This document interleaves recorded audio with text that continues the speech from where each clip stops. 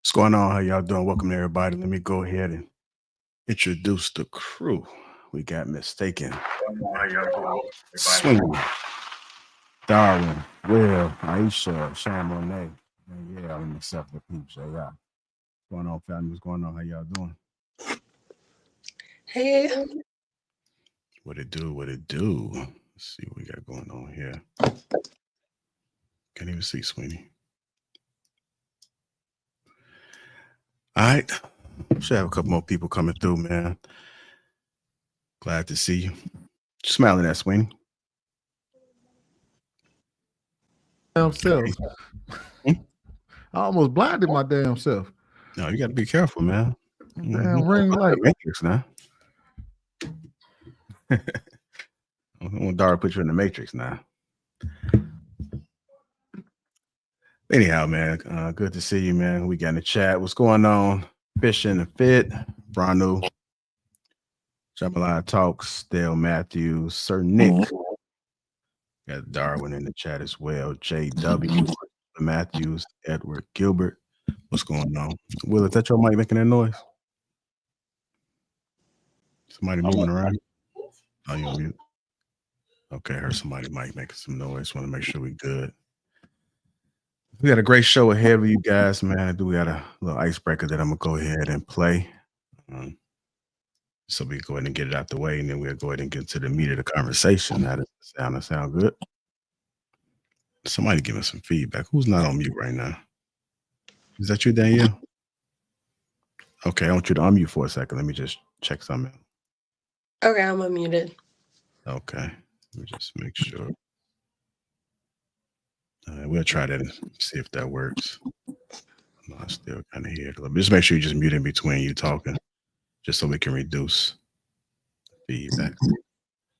If you haven't already hit the like button, also make sure you subscribe to the channel. If you're catching the replay, make sure you hit that like button and also make sure you subscribe to the channel as well. Let's go ahead and get this show started. So I came across this clip of this teacher, this high school teacher that was shamed by her students. She was shamed by her students. So I know we got some educators on the panel. I am interested in hearing what you guys got to say about this. I'm going to go ahead and run this clip. Shamed by a group of my students last week. I was extremely emotional and I actually had to take about 15 minutes to go cry in the bathroom because I was so disgusted and upset by their behavior. They're probably between ages 13 and 15. They're freshmen, and this girl comes up to me and she goes, "Hey, just so you know, they're saying that your outfit is not appropriate and talking about your ass." And I look at them and I'm like, "Are you actually saying that right now? Are you serious?" And they were like, "No, we weren't," but they were like laughing. I'm not going to infantilize them and say that they shouldn't know, because they should. They're 14. That's fucked up. But the worst part is the school didn't suspend them or reprimand them in any way, because I think that behavior is like so normalized and it's dismissed as boys will be boys. But it was incredibly degrading and dehumanizing because I was just wearing pants that fit my body.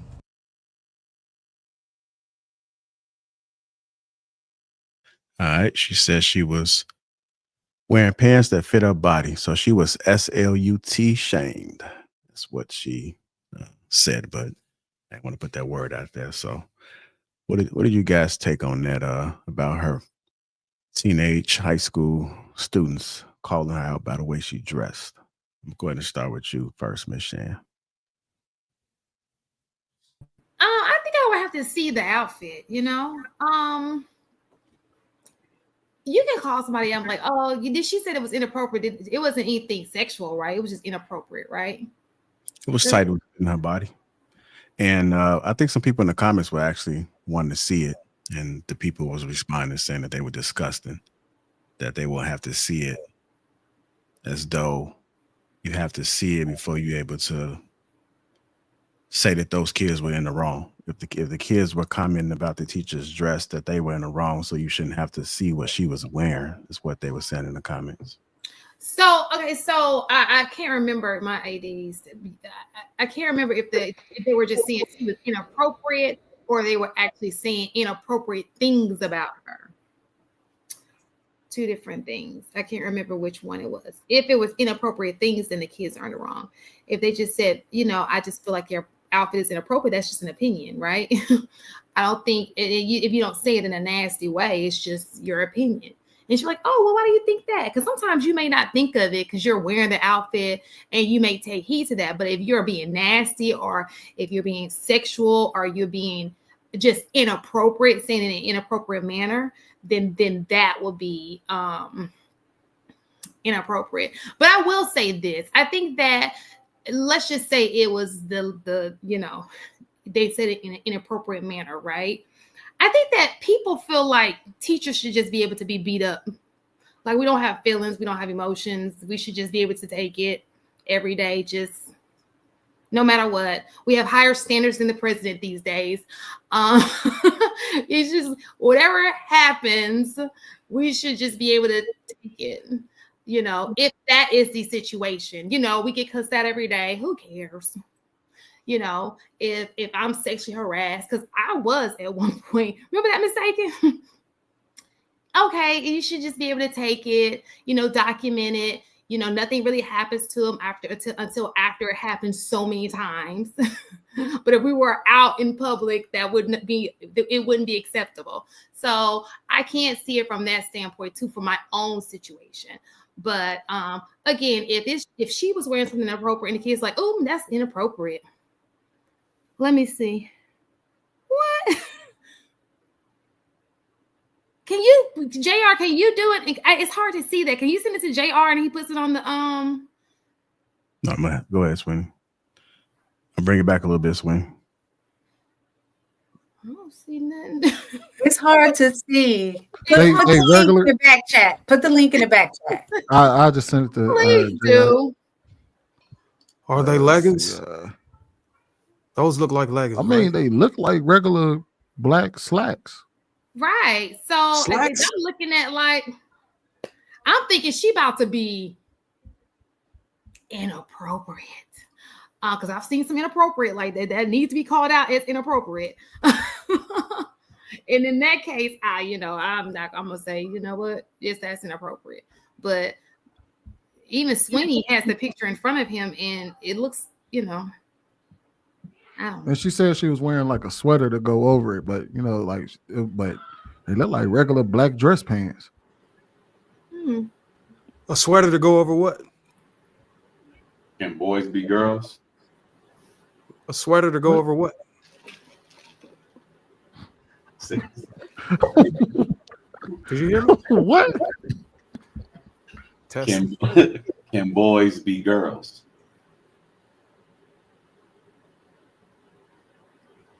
When you don't go nowhere. Yeah, I can't see. It doesn't look inappropriate to me from the picture that he saw, but I would have to see a bigger picture of it. Is my mic working? Can boys be girls? Yeah, no, it's working right now. Can boys be girls? Yeah, can boys be girls? You asking? No. Yeah, I'm asking. Y'all not answering. No. No, boys can't be girls. Well, the schools seem to think so. So if appropriate can be inappropriate. That's not the school. I don't know what school you're to. My school doesn't. Girls go to girls' bathroom, boys go to the boys' bathroom. So this is the thing. And as Black girls with body, we get this all the time. Like in terms of having to be mindful of what we wear. Like I remember being in high school and we had a dress code, but I would see, other, unmelanated, right? Students, right? Females wearing stuff that technically was against the dress code, but, it wasn't enforced. But you would see when the Black girls, especially if you had body, they would get, a dress code cut. You would get in trouble for it. So while I think it was wrong either way, whether you were Black or white wearing it, because it was against the dress code, period. But if you're going to have a dress code, then you got to keep the consequences consistent across the board, regardless of anybody's body shape or not. But I know as an adult, Um, I have to be mindful of what I wear as well. Like I hippie booty, you know, that kind of stuff. So I do wear long sweaters. Because I know being in high school with young boys, it just is what it is, right? So I do try to minimize, you know, giving a reason, so to speak. But from what she had on, from what I can see, I didn't see a close-up picture. It did look like she just had on just regular slacks. So I mean, until I see something else, I guess, you Yeah, know, that's I'm where about my to play this clip right now. That's um Sammy. but Let me she speak on it a little bit too. But she said that she even had a sweater on, like a long sweater or whatever. Then, um, yeah, I don't think I I don't think, depending on what they did, I do not think that they should have gotten suspended either, though. Yeah, no, I not do that. think, and not to that level, but I do think a conversation needed to be had. But I personally believe that the conversation needed to be had with her. Like you have to set the tone in your classroom about what's acceptable and unacceptable behavior. And if that was inappropriate, that was a teachable moment for her. She shouldn't have just gone to the principal, waiting for the principal to do something to suspend them. She should have set the tone in her classroom about what kind of behavior is going to be appropriate or not. Go ahead, Dara. So she mentioned appropriate, and I think she said slut shame. What you're Yeah, witnessing that word, is I think. what you're witnessing is figure shamed. You have certain women that have a pronounced figure that's maybe more pronounced than other women, and depending on how you dress it, some things will be more flattering or stand out. So the important thing is who called her out. It wasn't the boys, from my understanding. It wasn't the teen boys that called her out. It was some girl who called her out. The teen boys that saw this never brought it to her attention. I'm willing to argue that they thought it was completely fine. I'm willing to argue that those teen boys were well, okay. Some of them might have went home and got the lotion. But the girl, I think the girl who reported it to the teacher was eavesdropping on the conversation between the teens. That's why she brought it up to the teacher's attention. It wasn't the boys who brought it up. They were cool. She brought it up to the teacher's attention because she felt triggered. It triggered her personally on her remarks, the boys' remarks that were making. I was a teen just like those boys. And I'm telling you, when we saw teachers come in there stacked, built like a Coke bottle and all that, you would be surprised with some of the things that us teen boys were saying. And we didn't dare tell the teacher that, hey, look, you need to cover up. It was probably somebody else who felt offended or triggered. So this girl felt triggered. So, and I don't understand how this teacher, this creator, is shocked, because women, and I learned this from being an image consultant. Women, teachers, whatever, they know their bodies. They know if they have flattering features that pique sexual interest. They know that. They know whether, just like Miss Tega said, she wears a sweater. The whole reason why she's wearing a sweater like that is to be proactive. Because she know if she don't wear that sweater and she stop it at the waist, when it's time to turn around and write on the chalkboard, them kids gonna be all up in your butt crack, and they gonna fail their grade. So it's a courtesy thing. Yes, you should be able to dress how you want. You should be able to feel comfortable in you. Nobody should figure shame you, but you also got to take into consideration of the distraction that you could cause. And I'll yield. All right, I'm gonna play a clip that Sweeney sent me just now. Slut shamed by a group of my students.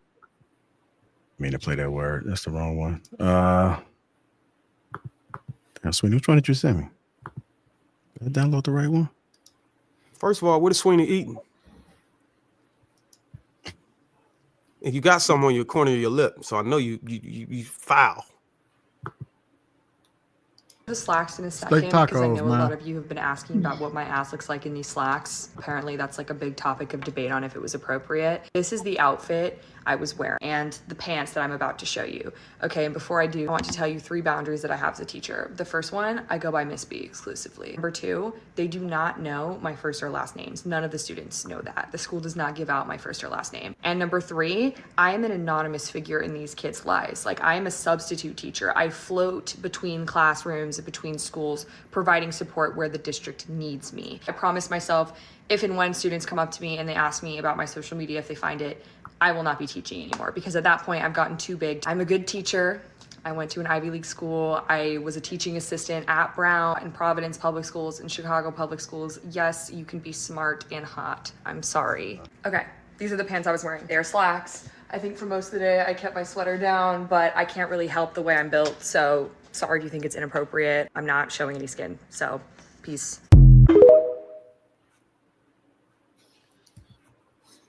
I'm willing to bet $100 that the teen boys that found her voluptuous or whatever was some black teen boys. Because I had a lot of white friends, buddies, and they don't go for them type of girls. The thick white girls that look like they softball players or something like that, or in trailer park. I'm not going to say trailer park. Them black boys are going for them thick white girls. So I know I can just imagine what they were saying. Boy, can you imagine them? Miss Tate, can you imagine, boy? Hey, Teach, what's your Instagram? So, but you gotta know one thing though. She a substitute teacher, so that speaks volumes. Imagine sitting in the class with a teacher. Imagine that being your full-time teacher. You can kind of get desensitized off of looking at her and just focus on the subject. But if you see her coming there every now and then, that's a whole different ball game. Because a teacher that's in there all the time can kind of grow on you in a way where you might not even like her because of how she got an attitude, which telling you to shut up, she's giving you F's or something like that. But a substitute that coming there every now and then, shit. Telling you it's a whole different vibe. But I'll yield. Let me go there. Who was that talking? I just wanted to add real quick. How is it that this woman is walking around school and none of the kids know her first and last name? Oh, they just address her as Miss B. I mean, that's appropriate. She's a substitute. She can do. I mean, real teachers can't. Well, I'm not. I mean, your regular teacher can't do that. A substitute probably can get away with that, but your regular teacher wouldn't be able to do that. It would be very hard to do that. Yeah, I work in the schools, and it's a teacher, a substitute named Miss R, but we don't know her first and last name. We just call her Miss R. That's insane. She's a substitute. She's like insane. She come in and out. A staffer in the building, no one knows their name. I'm pretty sure the principal does. Yeah, I think that the adults may know it, but she can go to the class and say, "Hey, I'm Miss So and So." I can't do that because my name is literally on your report card. Like my name is on your grade. And substitute teachers are given ID, like in order for everybody else to know, like staff to know in the building that she belongs in the building. Man, I'm really struggling to tie it all in, like how important her last name is to the whole point. I think it's so they don't find her on the internet since she has a social media presence. Because you could just Google somebody and find a social media. But hopefully no one, I mean, unless it's like the primary source of income, hopefully no one is using like their first and last name and putting like all their public information out. I honestly don't feel like that actually happened either, to be honest. I feel like she's just doing it for content. Nah, girl, no, that happened. I feel like it's an exaggeration. That happened. Or yeah, maybe an exaggeration. I feel like it's more of an exaggeration because why are you even making this that big of a deal if a female student came up to you and just said, "Hey, these boys are talking about you," right? So I feel like it's just over the top. So I agree with Jarwin when he said it must have been black boys. Because I feel like she's already, I went to Brown. I taught here. I taught there, ma'am, you are a sub. You're not even a real teacher. So first of all, relax. You know what I just relax. And you're not even all that thick. So to just be walking around here like, oh, I got so much body. You were hit on by teenage boys. Relax. That's how I feel. Like, can you pull the picture up real quick? I don't see what like she's seeing or what y'all seeing. I feel like she has no ass. Let's just call a spade a spade. It's it's a wrap for her. Hell no. I feel like she's reaching for the attention because no one. I just don't. I don't know. No. It seems like she's putting 10 on 20. She got enough. She more like a Lane Bryant build. No. That's what I say. It's more like wide. It's not given because these boys, they on social media, they can see ass, okay? So to me, I don't see that even, ma'am, you look like a regular white lady to me. I'm just calling a spade a spade. Sarah playing it top. My question was she reprimanded by the school or something? No, apparently I don't even know that she's talking about this. What the hell are you complaining about then, man? Like, no, come I on. think in terms of inferencing from what she said from the video, I think she reported it and then she said that they didn't get reprimanded, nothing happened to them, they didn't get suspended or anything. So I'm assuming that she reported it, but I think I'm gonna be honest, she probably reported it because maybe it was something negative that was said. And she said it hurt her feelings. So that's why I'm thinking it was something negative. But maybe if it was on the other side of something like, oh, damn, she look good. You know what I'm saying? That they said she ain't had no ass. Yep, they told her, why you ain't do the homework? And he was like, well, why you ain't got no ass? Shit like that. Your ass got she ain't had no ass. Booty the fuck on. That sounds more believable. But that whole like I tried to cover it. I'm sorry I have a body. Like I'm just not. I'm not believing. Yeah, it kind of rubbed me the wrong way when she talking about a teacher. I can't help that I'm hot. Yeah, no one says that. Y'all gotta remember, kids be trolling too, so they could have said it, but in a jokingly kind of, so like, Miss B, you ain't got no ass. Hold on. Was being Shan, what's the worst thing a student said to you? Child, I had a whole hurry. I had a kid who literally was on what's it called? Or straining, or he couldn't be on my hallway. Nah, I believe you. I see you standing. He could not be on my hallway, and the dude showed up anyway, knocking the door like Miss Higgs. I was like, did you not give a cop say you can't be on your hallway? We had a teacher. It went on for like 3 months, y'all. I believe you. We had a teacher named Miss Peyton. She was bad as fuck. She looked like Halle Berry, just a little dark skinned, a little darker than Halle. I said, God damn, I wanted to be in her class. It was 2 5th grade class. I was in the other one. All my homies got in her class. I'm like, damn, I wanted to be in that class with y'all. Hey, we was nice. I was just gonna say, but you guys got to understand that we speaking about it from what we used to seeing. But I think in her community, she may be considered on the thicker side. So I don't know what. She's a teacher in Chicago. White girls got ass now, and that's not the white girl ass. I'm not saying that she got it, but sometimes when they had a hip, sometimes depending on what they wearing, I mean, she not the flattest. I seen flatter than that. Yeah, she ain't flat, but yeah. When you pull up Instagram Explorer, these kids got access to Instagram Explorer. Them women made like capital. Why do we talk like black women are just thick? A lot of them do. The one underneath you is. But this has never been the case. Directly underneath you is hella thick. This wasn't the case in the early. It wasn't the case in the 70s, the 80s, the 90s, the early 2000s, 2010s, and the damn show ain't the case in the 2020s. You trying to say we ain't thick? You don't live down south. I beg to differ. I feel like the reason why the white girls is thick now because they getting surgery and they inbreeding with black folks. That's not. Listen, black women are not just thick. What are y'all talking about? Not all black women are thick, but I would say the majority of the ones that I know. No, y'all might get fat, but y'all not just thick. It's not like black people just thick. No, you're not. No, you're not. Listen, I've seen plenty of skinny girls in my lifetime. Plenty of skinny girls. Is that the lady? All throughout high school, most of the girls in my school was slim. She doing this for clout. For sure. She on there dancing in crutches. Oh no, that wasn't her. That was somebody else. Was that her? So were you? Yeah, that's her. She ain't got no. around thick black girls when y'all was in high school? Yes. Absolutely. There was a lot of them. Well, what's the difference between thick and fat?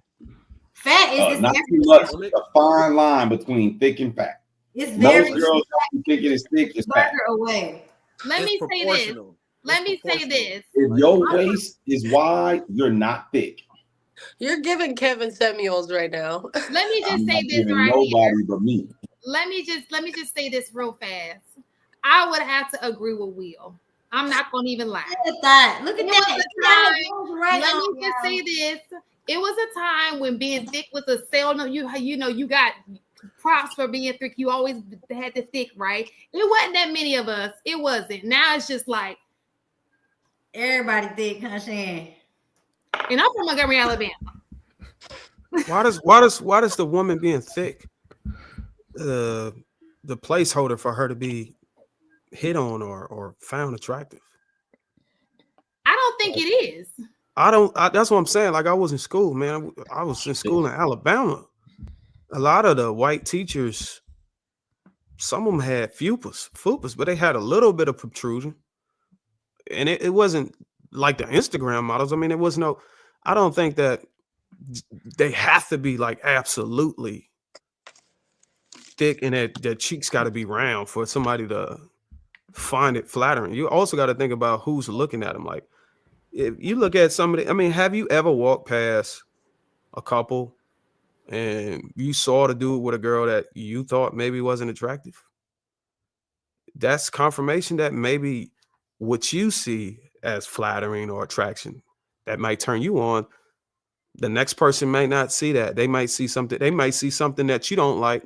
They might love it. You know what I'm saying? So you don't know what is going through these kids' minds. She might be dropping the freaking eraser or markers on the floor and bending over, and like, you don't know what's going on in there that's driving these kids to say anything.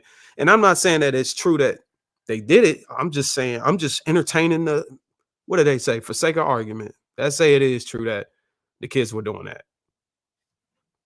I mean, haven't y'all seen these football players in high school talking to these little thick white girls that they don't really have butts like the black women, but they just, I don't know what's doing it for them. But it's doing something. Go ahead, yeah, what you about to say? I was going to say most of the times it's proximity, right? Like the scale ranges on who's around you at the time. Not everybody you've ever seen, especially in high school. But I also think that woman, even if we were entertaining it for the sake of argument, they were talking shit about her. They weren't complimenting her. I think because she said SL shamed, so they must have been talking shit and she didn't like what they said. So she probably just was like a white girl who got called fat. So what do you think what do you think a boys locker, I'm not a boys locker room. What do you think, what do they call it? Barbershop talk? Yeah. What do you, according to men, what do you think we would consider slut shaming? What would you think how the conversation would go?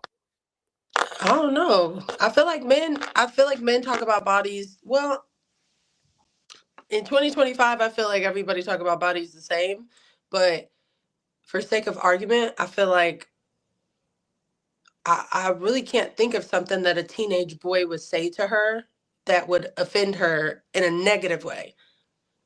I got something. She said inappropriate. She said they said inappropriate things to me. So that's what's probably confusing. said fat ass. Like, yeah, that's what. Yeah, I'm thinking like in my mind, if it's inappropriate, then I automatically go to. Remember, this came from a teen girl reported it to the teacher.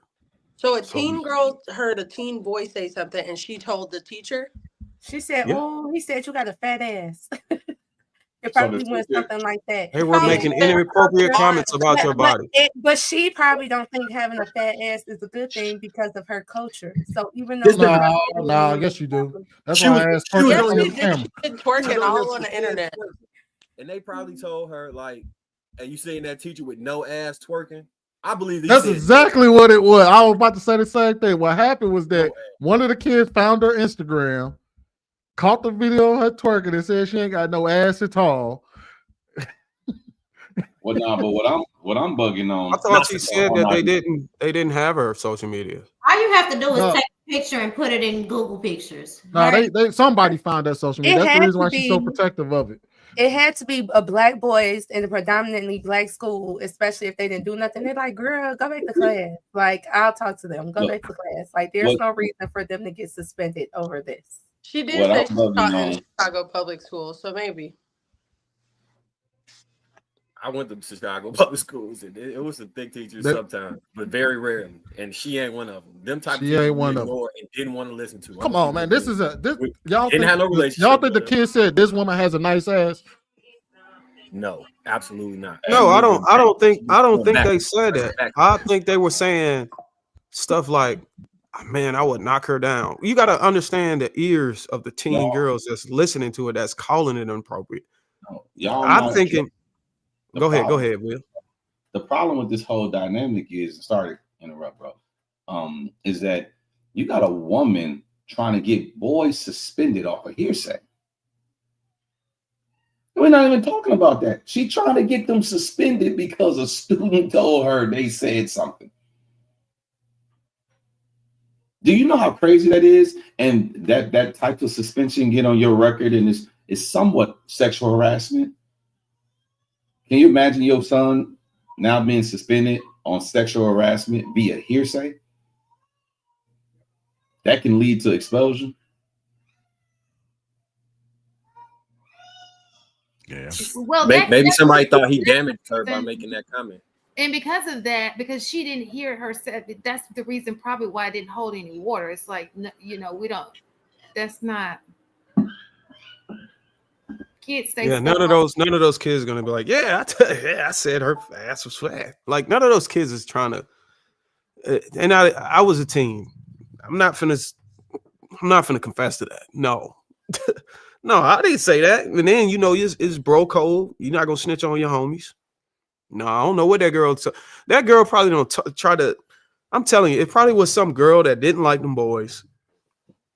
That was annoying. Some nerd girl. Some Karen. Her mother is probably Karen, probably just walking around public parks, cleaning up trash and yelling at motherfuckers for not putting their trash in the can or something. But imagine this: you a parent and you get called to the school, and the principal is telling you, Darwin, we about to suspend Darwin Jr. And you're like, for what? And you're like, well, because the teacher told us that a student told her that she overheard some boys saying X, Y, and Z. I don't think that's the process. If they said that we overheard your son saying that teacher got a flat ass. No. But think about what I said. The principal is telling you that the teacher told him or her that a student told her that she overheard some boys saying. Some boys, not a boy, some boys. Now we have to figure out who said what, or did you hear them both, or all three of them, or all four of them say it? Do you see how messy that is? How big of a firestorm that would create? What would you do as a parent if you were to get called to your son's school and that was the conversation you were met with? I just need Black Twitter to do that thing and find out her real name. No, all you got to do is, if I'm a parent, I did find out her real name. But the school wasn't called unless they know that was her TikTok. Like, I've seen this happen in schools a lot of times where kids will come to the office and be like, he cursed at me. He said I'm a B. He said she did this. The school doesn't just, and that's probably why she was like, they did nothing because the school had to do some investigation.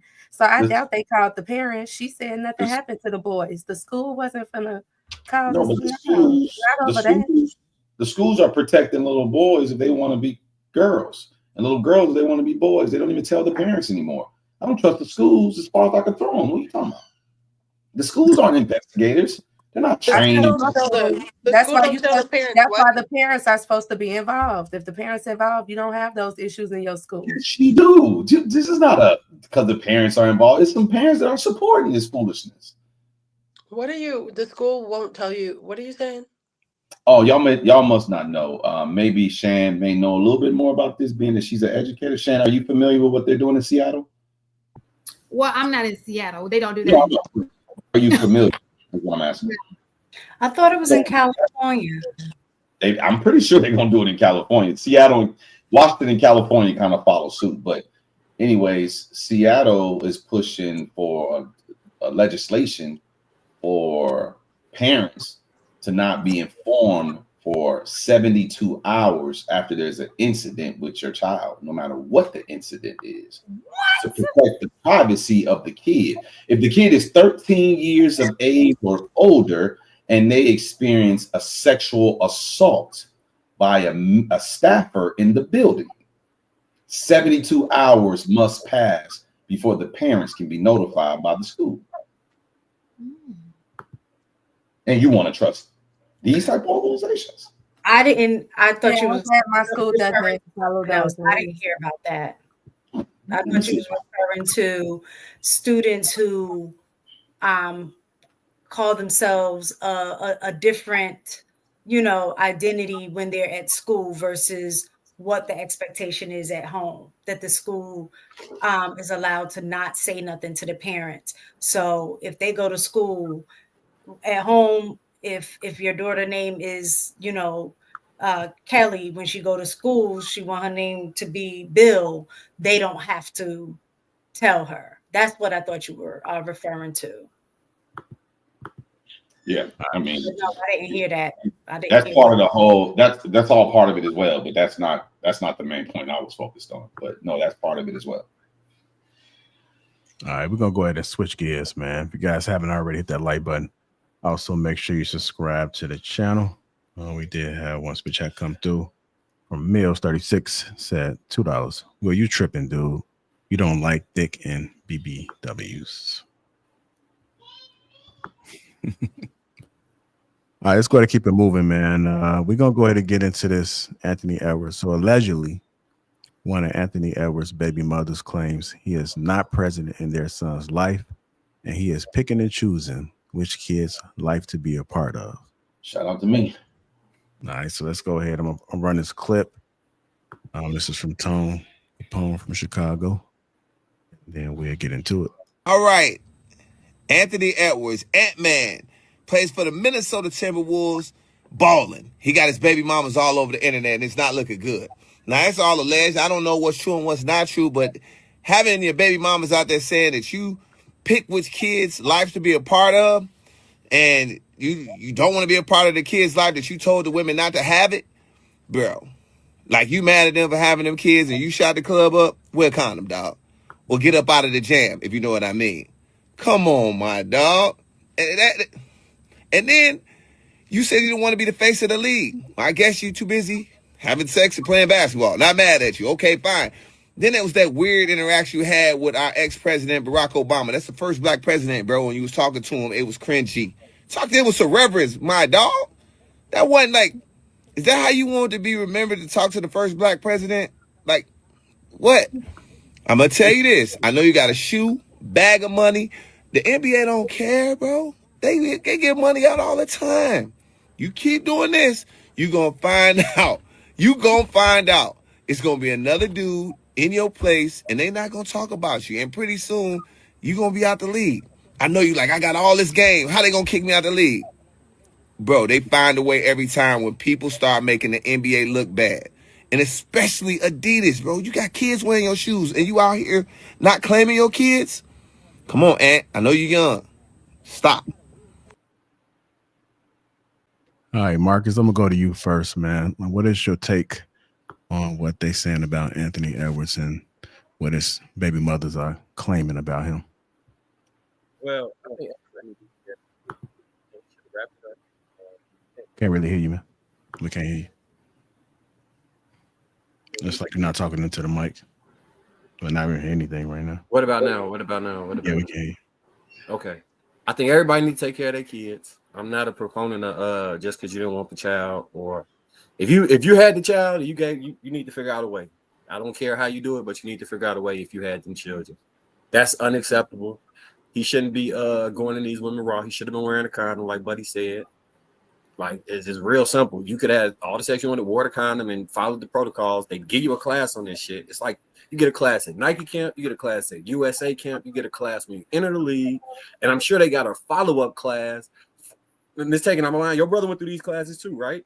where they teach you exactly how to operate with these women. They even bring women in for you to not like have sex with, but I'm saying to understand what they'll do. Like what's the coach at the football? Deion Sanders. He brought the one girl that everybody was hitting to the thing to explain to them, look, we are preying on you. We're trying to get a baby by you. We're doing XYZ. You need to protect yourself.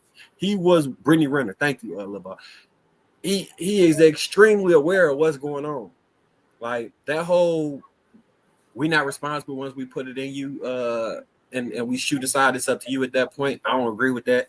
You're gonna have to consistently manage your sperm where you put it at. Whatever happens, that's on you. Now, when it comes to the Obama thing, I agree with him. He should have told Obama to sit his goof ass down. Why we gotta have reverence for Obama? He ain't do shit for us. I'm not gay.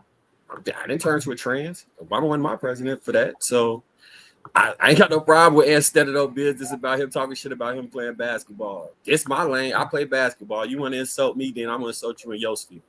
I'm a firm believer in if somebody do some disrespectful shit to you, you can't demand how I respond back to your disrespect. It's simple. Be respectful and I'll be respectful to you. So whatever Obama said to him, that whole he the first African president, that shit don't matter to me. And I don't think it matters to Ant. And it's a lot of niggas that feel the same way. So Tone Capone can keep that little goofy ass take, but I agree with his first point. Quick question: what did say? I didn't hear this story. I don't know who he is. What did Obama say to him, or what did he say to him? They was at the White House, and Obama called. I think Joel Embiid, his diaspora brother. He hit him up and was like, "This kid thinks he's good." So I'm paraphrasing because I don't got the shit memorized. And he was like, think I'm good, nigga, I'm cold for the most part of the conversation. Obama was like, really? And he called LeBron over like this guy think he woo. And he like, I'm better than good, nigga. I'm him. Fuck is you talking about? And every basketball player needs to feel like that. You shouldn't be like, yeah, I'm not as good as so and so. That's not how no premier athlete thinks. So that's a moot point. You know what I'm saying? Obama should have stayed in his lane and talk to him about being trans or something if you want to be an expert about a situation.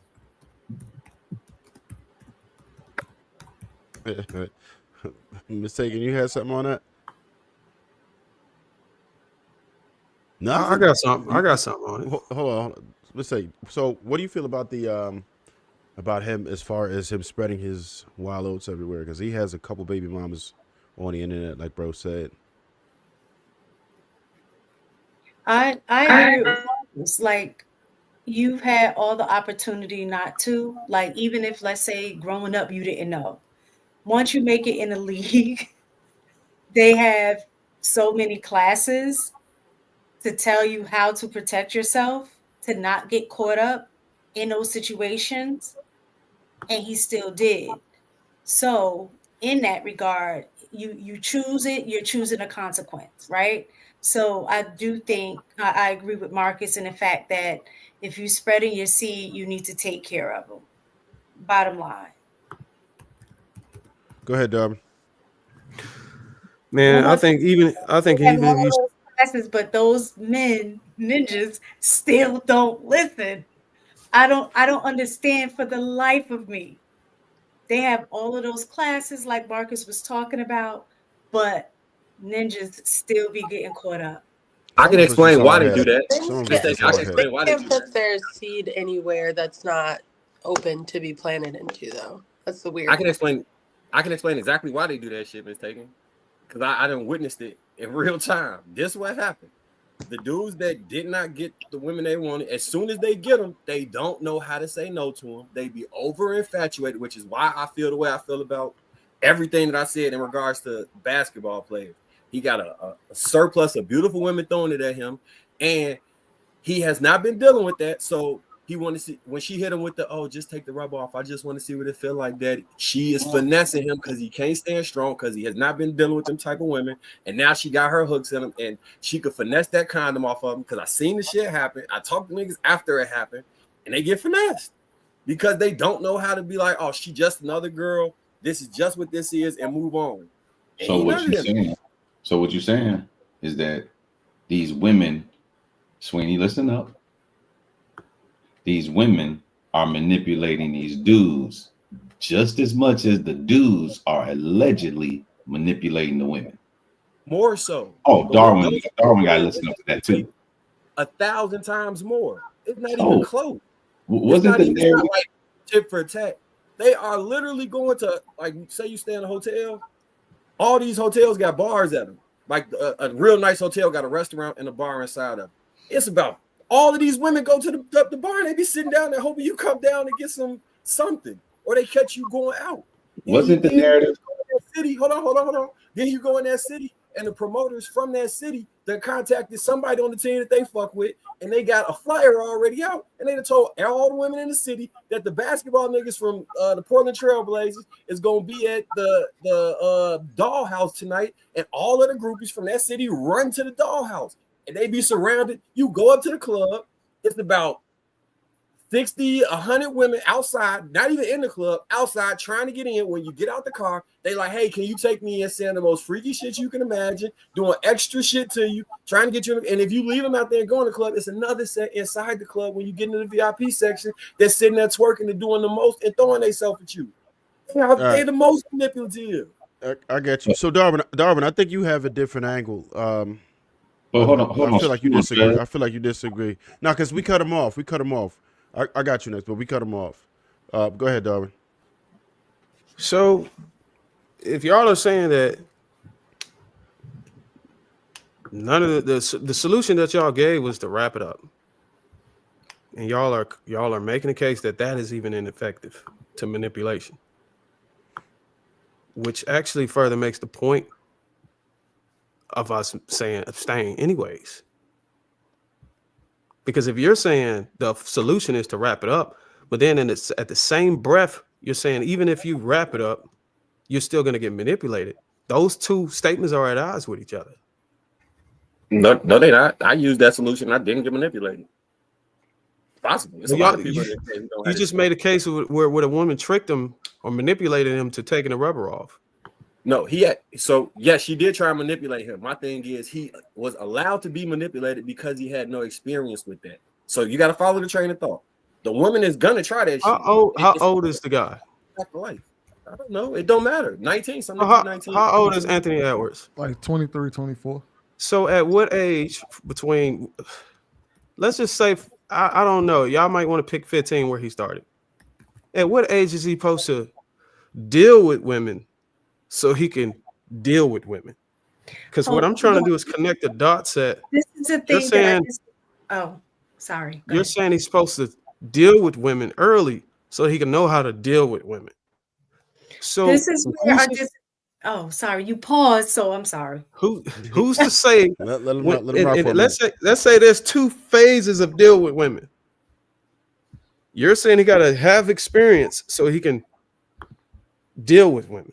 Who's to say when he's having experience with multiple women that this is not taking place also? Because what we're trying to say is the first phase of him dealing with women is there is no manipulation, there is no temptation. He's going to do everything right. Who's to say that his phase of dealing with women is not now currently?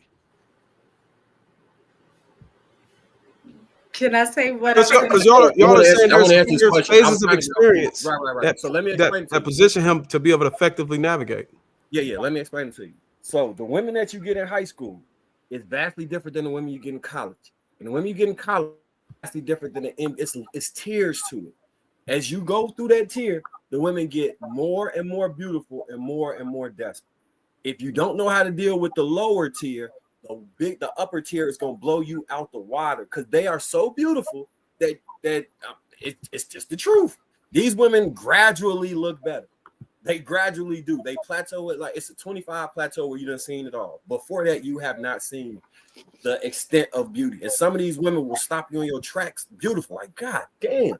And if you don't have no damn sense and you haven't been dealing with women, you will be a sucker for love and end up signing your whole life over if you don't know no better. But had you been dealing with women through this whole progression, you'd be like, oh yeah, this is just another XYZ. This is better than what was before, but this ain't that big of a leap. I'm speaking from experience. I don't know where y'all drawing y'all information from. It's not experience. But Marcus, I think that's the reason why it's hard for them to resist, because if you are teaching him, if in high school, these are the women he's going after. It's like if you teach them in high school to have that type of self-control and to think of courting women differently. When he see those type of women, they will be turned off. Not all guys are attracted to that type of woman. Some guys really be like, "No, you too easy." Like, and it's other beautiful women who is not that easy and not that thirsty, that's on the same level of beauty as those women. He might not be coming by them as often, but yeah, it's definitely a thing. So that's why I said when you said all men are like that, no, it's just most men are like that. But shouldn't we be trying to get most men to be like the men that's the lower percentage? I think what we should do is first of all realize something. You don't know what y'all talking about, and not to be a diss or insult or disrespectful at all. You got to think about it like this. This is a recurring theme. This is not something that happens in waves. Like, oh, it happened. You know, we saw a wave of guys in the early 90s, then it happened again in the late 2010s. No. This happens every year to young up and coming athletes. This is nothing new. There's no class you're going to take that's going to help you learn how to deal with women who are manipulative. There's no class you're going to take to help you deal with vultures. It's just not. They get classes on gambling, they get classes on drugs, they get classes on partying, they get classes on everything. None of that stuff work. If it worked, we wouldn't be having this conversation right now. The bottom line is this. We'd like to, well, I'm call two people out. Darwin and Sweeney, from the last conversation, the Sweeney talking about he wants to see the women fuck over the dudes in their 30s, you know, because they fucked over some girls in their teenage years. Now I'm just sitting here and saying to myself, I don't care so much that she's fucking over, they're fucking over these athletes. I care that they got bringing children into the world to do it. That's the problem. The problem is there's a baby that's going to be attached to this chaos forever. And no one seems to want to hold the women accountable for this madness. Forget the money she extorts out of him. That's on him. You a sucker. Suckers are born every day. I don't give a damn about him getting played out his money. That can happen with a baby. It can happen without a baby. But for the legal system to protect these women, I think it should be a law put in place. Ladies, leave these celebrity niggas alone. Let them be on a desk. Let them stay on the island. Listen, y'all want to sit here and lay with him. You know he laying with 40 other women. Y'all don't got no problem being passed around from celebrity to celebrity to celebrity to celebrity. If y'all get pregnant by them, we ain't protecting y'all no more. That's on y'all, because if you wouldn't have got pregnant by Joey down the street, Joey don't have to give you $45,000 a month child support. How come all of a sudden your kid don't need all that damn child support now? Because Joey the daddy. Explain to me. Hold on, y'all. I'm gonna circle back to everybody. We're gonna circle back to everybody, but we're gonna try to give everybody at least one shot at it. Finish your point, Will. Our kids' needs, right? But for those of us on the panel that have children, our children gets the lifestyle that we can provide them. If they would have had a parent who made more money, maybe they would have gotten more. There's a maybe. But if they had parents who make less than us, it's a strong possibility they would have gotten less. And somehow, some way, we would still have the same expectation to get up and go to school every day, do their homework, be good citizens, be good people, and turn out and be model citizens and represent our last names well. Why we can't look at these people as exceptions to the rule and say, hey, girl, if y'all want to go mess with them, you're playing with fire, and that's on you. We're going to leave that to you and him to figure out. Now, I'm not saying absolve him of any wrongdoing. You know, we find a way to penalize him too, but we ain't gonna penalize him by rewarding her. I think that's crazy. Wait, so go hold up, that I'm gonna let Darren Yo go, then we're gonna get to you. We're gonna get to you in a sec, sweetie. I just think we always call it manipulation if it's from the woman, but the men they're just insecure men. Like, we fail to realize that these men are insecure. And I think we speak from like this drawn out perspective. It doesn't matter which it don't really matter which industry you date in as far as sports. The men are insecure. It's not about if women are chasing them or women are showing up outside the club or women are at their sections. That don't matter. They don't have no self-esteem and they insecure. So that's how that stuff happens. I think we only use those traits to define women, but as somebody who's dated, I've dated an NFL player and not basketball. I've been around basketball players for the NBA, and I've dated a baseball player, and I've seen the type of spaces that they go in and how they talk and how they look at themselves and how they talk about themselves. And those are the ones who are tricked. They're not tricked. It's clear as day. They just they don't care about themselves, so they accept stuff like that. They're not being manipulated. So I don't like to victimize these grown-ass people with all of this. I could see if it was a 19-year-old, maybe LeBron or Kobe who got fresh out the league, out of high school. But these are grown men making adult money, and they don't care about he only 20. He only 23. Danielle, from 23. So what? He's 23 versus a 41-year-old. No, hold on, because I agree. She said fresh out of high school. No, I said fresh out of high. I could see now if we were talking about Kobe who got drafted, like Kobe or LeBron, I would have a different conversation. I'm older now, but again, I've been around these people. Like I've been around them. They just insecure. So it's people on the team who are not insecure, who even if they intersection, they not paying no attention to them because they can see it. But if you insecure and you don't like yourself and your self-esteem is low, then yeah, you gonna see somebody and be like, yeah, come over here. That's on you. You're not being tricked. That's not. But wouldn't you say? I agree with you. Hold on. Because look at Curry. Because I dated an NFL player, right? And he was not one of those, right? So he knew what he wanted. He knew what he wanted to do. The man had a vasectomy because he knew they took the classes, like Miss Taken said. They do all of these things, and he had already been married. He had so he already knew. I'm not sharing. You know what I mean? Like I'm not fenced to open up the window for that to happen. How old was he? Conversation with him, I was like, that's very selfish, especially if you haven't met your person. But he was How like, old was he? that you don't understand the life that I've lived, right? And what these women do. Mine or hers? How old was he? Mine or hers? At that time, maybe 38. But that don't count then. He an old nigga. So what'd you have a vasectomy at 38? No, he had a vasectomy at 29. Okay, he had his kids already, right? Yeah. He's still an old nigga in sports. You're 21 in sports. You ain't young no more.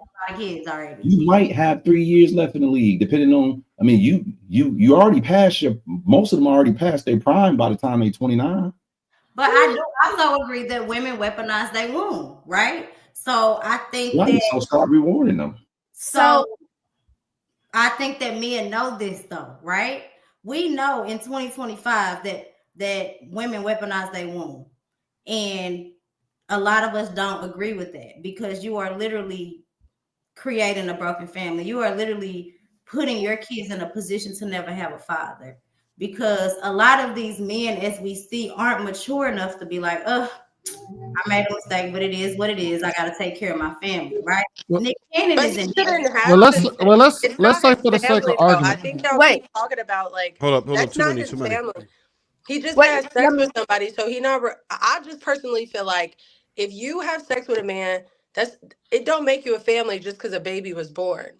So you don't have to. If somebody says, and I feel the same way for women, if somebody says I do not want a baby, they don't want no baby on both sides.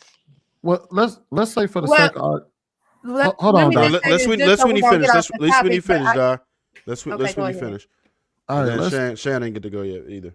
Let's say for the sake of argument that women are purposely, because I know we're getting into the talking about the man as a victim and all of that, but let's take that off the table, right? Because I'm about to dive into what we'll talk about. Let's take off the table the whole trying to victimize the man. Let's think of it this way. Think of it from the perspective of the person who is actually doing something that is problematic, i.e., weaponizing their womb to get a bag. I kind of had a theory that went along kind of like with what Will said, because I talked about this earlier with my wife. And I said that any woman that will purposely go out, specifically, especially after a young man, to have a child just to get a bag, not that she actually cares about this kid, she's actually just doing it just so she can get a check. They should take her kid. They should take her kid away. He still got to pay child support. Don't get me wrong, but they should take her kid away and let somebody adopt that child that will actually love that child. Nah, I disagree with that. So but You're what's still the love what's the point? A person.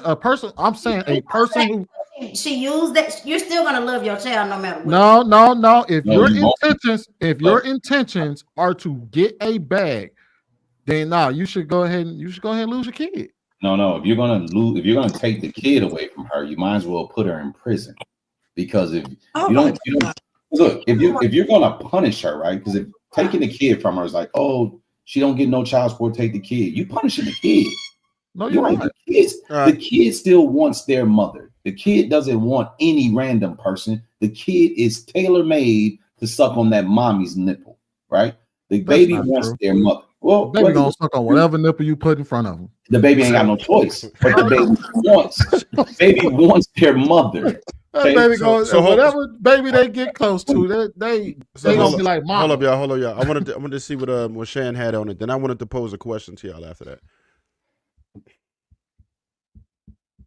I never finished what I was gonna say, but go ahead and finish, Mistake. I'm gonna go after you finish it. I was gonna speak to what Marcus was saying about about how he was saying, well, as they move up in stages, the women get more and more beautiful or what have you. This is the thing. The other side to that is those boys have more experience and more access to beautiful girls more than the average man, more than the average other boys their age. It starts early in high school with the girls, right? They're going to end up with the baddest girls in high school because all of those girls are looking for the athlete, right? So this isn't new to them by the time they get to college. They've already experienced that in high school. They go to college, the baddest chicks in college are going to be after them as well. So by the time they get to so they're having this conversation about being those classes. They have that in college too. Am I right, Marcus? They have those classes in college as well. So they're hearing it at that point. I know specifically in high school, coaches are having those conversations with them. So they're hearing it from high school, they're hearing it in college, and then they hear it in the NBA. So when we're saying that they're being manipulated, that's where I think it's a little different. When you're talking to an average boy, I can see the manipulation tactic. But when you're talking to boys and men who are not average and they have more experience than the average man, is a totally different ball game. So you're getting the knowledge, but yet you're still choosing to not protect yourself. And I think a part of that is, based on what I've seen, is that the coddling and protection of these athletes occur very early. They don't have to do the same amount of work as the kids in class, but they're still gonna pass. They get to college, stuff happens, they get in trouble, it's taken care of, right?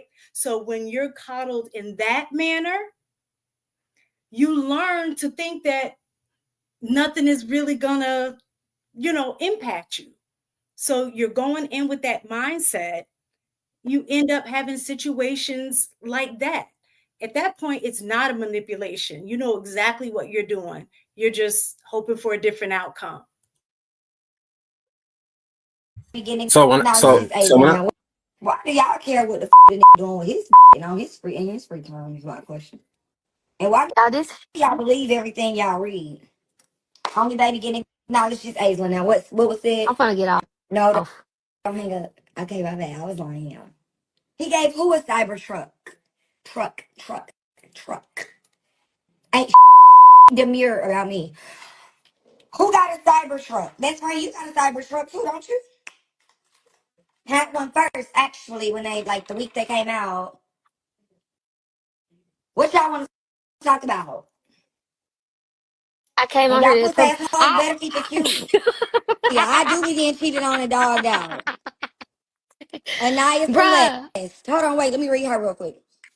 Anaya Celeste. I do be getting cheated on and dogged out. But you do too. We all do. We all do. How much Yeah, do I y'all use cannot. every day? I do be getting cheated on and dogged out. Oh well. Y'all see how I'm living? I go to bed at 10:30. I go to bed at 10:30. I am never worried about what a nigga's doing while he's not here. That's all up on y'all hoes. They said, Shannon, please stop playing innocent. Why do y'all think I'm? What do you What's innocent? mean? What's innocent about the play is what I'm trying to figure out. Who's playing? He don't got 4 kids, y'all. Y'all, they said, so how do you feel? I feel Amazing. I don't know. Blessed. Good, Amazing. blessed. Kids are a blessing. My kids are such, I don't know. Taken care of. They live in a beautiful big house. They can have whatever their heart desires whenever it desires it. Like, my God kids are blessed, to say the least. Yeah, Now, I about don't these know. four Do y'all kids y'all know this talking about. brand? Have y'all ever seen this brand? No, girl, I love what is it. that? Are you in an open relationship? No. Are I you in an am. open? They What? said you in an open relationship. No, they asked if you was. I just volunteer my business. I miss you too, Beijing. No, because they said, are you in an open relationship? I don't know what that means. No, you're not in an open relationship. That means that y'all can see other That people. means y'all are cool with cheating on each other. Nobody's doing that dumbass shit. Okay, this is what I'm saying. My favorite handbag is, what's my favorite handbag, y'all? They said, we know Shannon is hurt and bothered. She never gonna let y'all tell y'all. Yikes! This is oh my god. So, Shane, go ahead because I got to ask y'all a oh, question. But yeah. Shane, go ahead. So I do agree that it is a form of manipulation. I think that sometimes women use sex to manipulate. I think that men think that we want it for the same reasons they want it, and some of us do at times. But a lot of times we've been manipulated, even in the bedroom. Y'all can smile. You ain't gotta say nothing. It's girl code, I guess you could say. But it's a form of manipulation. You may think that he may think you there because you just want some. You love you so he's so sexy and attractive, but yet you're going in because you trying to get pregnant. You feel that's manipulation. It's a Okay. form of manipulation. So I wanted to kind of redirect just a bit. I'm pretty sure that the Thank you for men. allowing me to finish my thoughts. Oh, you did, right? No. Did you? Go ahead then. You stopped like a mother. Go ahead. Go ahead. Continue. You got it. Floor is yours. Can I take a breath? The floor is yours. Go ahead. Finish up. Yeah, it was a long pause. It was a long pause. That So wrong. it was like do you understand? Like you guys know where I'm coming from. But anyway, that is a form of manipulation. But people do things for money all the time. People be killing out here for money. People be stealing out here for money. Why do you think it's any different for a chick to open her legs? They own what's they called? OnlyFans for money. Like I'm confused at why y'all are not seeing this. Why you keep falling for the same trick over and over again when it's in your face at this point. It's on social media. They're talking about it daily, and if you're still getting hit like this, it really you have to sit back and be like, it's me. It's either I'm not catching on fast, or you should probably take some steps to maybe step back and, like Darwin said, maybe you need to practice abstinence. If you keep getting hit like this and you keep getting manipulated, it's just not for you. The game is not for you. You can't play. Okay, you're losing at the game. So stay out of it. That's all I can say. I mean, people do things for money. So with that, right? With that, Shan, you kind of started what I was about to ask everyone. So I'm pretty sure the men and the ladies on the panel would agree that they would be absolutely mortified if their sons were to impregnate one of these types of women, right? Just witnessing their actions, their behavior, just the way they talk, the way they carry themselves. This is like, as a parent, our worst nightmare for our children to get wrapped up with individuals like this. So just in the the spirit of being solution based, I want to know what, as parents, as uncles, as coat pullers, what specifically could we do to prepare our sons to avoid situations like this? Because we do understand that it doesn't always happen, right? Not every single NBA player is going through this. And I would venture to say that I think it happens to probably less than more, right? I could be wrong, but I don't think it happens to all of them. But just the fact that it doesn't happen to everyone would let you know that it's possible. So what is our best defense against this? I want to kind of go around the table. Whoever starts will just go in a circular motion, pause, and we'll go that way. Daniel, you want to start? You raise first. Go ahead. And then we're going to go Will. Then we're going to go Shan. We'll do like that. I think it does like happen less than we believe that it happens. I think if you on the outside of it, it looks like here we, another one. But as somebody who has a son who plays sports and is like, I think the best way to be solution based is to not avoid it, but have conversations about it. Because it's not the same way you training your child to go a certain way, somebody else's mom is training them to go a certain way too. So like if you have a son like I do, there are women who train their daughters to go around my son. But you have to be honest with your children and tell them the truth, not best case scenario and how the world is supposed to be, and not to avoid situations, but have enough confidence to instill in them to not be so. It's kind of like show them enough shiny objects so a shiny object doesn't put them off their square. It's like, okay, yeah, there are women, but making sure your son know he important, he's smart, he intelligent. It's not just sports. Yes, you have a career in sports, but that's just not all you are. So if your child will make shallow decisions if they're a shallow child, if they were raised to be shallow. So it's less about, to me, having somebody who has a son. Like I have a son he's not in like the normal sports for somebody. I think of his physique, he's in soccer, but having somebody who has been in sports and seen that world and then have dated men who are in sports, I think it just depends on making sure the man, like the can isn't busted wide open, as soon as he's not in front of his mom, he want to touch everything and see everything. I think that's, for the sake of solution, I think that's the only option. I don't when she was talking about like the classes that they go to, it's like you have to think about that class the same way you think about other classes. Like I'm in hospitality, and a lot of times people take sexual harassment or anti-harassment training, but it's not like they absorbing it. They've completed the course, but they're not really adhering to what's being said. They just doing it to check the box to get done. So it just depends on if somebody is actually invested in learning that and embodying that, not if they've been told over and over again. If that makes sense. Gotcha. Will, it's on you. Well, yeah, no, you can't prepare these boys. When are y'all going to realize this is a completely new world for people that have never been in this world before? Their parents haven't been in this world before. You can't prepare them for this. The only way you could try to prepare them for it is if you were a professional athlete and now your son is a professional athlete. If you weren't a professional athlete, you cannot prepare your child as a professional athlete. You got to think about it. These kids, by the time they are in high school, you can't tell them shit. They're not listening to you. And then they went to college and they were the man in their high school. Now they're the man in college, and now they're away from you.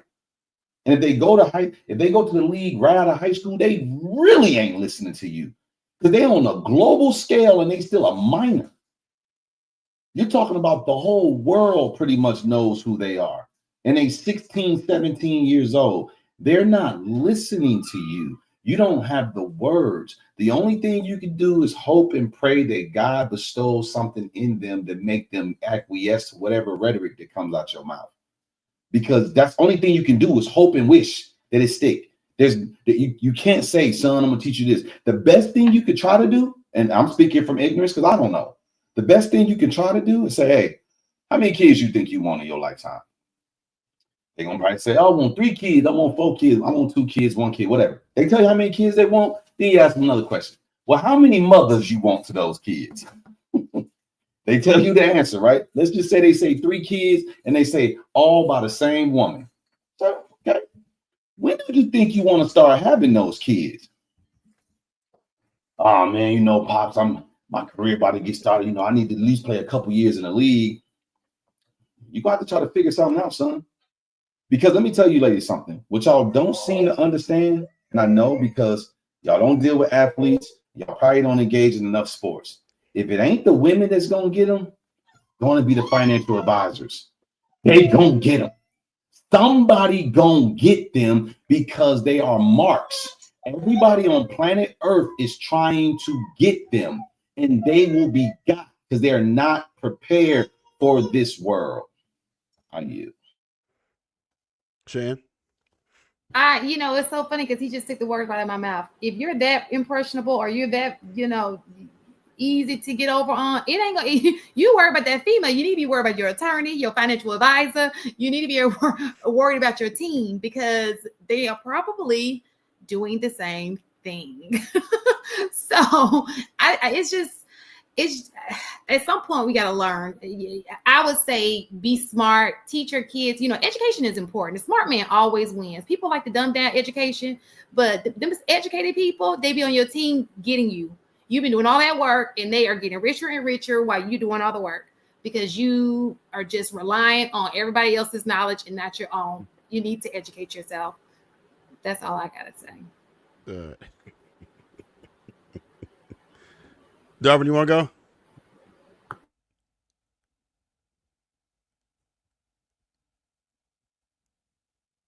Or not?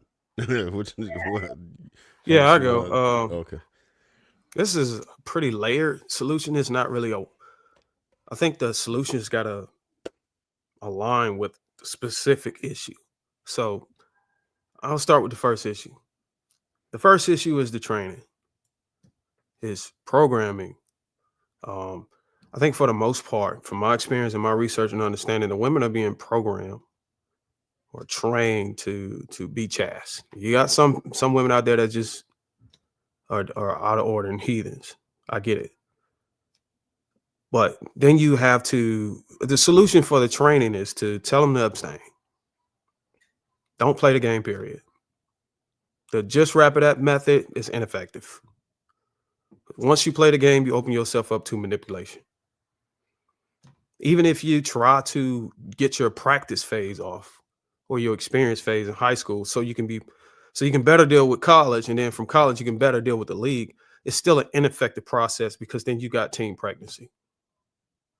You got 33% of teen fathers are younger than 18. 66% of them are in between 18 and 19. So this whole thing about wrap it up and all this other stuff, there's still a 13, even when you wear a condom, there's a 13% chance that you're gonna conceive, the woman to get pregnant, even if you wear protective measures.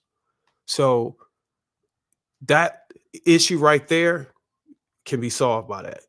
And this notion that you can't teach them nothing, that's not the issue. The issue is you already believe that you can't teach them nothing. So you're not even going to teach them nothing and start with it. Because you already programmed yourself by your own experience as a child that your future kids are not going to listen to you because you didn't listen to your father. That doesn't absolve you from teaching them the right principles. You still have to teach them the right doctrine. You still have to train them right. So you teach them anyways, let them learn on their own. Well, what I would do is I would warn them. I'm like, look, if you go out here and play this game, you need to be responsible for what happened. I'm not going to tell you to wrap it up. Nothing. Just don't do it at all. You can go learn how to navigate by somebody else. But whenever you go through your mistakes and all of this stuff dawning in on you, you're going to look back and you're going to know that your father told you not to even play the game, period. So it's not going to be on me. So, and the women got to understand this thing about pregnancy, the women getting pregnant and stuff, and she know if she knew she didn't want to keep it or something. I think Will said something like that. But you got to understand some of these women's belief system, and we might not be talking about this case particular, but a lot of these women belief system doesn't support getting rid of the child. So you got to take that in account for the number of these oops babies or whatever. So this deal with women in high school, deal with women in college, and the threshold of beauty based on that and increases the difficulty as you level up from one bracket of ages. I can't connect the dots on that, because when I was in high school, I saw beautiful women. When I was in college, I saw beautiful women.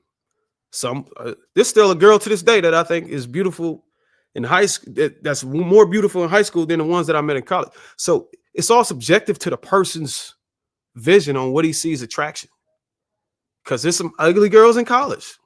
So I don't see that as an effective way to prepare yourself on how to deal with manipulation versus high school, college, and the league. It just doesn't, it don't even logically make any sense. So my solution is, if both make a bad decision, both need to take responsibility. Yeah, go ahead. I think the best way to prepare them is to help them have confidence in themselves and cherish their seed. Teach our young men to cherish their seed as much as we try to teach women to cherish their bodies. I think if they learn how to cherish themselves and see importance in themselves, then they'll be careful what type of women they allow to have access to them. I think that by him being insecure, he ended up attracting those type of women, because not even a girl, Shannon, really wanted to speak on their relationship. You could see the insecurity in her. And I do think insecurity plays a part in how both people got caught up in this situation. It just looked different. Insecurity looked different on men than it does on women. So the main thing is, because I think your question was, how can you prepare men, the young men coming up? Just prepare them to cherish themselves as much as teach them to cherish themselves as the way we teach, not the same way that you teach women to, because it's not going to look the same because they're men, but the same way that y'all cherish yourselves, y'all thought process, you have to get that through to the younger men when you have a chance to have that influence on them. Like, they need leaders. Sweeney, what you got on that?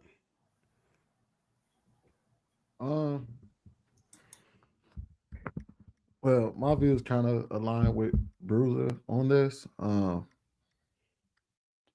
I was reading the chat, and Hank said that what Bruiser said won't work in 2025.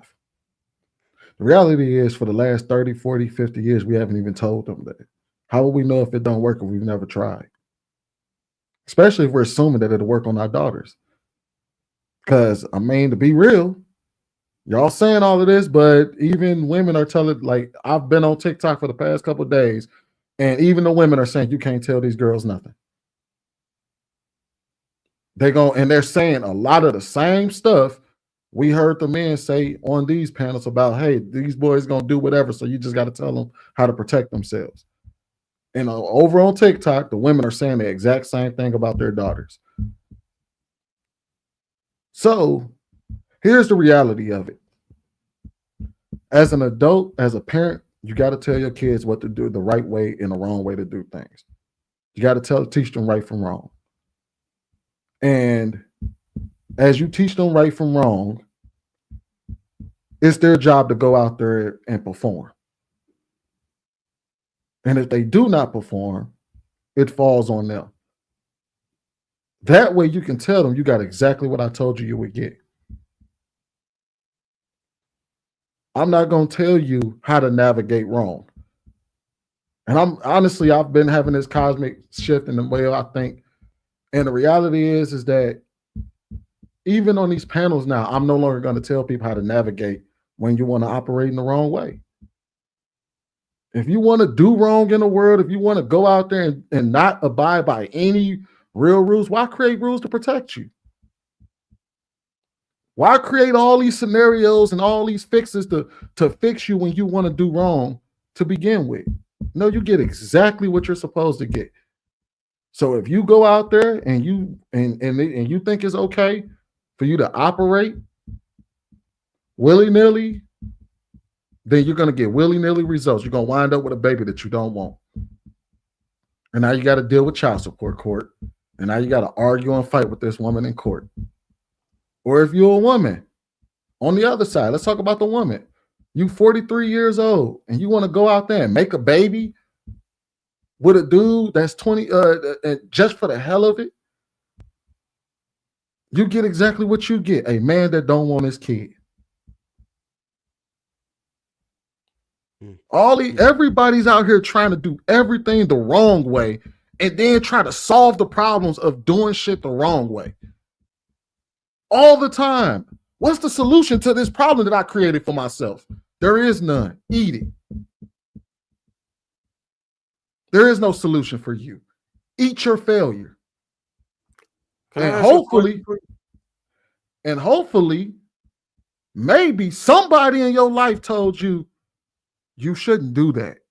And hopefully in your mind, you say, damn, if I would have listened to homeboy who told me this ain't the route to go, I might have actually been protected in this situation.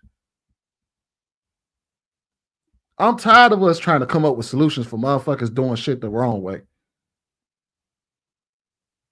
That's the last 3 fucking years. It's been us trying to come up with solutions for people doing shit the wrong way. Why ain't men doing this? Well, because you're doing it the wrong way. Why ain't women doing it? Because you're doing it the wrong way. Sweeney, you were making that same defense a couple weeks ago. Exactly. And guess what I found out? We were doing it the wrong fucking way. I'm telling you, my whole cosmic shift and all of this was just me sitting back and saying, damn, maybe we doing this wrong. Sweeney, Can I ask you a question? Let me ask Sweeney this question real quick. Everything that you put into the atmosphere, you get that back. And I think that we have to instill that in our children. Like it starts at home, you know, and I think that when I think about responsibility, because I feel like we play this game where we're like, oh, the woman's to blame, the man's to blame. Oh, let's just keep going back and forth and saying who's to blame. For men, what I would say is, I know that abortions are available. I know that there is a plan B, but because abortions are available, that's not a get out of jail free card. You don't get to be like, oh, well, abortions are on the table, so do what you got to do. No, you still have to be responsible. And like Doc said, you need to be selective with your seed. You should have more reverence in your self-worth than to just be giving your seed away. Just like women be like, I ain't just giving away. Men should be live in that same space. And I've met men like that. That's blaming men right now, Asia. Who aren't just out here like, you got to get this. Like, you know, like, and I feel like if men held themselves to a higher standard and had blaming men right now, you have not to do that. That's what you're doing right now. Wait, let her finish. Go ahead, Aisha. But I just think it starts with community. It starts at home. It starts with all of us being on code. We have to shame these women. We have to raise our young boys to know this is the future. I think a lot of times we just skip over it and be like, oh, it is what it is. This is what happens. You know, this is what happens. But I also agree with Sweeney in the fact that I'm not finna tell you how not to be effed up. You know what not to do. Like, why am I trying to give you a solution? Why are we discussing solutions for the degenerate class? We need to be coming up with solutions for us, you know what I'm saying, to all be on code and to actually do better things in the community, because everybody isn't that young man. That young man is actually the minority. So why are we highlighting these things in our community? Why do we always have to highlight the degenerates and the people that are doing these outlandish things? We need to start focusing on the things that we can change and the things that really are affecting our community. Can I ask you a question, Sweeney? And I believe the same thing you believe, Aisha.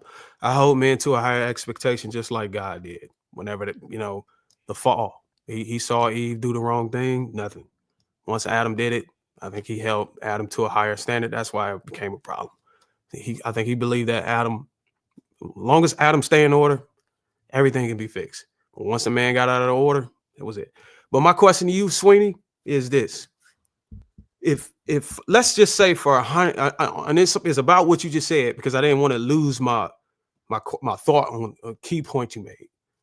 Let's just say, for the sake of our argument, over the last 100 years, the preparation or the solution has been, hey, just wrap it up. And given the statistics and where we at today, isn't it safe to say that that is probably not the best preparation or solution? It was a failure. The fact that we know that it's a failure to even today, and we're giving this solution moving forward, even in 2025, we're still giving the same thing that has proven to fail over the past 100 years. Is it safe to say that we don't give a fuck about our own community? Yeah. By continuing to give the same recipe of failure. Yeah. Because I totally believe there's two different paths. There's a go navigate. The path is, hey, protect yourself at all times, navigate it. And then there's a path to say, hey, don't even take that path. Take the abstain. You know, if you get in a situation with a woman, commit and marry. I believe that if we just completely shun ourselves from a 100-year failed process, we might just make some type of progression somewhere. But I'll yield on that. Can I think it's extreme. Oh, go ahead, Ms. I was just going to say this. So this is I guess the logic that I don't understand, right? So we've been on here and we've had conversations, especially with the men, saying that majority of the men don't even have kids, right? And then when we sit here and we look at the NFL players, NBA, if we look at the majority, do the majority of these men have children by multiple women, right? They don't. Exactly. Marcus, he played, he didn't get nobody pregnant. My dad played professionally, he ain't have no kids out of wedlock.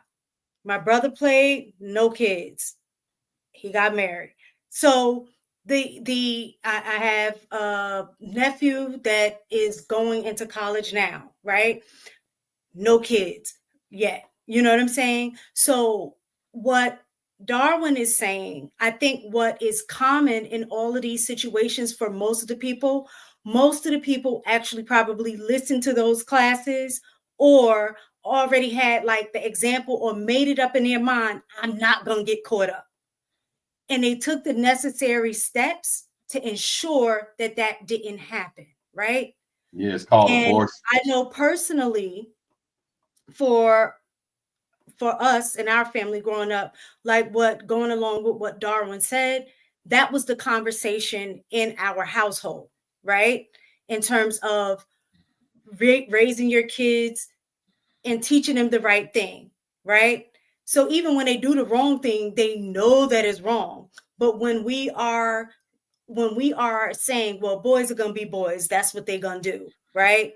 Or just, like, yeah, girls, it slipped up and then we are, having huge baby showers, celebrating, that kind of stuff, right? We've talked about those things. So there's this mixed messaging about teaching them how to do the wrong thing the right way, right? Now, I'm not going to lie. For me, I'm going to tell my son, because I do know that he may, the main message is not to, but if you do, of course, I want him to protect himself. So I'm not going to not tell him how to do that. I think me personally, I would be failing as a parent not to do that, right? But in my son's situation, he's not a, athlete, never was, but he was handsome. Handsome men or boys get access as well. And that was the conversation that as both parents, as a collective, had. There was one conversation with him about, value yourself, like what Di said, don't just be trying to be smashed and everything. And if you do, make sure you protect yourself because we don't want no kids being brought home. The conversation my husband had with our daughter was similar in the fact that, have confidence in yourself, stay focused on what you need to be doing. These dudes are going to manipulate you or try to because they only want one thing. And the conversation went very raw. Like there was, no Vaseline in a sense in the way that he spoke to her because he didn't want to mince words, very clear. She, never had any children, right? Didn't, you know, stayed a virgin until after she got out of high school, still don't have any children, right? So the messaging is what I think resolves the issue. I also knew Elton Brand, he didn't have any kids outside of that. So most of these guys don't have children. And kind of like what Aisha was saying, is that we're focusing on the minority and blowing it up like it's the majority of everybody doing this, and it isn't. Majority of these men that are in these situations protected themselves so it wouldn't happen. I So think we let's were not- looking at it as a whole, as men, period, not just the NBA. But if you're just saying it's the NBA, then you're correct. No, but I she's think everybody was taking the whole concept of the issue and looking at the community and how it related to the community. And I think everybody was justified to be able to draw parallels and go, okay, this is obviously a common issue. Well, go ahead, Will. She's not even Yeah, right I'm gonna let- about the NBA. She's not right about the NFL and the NBA. You're making it seem like because these guys don't have children, they didn't have any abortions. Just because they didn't have children does not mean they didn't have the same mistakes happen to them as all these other athletes who the women didn't get the abortion. They chose right Yeah. then. So check it They out. We're gonna chose let. right. It I doesn't want to matter. I They want to let chose Marcus. I want to let the Marcus finish this out About because we're about to outcome is still the transition. same.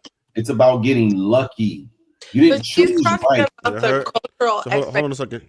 Hold on, guys. Hold on. Most definitely didn't choose right. if We're it about ended to in we're about to abortion. transition in a second. So I'm gonna let Marcus finish this out. He didn't go on this part of it, and then we got to transition over to the next topic.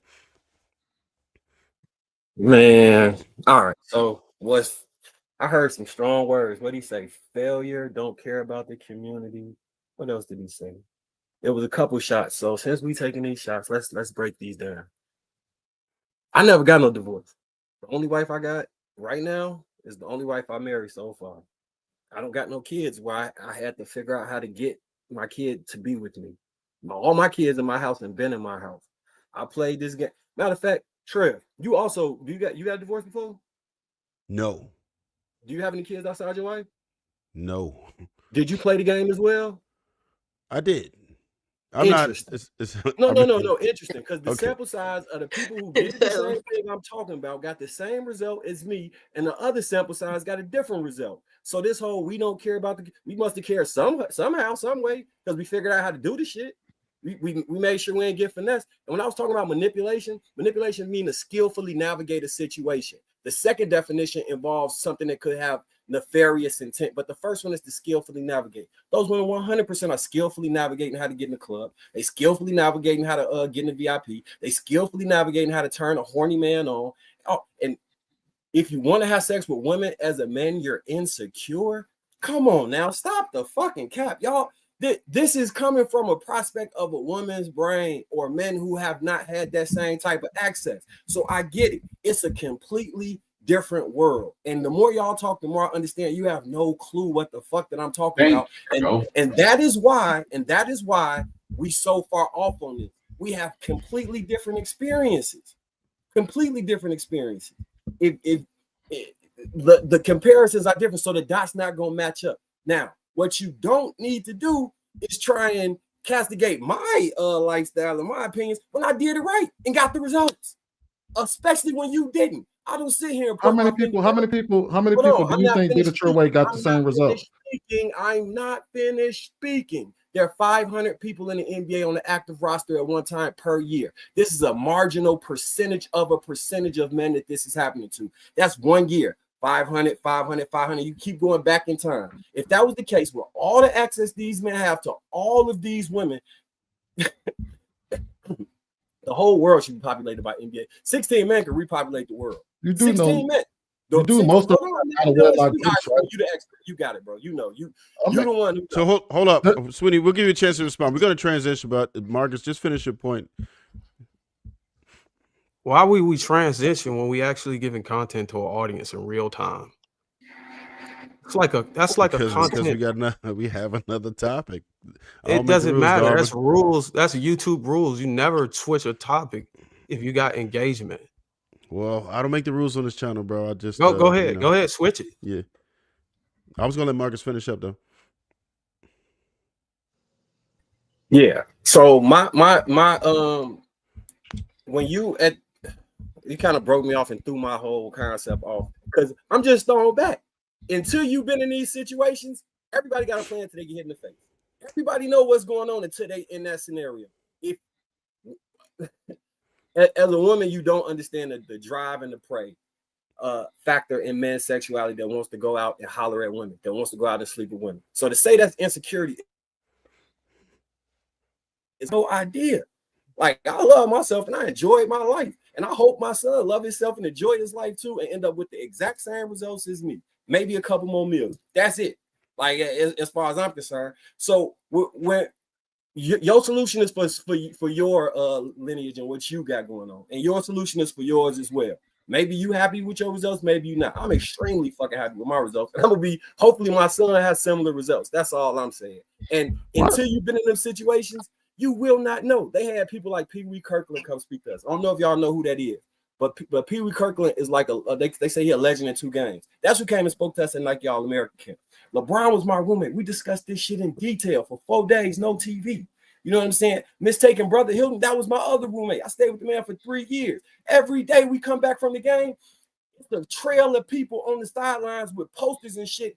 Marcus White fan club, her brother named fan club. We come to our room and it's 4 women at the door when we come to the dorms and walk in. You close the door, people come and bring you drinks and all type of shit. Until y'all got a parade screaming y'all name for 16 to 20 blocks, and then they fly you to the White House, and then you go to the club and Dante Culpepper say, oh yeah, I love what y'all doing. Here go 2 beautiful women. It's on you and a bottle. Enjoy your night, my young nigga. Y'all don't understand what this life like. And I get it. It's okay. But just to sit there and castigate it is crazy when you have no idea what it is. I'm gonna let y'all rock out for like a couple minutes. The women who just had Marcus. The women who just had the baby just did the same thing. But Marcus, you trying to justify when Shannon said the same thing. The lady who was talking, she said the same thing. She said, oh, but what about the bags I have? What about the life I'm living? Just because you have a lifestyle attached to that does not mean that's right. Does not mean that most people would get those results. It's not right. That's basically saying, she's like, look at the perks that I get to having a kid and going after a man like this. You're basically saying the same thing. It's wrong. But that still shows insecurity. I'm not saying that men aren't tested, but those are your buttons that people get to push. It's like you are in control of your buttons, not the people that push them. So I get people who maybe have not lived that life, but I've lived that life, whether it was with my family or whether it was with a relationship of the people that I was interacting with, or whether I was friends with another teammate's girlfriend, or whether with my son, or with my basically like my brother, my husband's brother. So going to AAU camps, fine. I've seen it, but again, that's why you talk to your children so they know people are going to show up. People gonna show up. Whether you agree to it is on you. If you don't have discipline and you can't say no, then that's on you. That's not on the people who are trying to test you. So straight men being attracted to women is insecurity. That's not what I said. That's not what she said. That's not what I said. You can be That's not what she said, bro. You could be attractive. You could be attractive and you could be attracted to a woman, but your ability to touch and say no is based on your discipline. And if you don't have it, then you don't have it. And if you let people touch you just because they standing outside of a VIP with a big ass, that's on you. Can I ask you a question about that? I want to say, Marcus, let me ask Marcus a question real quick. Marcus, you don't think it would be more beneficial to teach men how to dominate a woman's mind first over her body? You don't think like teaching men like, okay, there's a way you can get that's this not what we're woman, talking about. Look, but let me finish. You can get this agree, woman to do what I can get you to do what you want to do. And that is more prized than the women you have underneath your belt. Because a lot of these boys, when you see these younger boys from birth, when I see these men saying certain stuff to boys who's not raised that way, these boys be like, whoa, they don't find that attractive. A lot of boys is not instantly horny and wanting to knock older women down and wanting to fuck everything. They be talking about girlfriends. If you look at them just from their original development before the world has an effect on them, when you see them in first, second, third grade, they want to bring these girls flower. They want to treat them nice. They want to be respectful. You know what I'm saying? It's not until, and I've noticed this as I'm looking at the schools, the older it get, the worse it get with men, with these little boys, like not saying, oh, I want a girlfriend no more, but I'm trying to see who I can knock down. How many girls I can get underneath my belt that way. They're not no longer thinking about dominating their mind. If most of these men was thinking about dominating a woman's mind over dominating her body, these type of women wouldn't even have the power that they have. This is where we thrown off at. We talking about a relationship. Did you say? I feel like he's agreeing with that fact. I was just talking about the point of like temptation and the testimony after the temptation. I think there's a lot of men who I know like literally have worked with them and be like, I'm going home. They're not even gonna put themselves in a VIP with drinks and drugs and girls with big asses because they know that they are a human, they are a man. I won't speak to a man's ability to, or when he's attracted or when he wants a girlfriend, because I don't have that genetic makeup. But I know men who understand their genetic makeup who don't put themselves in certain positions. I'm not talking about you as far as what comes around you. Like you said, a parade. It's nothing you could do about a parade. That was a part of your duty. It's nothing you could do about women showing up. I would hope that there was advocates around you to make sure that stuff like that doesn't happen. So let me ask you a question. Do you have that same energy for women when they get pregnant by Pookies and Ray Rays? I have that same energy for men who allow Pookies and Ray Rays to be even a thing. That's not what women. Wait, hold on. I can't talking about Pookies and Ray Rays. That's y'all responsibility. Danielle, that's not what he asked. Danielle. My question to you: you're talking about men holding themselves accountable. Yeah, because Lapeef talked about the fact that God holds men to a higher standard. Yeah, but that's thrown out the window. How? I'll explain. If you believe in the Bible and you believe it's God, man, then woman, once that man fell into sin, sin fell on the earth. The plan is shook up now.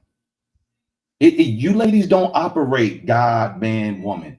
Because if you ladies operated God, man, woman, all of you women, every last one of you women will be under a man's covering. But you're not. But the men that you want to cover women are Pookies and Ray Rays based on y'all not having a hold on the men in our community. That's your responsibility. Just like it's a woman's responsibility. We all have rights, roles, and responsibilities. It's not about blame. It's not about blame. You're shame. It's not. Well, you have. Let me finish. It's not about blame, shame, guilt. It's about responsibility. So we could point fingers all day and say it's this and that.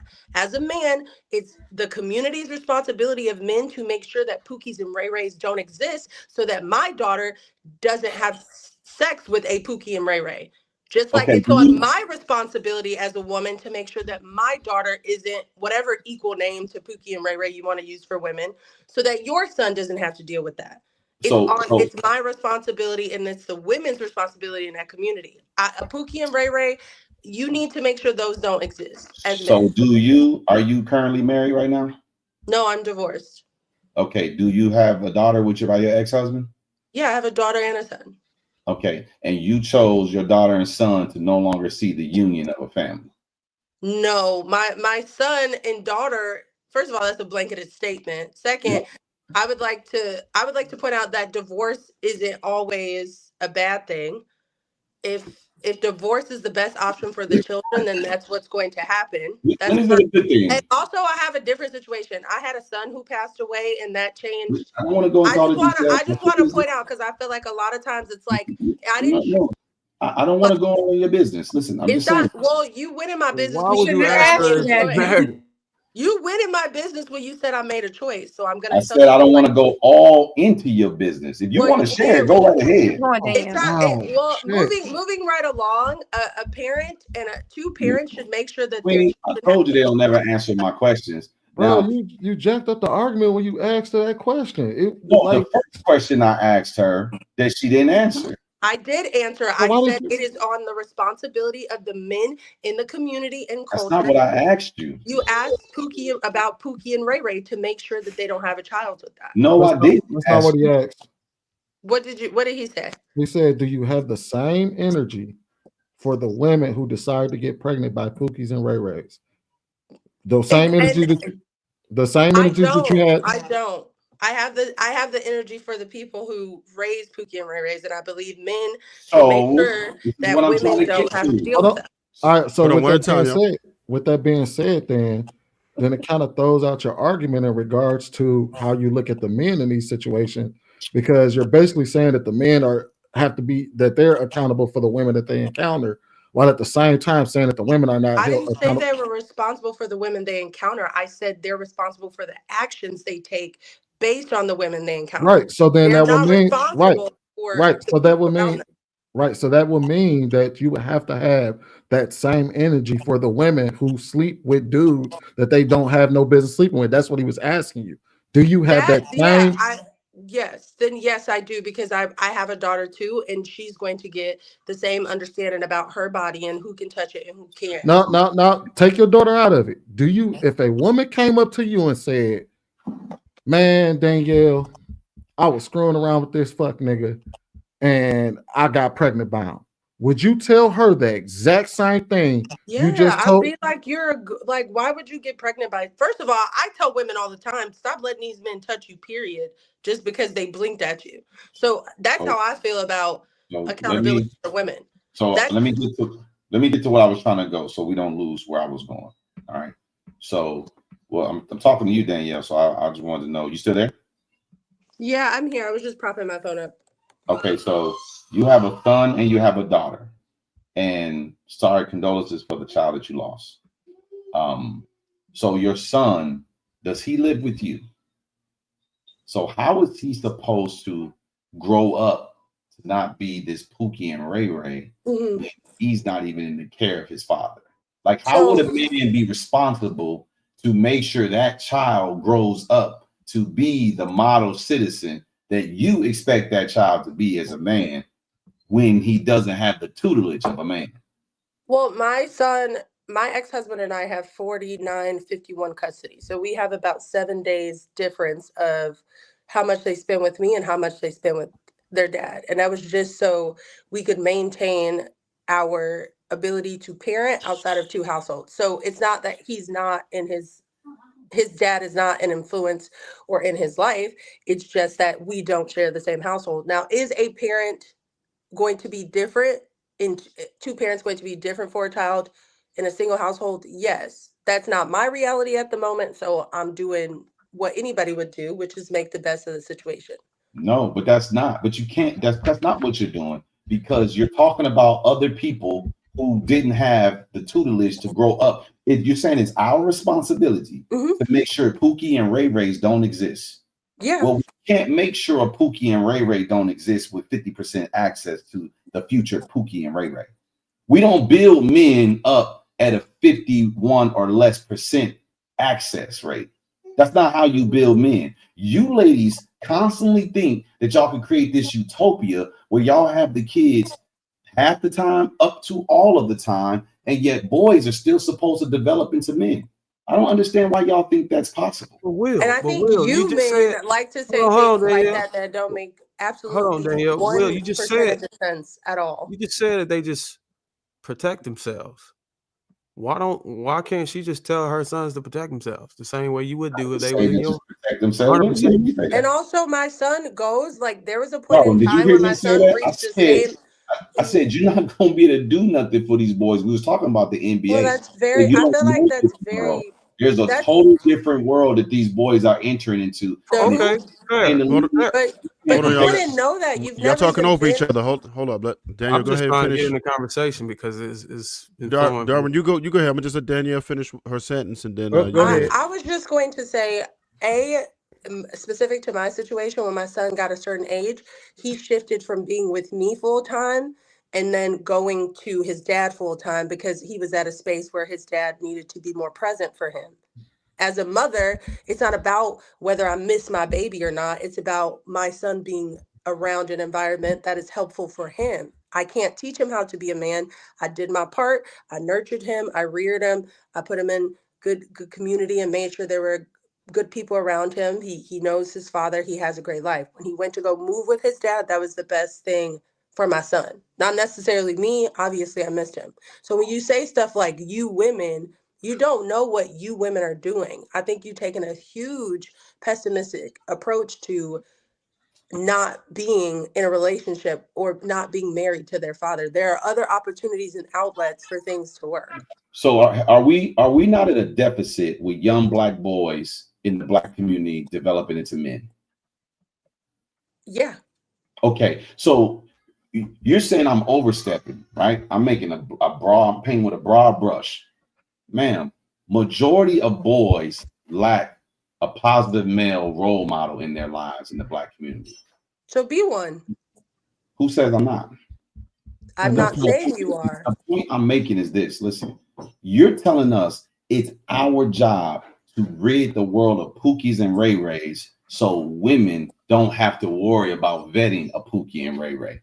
That's not what I didn't say have to worry about vetting. I said that's not their encounter. It is and I'm talking about culturally as Black people. It is the men's responsibility in the culture and community to make sure that boys are turning into men. It's not just about the father in the home. It's about the entire community. If we make sure no Pookies and Ray Rays existed, what vetting would you ladies need to do? Darwin, you had something, right?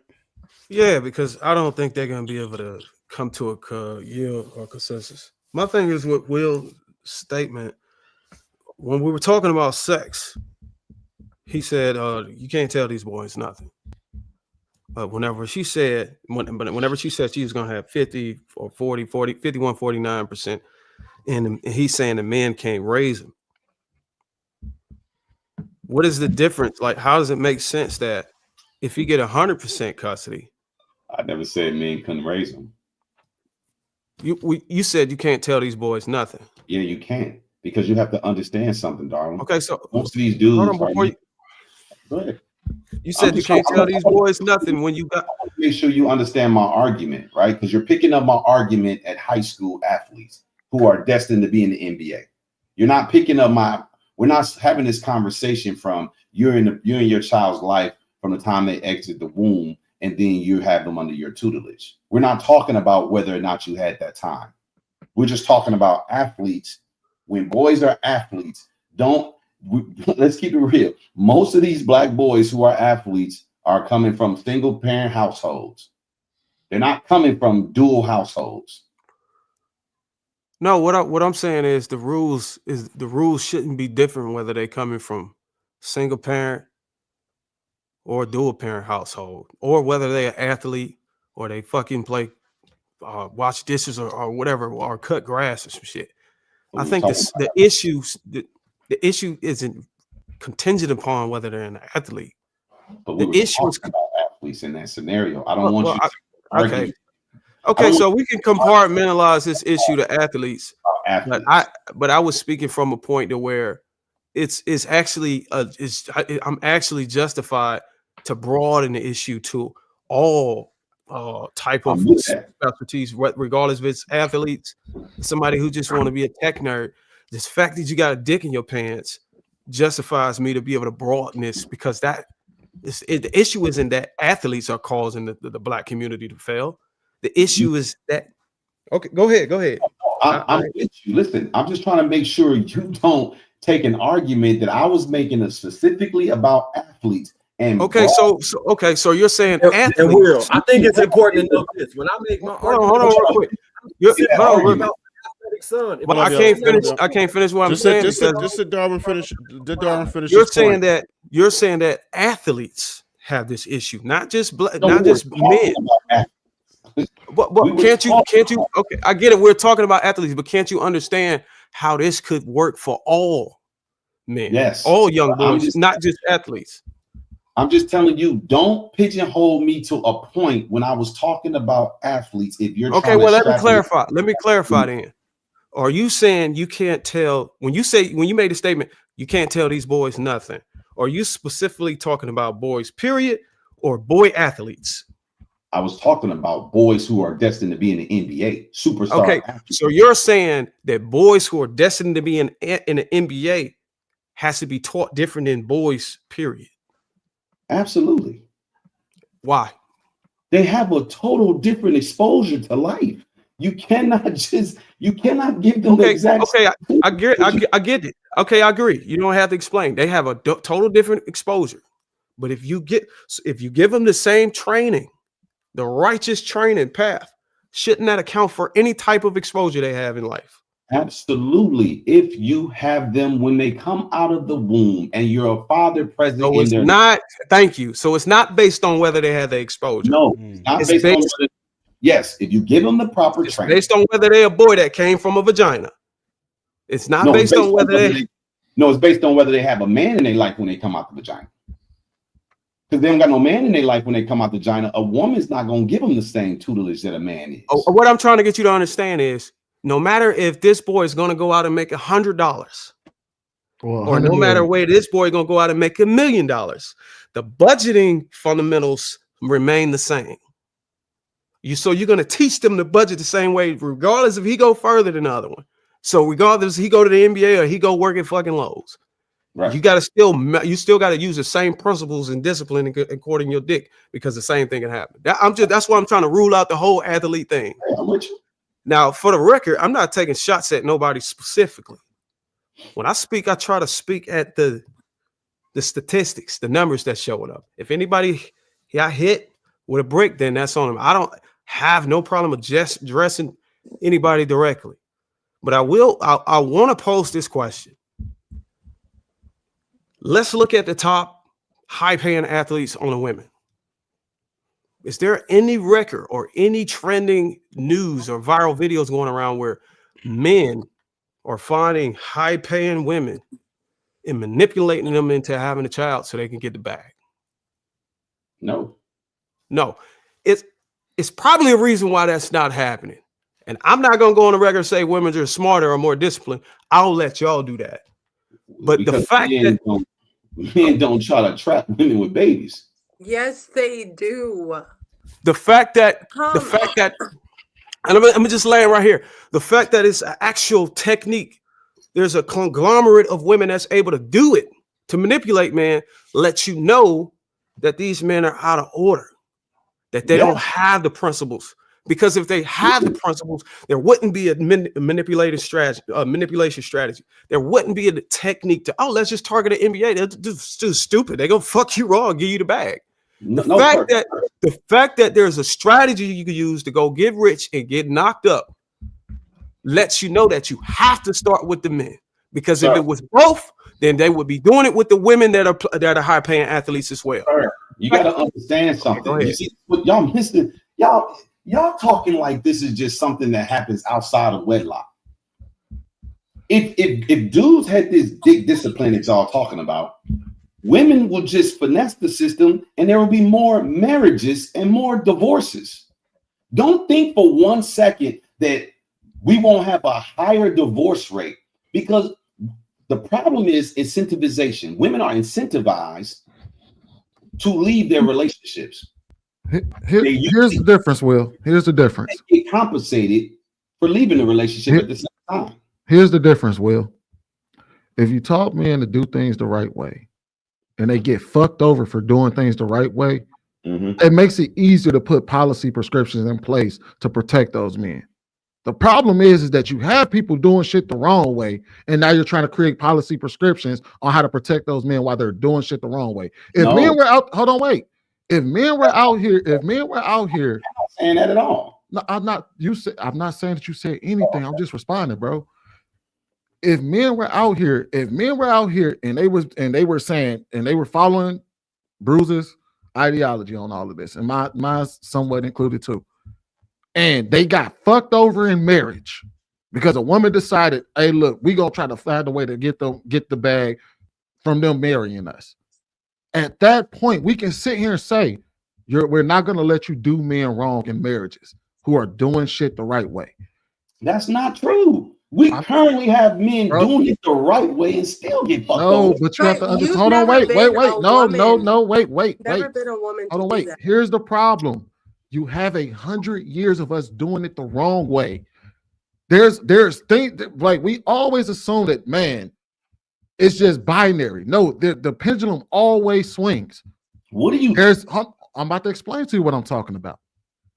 What happened is the reason why you see marriage laws the way that they are is because there were a group of women that were being done wrong through marriage that asked for the government to put policy prescriptions in place to protect them. And then you started seeing people try to manipulate the system to get out of it. So the thing is that what happens is that we're not doing what we're supposed to do, and we're creating policy prescriptions to fix what's wrong when we're doing wrong. I get what you're saying. Currently, the way that this system is set up, if we can be honest, currently the way that the system is set up, yes, you would probably see women try to plan to get men for marriage. But at least if men were doing it the right way, they would have a righteous argument to appeal to power and say, hey, look, we're out here trying to do things right. We're doing right by our women. We decided to marry them. We decided that we weren't going to have any children out of wedlock. We decided that we weren't going to have sex out of wedlock. We decided we were going to do this the right way. And you have women out here trying to manipulate men and divorce them, trying to using loopholes in the divorce law. And then at that point, we can all look at that and say, hey, look, men are doing it the right way. Here's the things that we got to put in place to protect them. Bro, I think if you are not a woman, it's hard to like speak from the vague perspective. If what are you talking about? Where do you want to it's because basically I've said, like, if you in a situation, to both of their point, you see the conversations and how easy it is to manipulate and trick these men because they lack discipline. It's not like they're going around. It's not like it's a secret. It's not. That's what I'm trying to say. And I'll talk specific to the NFL and the NBA, not baseball. But a woman will literally be like, okay, yeah. Or like they said earlier, a bouncer will tell you they in the NBA because the bouncer know that they goofballs. The bouncer know they're going to spend money to try to impress somebody. They're going to spend money for how they look. They lack discipline. So why do they lack discipline? They lack discipline because they don't have that trait sharpened. And I said that earlier when he asked I said that earlier when he asked what was the solution. When he said, let's be solution based, I said it was on their upbringing or the parent to make sure that they were raised in a certain way. I said to show them shiny objects so that objects. It depends. First of all, both parents play a role, but one of them takes over more depending on the age. I played a role in which parent? I just said boys, right? We're talking about the boys. In relation to boys, that mom is going to teach them as far as emotional processing and managing feelings. There's a certain point in life where you have to pass that boy off to his father because he's going to be experiencing stuff at an age. What age? To me, I think it was around like 6th, 7th grade for my son. And it wasn't too late. My son is in private school. He's in AP classes. He's getting drafted by professional soccer teams or he's into puberty. But what I'm saying is when you make these blanketed, vague statements and you are someone who does not operate in these spaces, it comes off as ignorant. Because you said several times you don't know because you don't have the experience. And I am telling you, my child. What are you talking about? I'm talking about okay, in relationship to sports, when you made it, you said it was sports. I'm telling you, as a parent.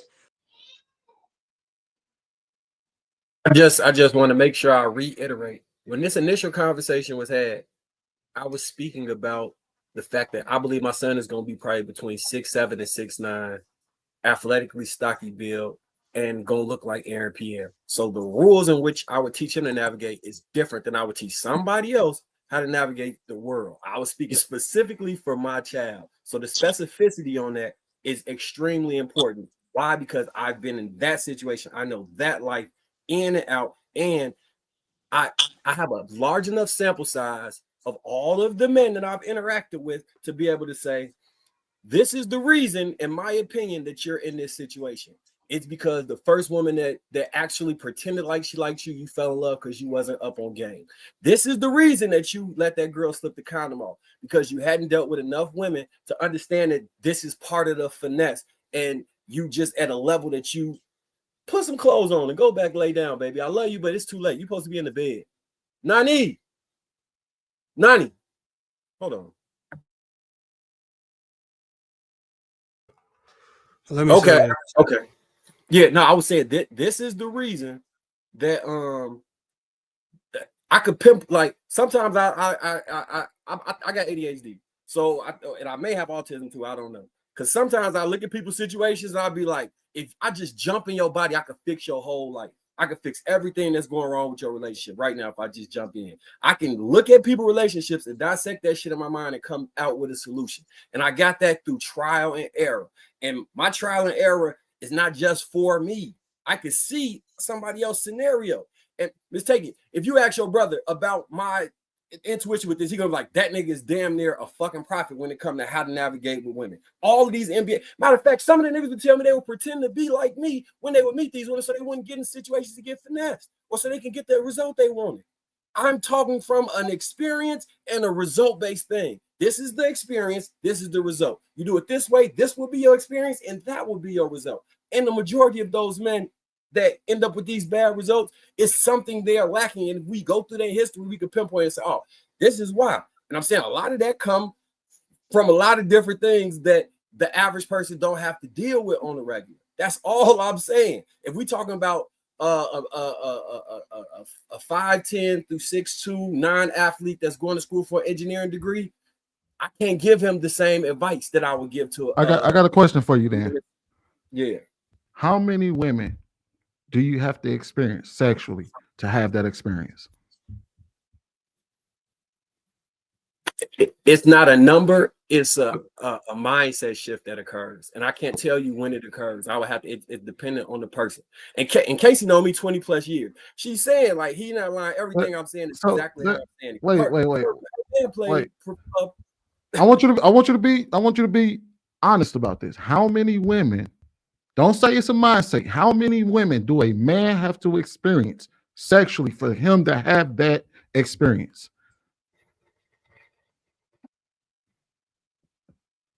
It's a nuanced question. For me, it was, so to be able to navigate correctly in high school, I would say 3 to 4. In college, I would say 20. In the NBA, I would say like 50. So let's just say, for the sake of argument, let's just use college and high school. That means a man would have to run through 23 women, good, bad, or indifferent. 23 women that was engaging in one night stands and those type of things, because that's what he's presenting. We're not talking about this. This is where the disconnect is. Y'all, I believe, and I could be wrong, correct me if I'm wrong. Y'all believe that I'm talking about men walking up to women, asking them on dates, taking them on dates. No. I'm not saying that at all. I'm not saying that at all. Talking about a man walking in and he is extremely attracted to this woman and she throwing it at him. You have to go through enough of that to be able to resist that. No, I'm not saying that at all. So, all right. So the reason why I said good, bad, or indifferent is because the reality is he's not going to only deal with hoes at that period of time. He's not going to only deal with a bunch of women that are one night stands during that period of time. He's going to do, they go with the majority. He's going to have chicks that are that want him for real. He's going to have good women. He's going to have bad women. He's going to have a bunch of one night stands. I don't believe that you have to run through 23 women to understand a woman. That's not what I'm saying. I'm talking about resisting them having the power over, like the seductive power. But even if you look at it that way, you can't teach your son to resist temptation by telling him that you don't have to participate in that. I'm not gonna tell him that. That's not. I'm not saying that you. I'm asking you. Can you tell your son? Can you teach your son how to resist the temptation of a dirty ass chick who only wants him for his money without telling him he has to sleep with her. Yeah, you could teach them that.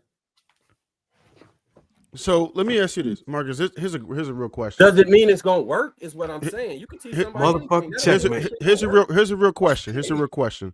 The reality is, most people will not be over 6 feet. Most people won't be athletes.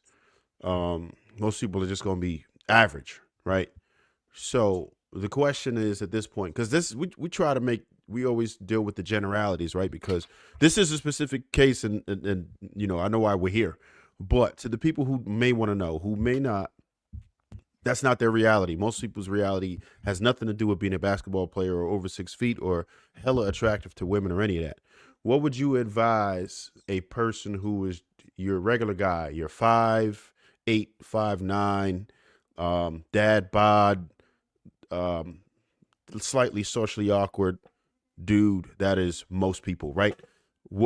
How would you tell them to navigate the situation with that? Would you say the same thing? Would you say that, yo, you probably need to experience a bunch of women so you won't get played out? What would your prescription be for the average person? Because that's most people, and that's I kind of want to see what your thoughts are on that. How would you tell them to navigate their relationship life in that situation?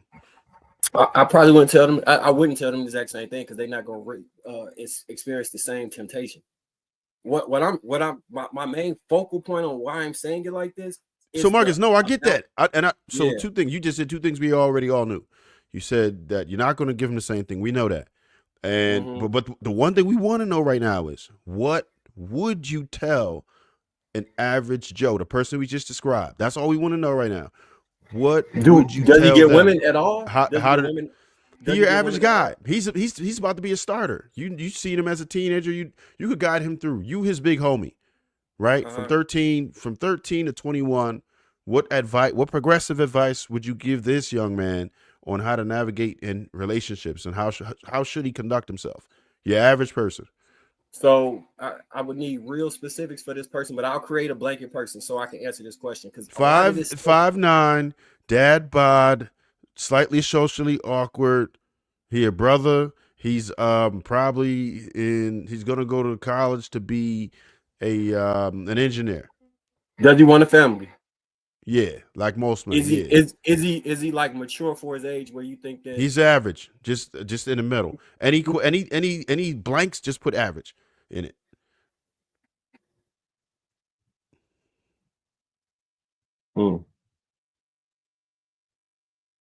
Because that's what we really want to know. Because that's most people's reality. Right. But it's so dependent on the person. I can't give a blanket answer like that. Like, I would have to talk to him. That's why there's a problem. You say what? That's why it's a problem, because if you're starting early as he's getting ready to go to college, he's 18 years old.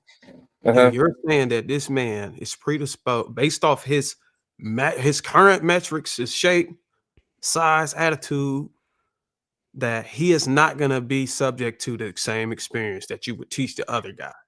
Is fundamentally illogical, because I would argue that you didn't compensate for the fact that this man might want to get into fitness at some point in his life and actually transform from a dad bod to a bodybuilder or whatever, or level up in some type of way where he's a complete new person, and then he would actually have the experience. So I would argue that the same teachings you would give one, you should give the other. You never know what kind of turn in their life is going to open them up into different experiences that you couldn't foresee. So if you're saying that this guy has a dad bod, he want to be an engineer, 2 years from now, he might run into somebody that's so inspirational that he might change his major. He might realize he got a wicked jump shot from playing fucking pickup. He might go to college and then off to it's so many guys that went to the military and got out of the military and went to go play overseas or play college ball, or some of them even went into the NBA and became great players. You never know what these guys the trajectory of where these guys are going to go, which is why you want to teach them the same standard across the board, because you never know if they actually going to transform or level up to be able to have access to those experiences. So the only reason why I say it might be a little bit of a problem is because, you know, just like we was talking about before, we're trying to have it to where it's like solutions based, right? Mhm. And there's some people who maybe even tune into this so they can get some insight. And their reality looks nothing like sometimes the people we see on these platforms or the videos that JR put up. That's like not your average person. Otherwise, we wouldn't be watching the shit. So your average person is going to want answers and want some insight, and they come to these discussions sometimes for answers. So I think that we should have something in place, and I understand everybody's going to need a specific recipe, but I think there are some things generally that we know we want to talk to people, right? We want to tell people, inform people certain things that would likely work for everyone, right? Or most people, just at least would generally work, because it becomes confusing. And I'm not saying we all have to agree on it, but I think we should have a standard, right? I'm not going to tell nobody what standard that they should or shouldn't have, but I think we should have a standard for what we think might work for people, right? Because I mean, I put a lot into it. I do research. You do too. You be digging in. Pause. You do your thing. You look and you research and all that. We all do. So I think we should have some type of a formula put together for people who want to know, because there are a lot of people who want to be informed. So we should be able to get to anybody and be like, yo, all right, I see. Just like you said, you see what they're doing. But even if you don't, just having the little bit of information, we gave a decent information of a profile of a person. So we should say, okay, well, this is what we need to do with this. This is what we need to do with that. This is what we know works. And then I'm going to have to probably know more to give you further direct you. But we know this works. We know that you need to be hitting the gym 3 times a week. We know that you need to stay in your studies. You know, you need to kind of stay away from females right now. We know you need to watch out for this type of broad right here, because she's probably no damn good, right? We know that people who say these type of things are no good people. Just something that we could I agree with all give that. them. I don't got no. I agree with that. I think the problem I'm having right now is I damn near a flashback into that time and place, and I'm only speaking to that. So it's kind of hard for me to view it from the, like, a lot of times I try to put myself in somebody else's shoes when I'm trying to speak to a solution. Right now I'm having difficulty jumping into somebody else's shoes because for whatever reason I'm just having difficulty at this very moment. Like, So the only one thing I want to say about that part is I think that the biggest problem that we have, platforms, real life, everything, is the lack of perspective. Y'all hear me keep talking about that word perspective so much. I think that we have to try to train ourselves to gain that ability to be able to put yourself in someone's shoes and to feel how they feel, see things as they see things, because it's going to develop our level of understanding for each other. I think it'll give us more patience with each other. It'll make us less offended with each other, and it will allow us to help each other grow a lot more if we take the time to try to just earn that perspective. All right. We might have to circle back to that one, man. Let me just squeeze this last topic in real quick. Then I get to the super chats. Should getting a woman pregnant be legal grounds for marriage if DNA proves the child is his? Should getting a woman pregnant be legal grounds for marriage if DNA proves the child is his?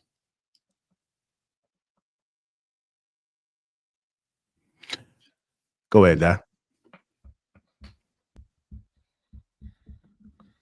I was saying yes, because it'll force the couple to work. I feel like if they're gonna make that like a law, they should also provide marriage counseling to go with it. Not just tell them, oh, y'all just gotta be married, and just no, y'all gotta find a way to make it work. Because I think if that was a law, then men and women would be more cautious with their sex life, with their dating life. I don't think a law like that would ever be passed, though. But I do feel like it would be effective. It might be a lot of harsh realities in the beginning, but if the rules for divorce is still the same, like, oh, if he's being abusive, if he's doing that, but they should give them a time period and have certain things to where it's like, okay, if it's the point that the children's and the wife safety is at stake, then that could be a cop out. But you got to at least give it this much time and give it an effort to try to make it work. if you decided to have a kid with this person. Because I do feel like the laws that's in place, like they said, it leaves the cop out for the men, because men with money really don't care about having to pay the child support. They just want to leave. And then for the women, they're like, oh, I don't have to deal with this cheating. It's just they don't want to deal with their flaws. But I'd rather just have the money. You know what I'm saying? So I feel like the laws that set up puts a cop out there for both parties, and that law would make people be more aware. I'm gonna keep it a bean with y'all. I'm gonna Do you keep it a believe bean with that people should stay married when they have kids, or do you believe children aren't a reason to stay married? I feel like you should try to make it work. No. I understand that, but should there be a law that once you're married and have kids, you can't get divorced? Yeah, you should No, because incorporate I don't a think no that fault divorce. situation would. I don't think that, like I said when I first made my statement, if the kid's life is in danger, if her life is in danger, if it's one of those type situations, I don't think no. And if But I think that, what if his life or her life is in danger and they're not married, but she's pregnant? You're saying they should try to make it work. no, I'm saying if that's the case, then there should be some Oh, rules to that. so Yes.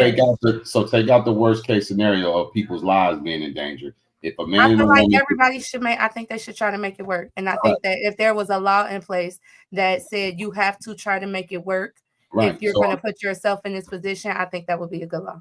right, I get that. That's No the fault way it divorce. is in marriage. I'm talking about if you're married and you have a child, do you think there should be a law saying you cannot get divorced?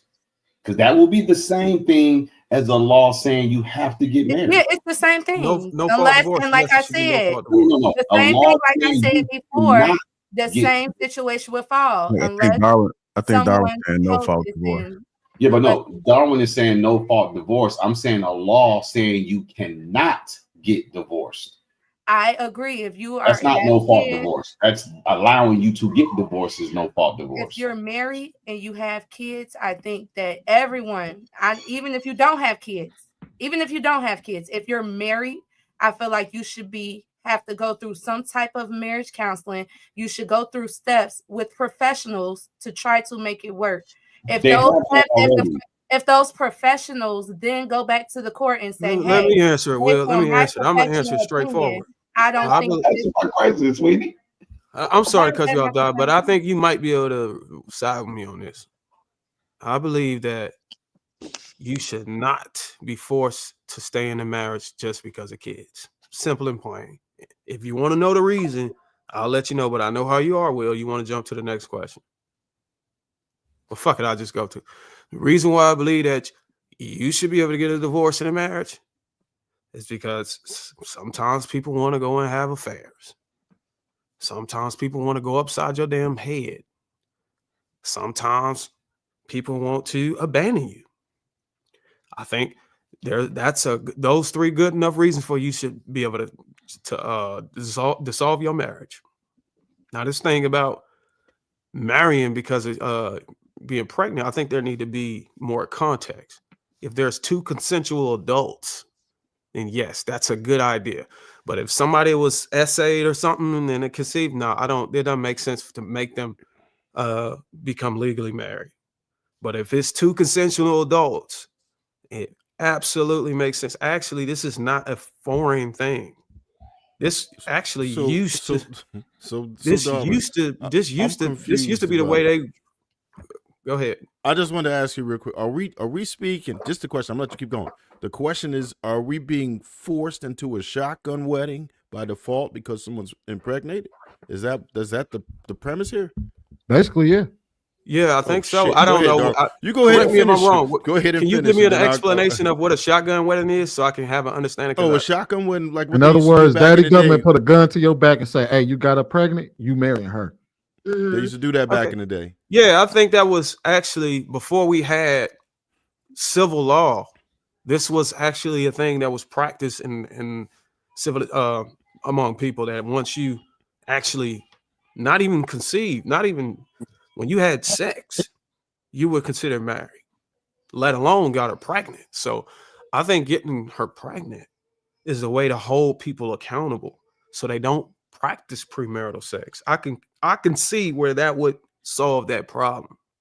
And it would probably make people more cautious on having premarital sex or even unprotected sex if they decide to play the game. So listen to my question now. I don't think y'all understanding what I'm saying. If a man was there was a law put into place that he has to marry this woman because she is pregnant. I'm asking you guys, do you believe there should be a law put into place preventing a woman from divorcing a man because they have children?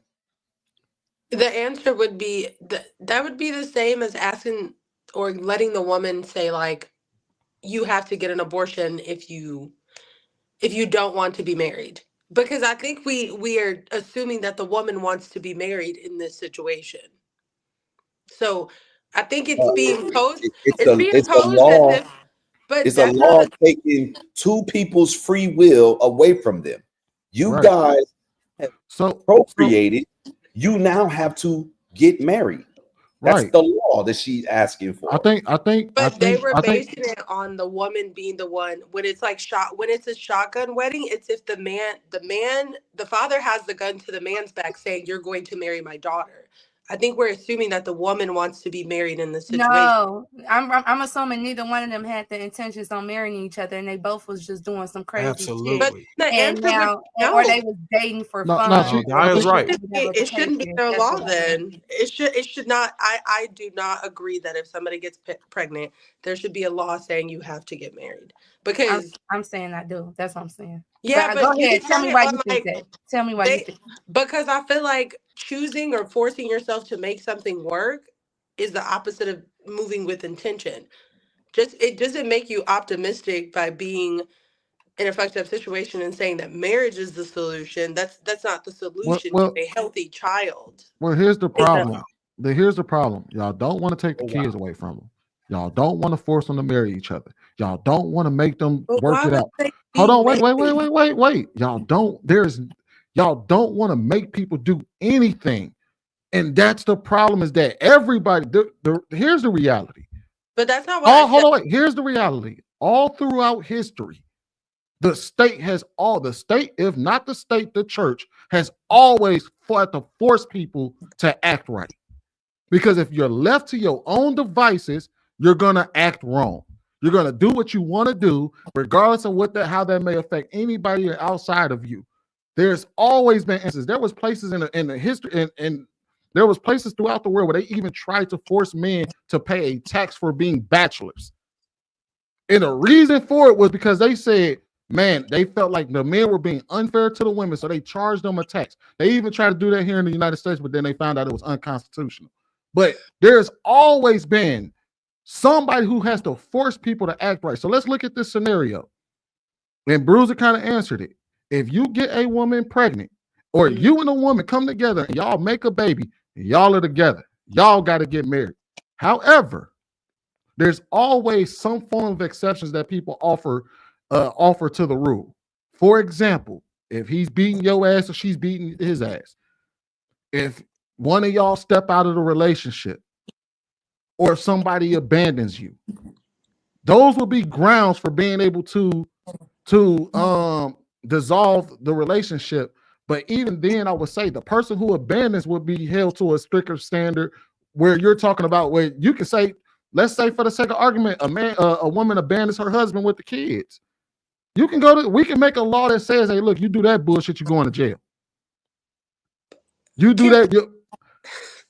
But does it always have to be so abstract? Yes, like, because it doesn't. Yes, it does, because think about it. When you make it worst case scenario, there's situations where a relationship just don't work. Nobody's cheating or nobody's. And they're that's what I'm saying. right. The problem with that is, hold on, wait, Daniel. The problem with that is a reason to break up. You don't. Give precise detail on why you're saying it. There's a case where it didn't work. Give me the scenario. Okay, I can't give you a scenario, but I want to lead with this. I think when we have this, to his point, I can't see everybody's names because I'm on my phone, but the one with the sunglasses, that act like you're in front of a judge right now. if you think to yourself to have an objective perspective, like he said, it's not always you getting hit upside your head or beat between the stove and the refrigerator. So give us a Sometimes you scenario. just, I don't want to be in a relationship with this person. I've outgrown this person. Like there that has happened before You're where going to jail. You're going to that jail. makes absolutely That's no that's sense. You're going to Danielle, jail. wait, listen, I'm sending your Danielle, ass, wait, Danielle. I am sending Hold you to on. jail. Danielle, what if Let me they for had, life. what if and you, then but I'll listen, yield for Danielle, sure. what if your Hold person on, had access to professional help that will be help them develop It's to be like not you? That's why okay. I said. Yeah, That's what why I'm I trying said, to think about say. it. Like what He happened in can't this. even give you the scenario. I'm giving you a scenario. If I'm in a relationship with a man, let's just say I get in a relationship with a man and I'm 21 and we in a relationship, things are working great. Nobody's cheating on nobody. Nobody got an outside baby, nothing. But you don't find yourself attracted or wanting to be in a We relationship. locking your ass up. Hold on, wait. I'm not That's letting the you. I'm most not letting. foolish I'm thing not you letting never. you So divorce that We man. everybody locking thought your I'm ass up. locking your ass let up me if you land. walk Hold away. Nobody on, as hold on, y'all, adults, because you as said relationship. adults, What about as within a, a marriage? but as Well, say you adults, guys are married, then would you still take that same approach? That's what they talking about in marriage. They're just talking about just Well, she dating. just said relationship, so I just want well, to make I'm sure saying we're talking about the same relationship thing. because We changing the No, we word. talking about marriage. Talking about no, marriage. we You were talking changing the about word. Hold on, not wait. being No, in a marriage and being forced to be married. We no. weren't We talking said about if you make. Hold on, wait. You got to follow the line of logic. We said if you make a baby. Now, if you go out there and you talk to somebody, you have a relationship with them, and y'all just don't work out. I don't give a fuck if y'all break up. But if y'all make a baby, we gonna tell y'all, you two motherfuckers are married. We gonna make y'all get married. Now, if you come in with that scenario that says, "Hey, I made the baby with this guy, and 5 years later, the baby's 6 years old," and you say, "Man, me and him really ain't really getting along like that," and I mean, I'm just not really feeling him no more because He gained weight. he gained a little weight. I'm not feeling him, and you say, "I want to leave." I'm gonna tell your ass, I'm daddy government, right? I'm gonna tell your ass, Locking your Danielle. ass up. But that's No, not what hold on, hold on. I'm literally. I'm gonna tell you, Danielle, no, you cannot leave that man. And if you abandon him, I'm throwing your ass in jail. How Let long? me How ask you a long? How question. long you gotta go to jail? You're going to jail till that kid turn 18. No, Oh this, my here, God! no. I'll be Listen, honest. you gonna go to jail, and then when you get out, you gonna go back to your husband. And And we gonna if, send and you if, right back if you to that still man. got the same problem, you taking your ass to jail again. Check this out, y'all. Why wouldn't it be Y'all much missed it. simpler Look, to not jail y'all, anybody and let them not be married? y'all No, missing the because that's how important we thing. got If here. that man ain't cheating No, on it's you, not. if We he got. paying his bills, is he Oh my taking care of the God. household, he taking care of the kids, you ain't got no right to be trying to file no damn divorce. That is Y'all so missing the important one-dimensional. part. Y'all have no. That's Now not I a see why you might be divorced. Hey, gentlemen, I'm not. y'all I'm not. missing the I said No. important might. part. I'll tell you why I'm divorced off camera. But I'm Yo, just saying because he said to take. I'm just going off of what he said as far as perspective and having objective perspective. I'm going to that point. Me personally, I have a whole different worldview on marriage and the sanctity of marriage and how you should align your steps and order your Is it steps. biblical? Y'all missed the important parts, Darwin, Sweeney. Listen to what she said. She said, if I outgrow you. Yeah. I don't care. Yeah, We we heard heard that. that. I know, We heard but that. I I know. don't care. That's the point. I don't care if you outgrow him, He said I outsmart him, go to slip jail. through It the don't matter. cracks, fall But on your listen, ass. I don't care what you. If it ain't those three things we just listed, I and you come understand. at me in the court of law talking about some bullshit like I outgrew him because I made a little more money than him, or I he didn't ain't. say money. Listen, I didn't say I'm money. not That's why saying. I we just told threw you that to out. give the Danielle, think scenario about and you it. failed. So now I you're leaving it haven't up to outgrown. Is speculation. that listen to what okay? I'm So saying, do gentlemen. y'all think Danielle, growth is just financial? in Hold on, order for y'all. you No, to be we able Hold to said on, hold on, leave, hold no. on, y'all. Will was that's trying to what make a has point. to So say. we'll make his point, and let's see if we want to get Marcus and Trev in there, and we'll So yeah. this is the train of thought of, I know y'all talking about this interesting new scenario, but this is the train of thought of women across the board. They're like, when I outgrow a man, they're looking at him like they're ready to discard him. But they're not realizing that most men they get with is already superior to her. That's why she wants him. What that got to do with the president of China?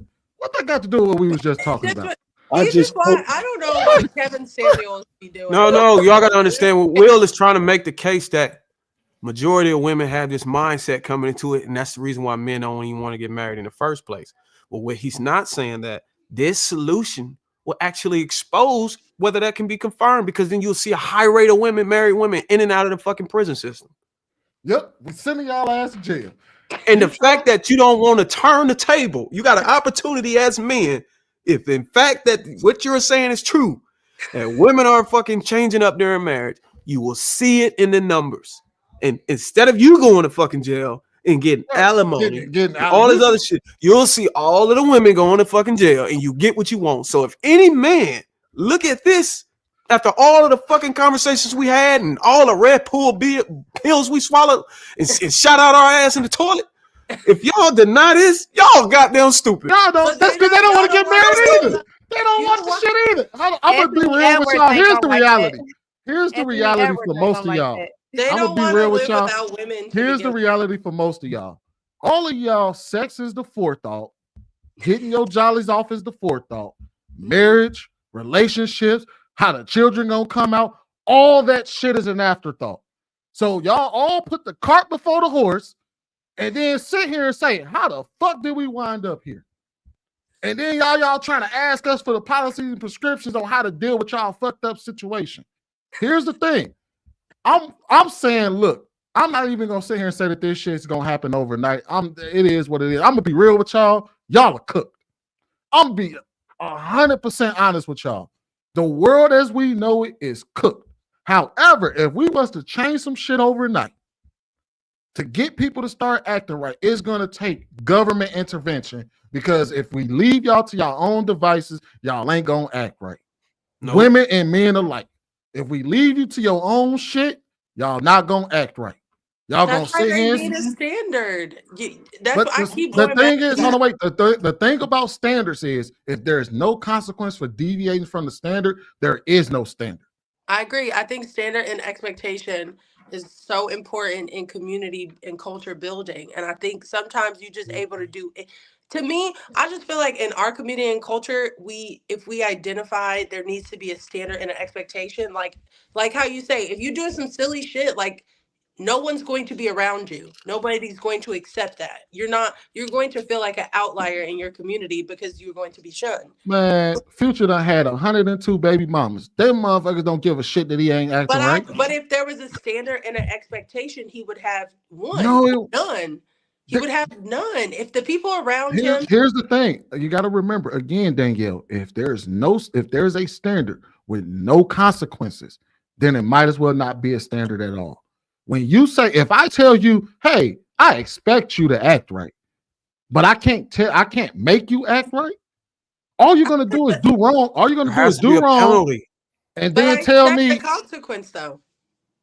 But okay, and if that, and you know what, and I will say this, and I will say this, and I will say this: if this is y'all mindset, right, that y'all are willing to accept the consequences, y'all saying, hey, look, we doing shit. We had a standard. The standard was supposed to be this.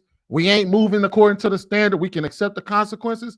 Then there is no reason why this show should exist. It is what it is. JR, pack this shit up. We don't even need to talk about this anymore, because everybody accept the consequences of their actions. The men are out of order. The women are out of order. We can pack this shit up and go home. We can pack this shit up and go home. Are y'all holding the people around y'all accountable? Are y'all shunning that? Are y'all laughing and y'all joking about it? Because the men in our community think it's cute. So the men who act like this, they get a reward, as she said. It's not frowned upon. Men who act like what specifically? What if the government decided to give $10,000 as a fresh start to those newlywed couples? Like, they give them something, like how women get child support and they get help from the government. We're gonna be getting married just for the money. Together, we're gonna take the money away from the single mothers that's just doing it for, just doing it just to be doing it, not the ones that's actually trying to be with their person and trying to get the father to be in their life. We're going to start giving the money and the help to the people who's trying to be a family. We're going to start giving the help to the people that's intentionally dating, not the people that's a reward to those. How do you determine whether that single mother wasn't intentionally dating? I think Marcus and Trev. Not Trigger Mike. What's the rapper name? That's his name, right? Trigger Mike.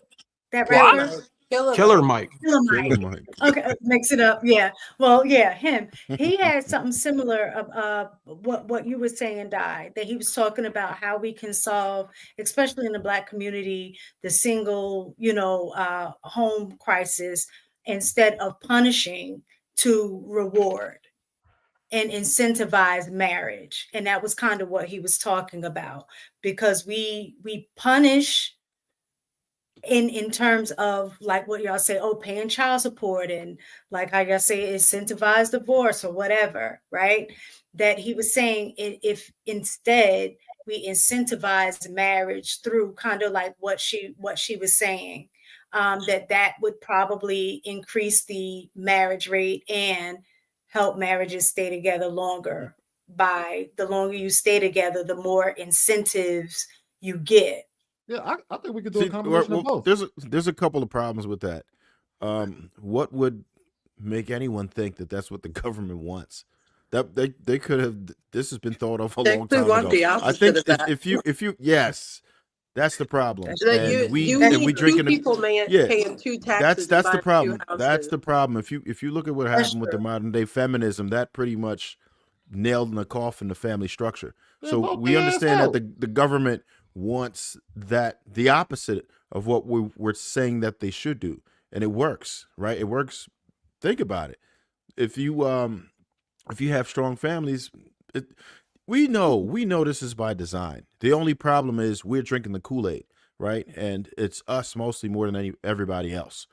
And what we have to understand is that if we go by the formula of 20% of the men creating 80% of the babies, that would allow us to figure out that not all men are bad actors. There are some, right? We have people like NBA Youngboy, Nick Cannon, Future, of course, can't forget Future, running the numbers up, right? And as long as females keep trying to invite these dudes, these type of dudes who they know can't possibly give them or their children the amount of time necessary to raise children correctly, then we have to look at what are we doing? What is it that we really want? If you continue, why would you think you special? You think you about to turn this man around and make him just be a good father all of a sudden? No, it's impossible. And we have to come to the reality that most men don't behave like this. We're not all out here doing that. If you just take a small sample size, look at the panel. I don't know how many of us have multiple baby mothers, but I don't know who. I don't think anyone. That's not how most of us engage. None of the people who I'm surrounded with, most of the people who I'm around are husbands, right? Or they're working their way up to be husbands. Most people who I engage with. I have multiple baby mothers. Okay. Was one of them just a BM, or one of them is your wife, right? Yeah. Okay. So, I mean, it happens. It happens, but it's not the majority of us. And statistically, it's definitely not the majority of us, right? Overall, it's not a lot of us that are doing that. That's the point. That most men. It's about 28%. But I feel like okay, so that's a small. That's definitely the minority, right? It's more men who are doing what they're supposed to do and taking care of their children and being active fathers. I think we just talk about the ones who are not more, which makes it seem like that's the case. And I don't think that's the case. And I do think that in our community, I'm talking about our community specifically, men are actually holding themselves accountable to actively change and do things different. Whether you have multiple baby mamas or not, if you're being an active parent as much as you can be, then you're still doing it differently than Future. Like we're just talking about a rap. You know what I mean? Like I think we do, and we are setting a cultural expectation. We got to think about it. Even when they said we couldn't get married, we still jumped over brooms. You know, even when they were setting our businesses on fire, we still were in the same household together. Now, have they tried to like come in between it and make things different? Yes, but overall, we still are doing what we're supposed to do. So I will say this though, that if you look at the data, we actually aren't trending in the right direction. Marriage rates are falling. Are pregnancies also are going up? Well, or are those also? Well, if you look at pregnancies are also falling, but that's because of a whole number of reasons. Which is why I don't disagree with Mistaken and Die when I say that I think we can do both. I think you can incentivize relationships and marriage while at the same time punishing people who deviate away from it. Like we can have it can be a double edge where you tell people, hey, look, man, here's what we can do. Because I even thought about this, where you make it a requirement to receive aid, because single mothers aren't the only ones that need aid in this country. We know whole families that need aid in this country, but you reserve the aid for the people that do it the right way, i.e., they go out there and get married and they have their children and they're taking care of their children together. I can see us incentivizing family over incentivizing a culture. Now, to Trey's point, he says that the government doesn't want that. That may be true, but at that point, if we have a degenerate government, we got to do what we got to do to trade that in. That's what our vote power is supposed to be for. Or social programs. I think a lot of times we think we have to ask the government's permission to incentivize things in our community. We can do it ourselves. It doesn't need to come from the man. You can incentivize marriages within your community and your culture outside of asking the government to play a hand. I will say this though. Even if that was the government's plan at one point in time, I think they overshot. And actually, I think our government is actually starting to recognize that let's say for the sake of argument, it was the government's design to break up a bunch of families and create a bunch of single mothers to get two incomes out of it. I think they overshot. And I even think that they're starting to recognize that they may have created a problem. Because that's the reason why you're starting to see Project 2025, and you're starting to see them trying to reverse a lot of the stuff that they gave us before, is because they may have recognized, like, hey, y'all, maybe we fucked up. So maybe in this period of time where you're looking at the lowest marriage rates, the lowest when people aren't making babies at the rate that they used to. You're talking about employment rates are plummeting. People aren't incentivized to even go to work no more. They ain't got families to work for. You got the jobs are leaving the country. I think the government is starting to recognize that, hey, maybe we had the right idea 40 years ago where we were incentivizing family, where we were incentivizing marriage, where we were incentivizing these things because you saw major growth in our country. And now when you incentivize us to do the wrong thing and you gave us a bunch of rights that we had no business having, now you see a society that's starting to fall apart. Maybe. I'm just spitballing here. Don't take what I say as well. I do agree with what you're saying. I'm just saying, like, culturally, I think we could take onus to create social programs outside of the government to incentivize, even like your next door neighbor, the people on your street. Why when we already have it? Yeah, Danielle, you always go to the biggest bag in the country. You never go. I get it. You can have those social programs. The biggest bag in the country is the government. Yeah, but the biggest bag gets to tell you what to do with that money. They're not giving you. What if I told you? What if I told you it was already a program? That's how you get grants. What Danielle telling you to do is the way you get the grants. Yeah, I'm not. I'm not telling you. Do not let the. Why do we got access those? Why do we got to have programs and money to do the right thing? Why can't we just go off? Because that's how Black people are incentivized. I'm saying. Why can't we be? Why can't our own salvation and our spiritual connection with God be enough incentive for us? Because everyone has. Why do we got to use worldly things to incentivize doing the right thing? Did we give a fuck about? Go ahead. Everyone has a different God, so you don't know what their God is. Thank you. Not everyone, but everyone. To be clear, there are people. Not necessarily a different God, different religion. Different God, different gods too. Actually, Bruiser, your question you asked a really good question, but it's the same reason why you have to use government to force them to act right. Because if you've noticed, we both noticed that I've seen people manipulate the Bible to even try to get to do what they want to do. They will find different gods. They will find different to say, hey, look, well, this God told me I can do this, so I'm not going to follow that God over there because this God allows me to do what I want to do in this particular situation. Darwin, the bank of churches won't even let you get a loan what I'm saying. To open up a church unless you're teaching the Bible the way they interpret it and want it to be taught. I'm not saying that. That's why you cash flow your own money. I'm just saying that when we have these, Malcolm X talked about that too, as far as like Black nationalism. In the room, we are all Black. But you're gonna have a Muslim, African spirituality, Christian, Catholic, but in the room we are all Black. A lot of people That's why I don't tell people when they like pray And for me. that's You the don't know who problem. those people are. I'm not saying it's not the The problem. I'm problem just with saying, that is you're when you put your color of your skin or your I culture was talking about above culture, God, not that's color. idolatry.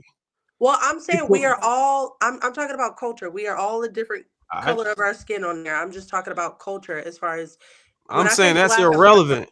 I'm saying it's irrelevant. the culture. Color your skin, your hair size, whatever. Your length, all that's irrelevant if you're talking about God's intention for how we're supposed to operate. But when you say that, when you say God, hey, I was talking to God, and you talking to somebody who don't believe in the same God as you, how do you I communicate don't know. that? I didn't know there was a different God. I thought it was only one. I'm not So saying there's not. I'm being objective, like he I get said. it. I get it. I'm under the presumptions that we all believe in the creator of the heavens and earth. Whoever you call it. I agree with So you. so if you could tell me that your God is different, if you could show me how your plan and my plan that I'm proposing has a different perspective based on the God you believe in, I'm willing to hear that. But I haven't heard you say anything like whatever God you believe in. Just show me what is the plan of action from him or or whatever you want to call it. Yeah, I think regardless of the God, you should still be able to align with who you're supposed to align with. And if you have an objective you are supposed to reach, you got to put your perspective aside and focus on the goal, the objective.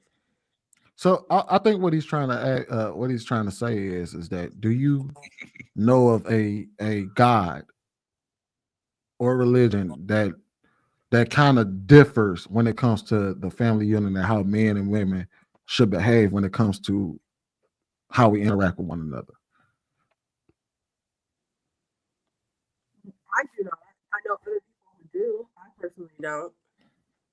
So basically, it really doesn't matter what God It you doesn't matter follow. what God you have, They all tell you the same thing, essentially. essentially.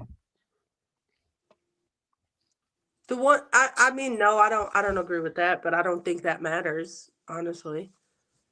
Well, it does matter if you say that it depends on what God you believe in. Well, I If know we're people who have it's like 400 different religions, and they make them up as, people blink and they make up genders at this point. I'm saying I don't think it matters to argue that point.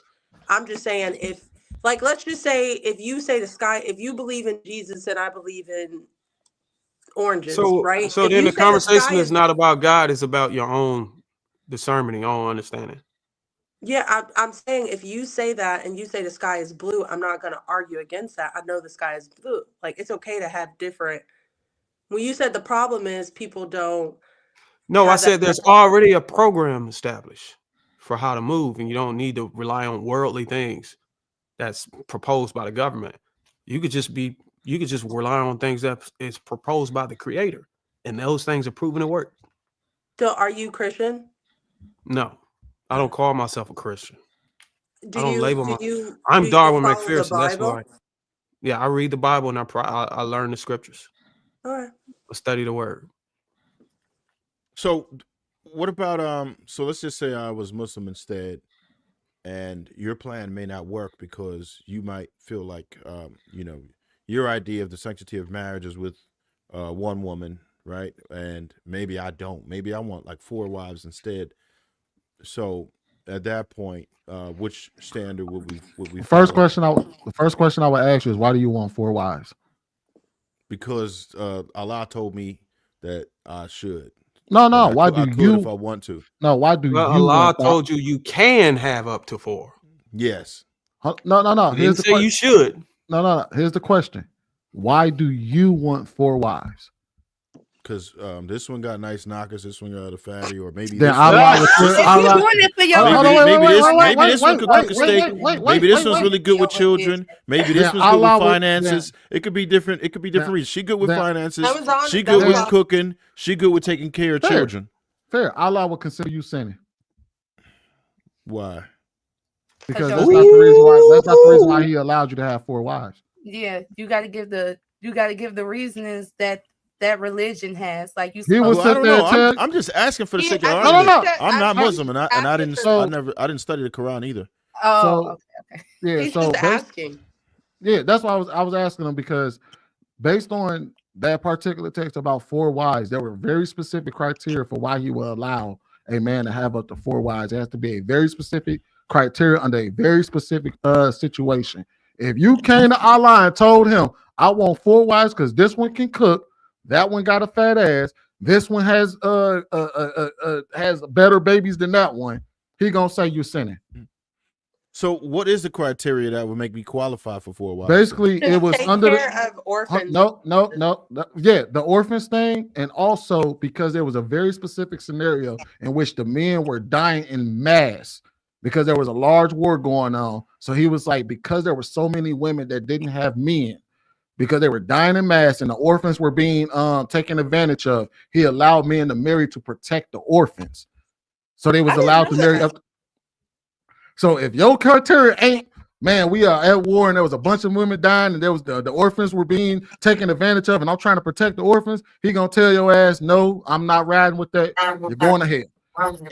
That's not Yeah, true. it said And I it think says Bro, that there, is true. there's That is no. 100% true. It you read said it on the it Reddit is forum. Y'all be Sunna. saying whatever. Bro, that is said you read 100. it on It's the literally Reddit forum. I've been that is I'll mute. I 100% Googled it. true. No I'll matter mute. the I'll mute. interpretation, they all Hold have on, the same one interpretation. Y'all done mic. got up on some weird. All right, I'll I'm gonna mute. ignore all of that. I was I just answer the question. Googling. I don't know the truth. I just looked online. It Yeah, says I'm not even it going to says address it all is that a shit. sunnah not to marry more than one wife, Right. and You know that what? there was a battle and a tragedy that unalived a lot of men, and that Allah revealed the verse permitting men to be polygamous was based on the need. So it has to be like an incessant need There for has that to to be an happen, not incessant need a for it. worldly. Thank you. All right, y'all. Like, I want to hear what Marcus has to say, because Marcus, he says that he's well versed with this. So, Marcus, go ahead.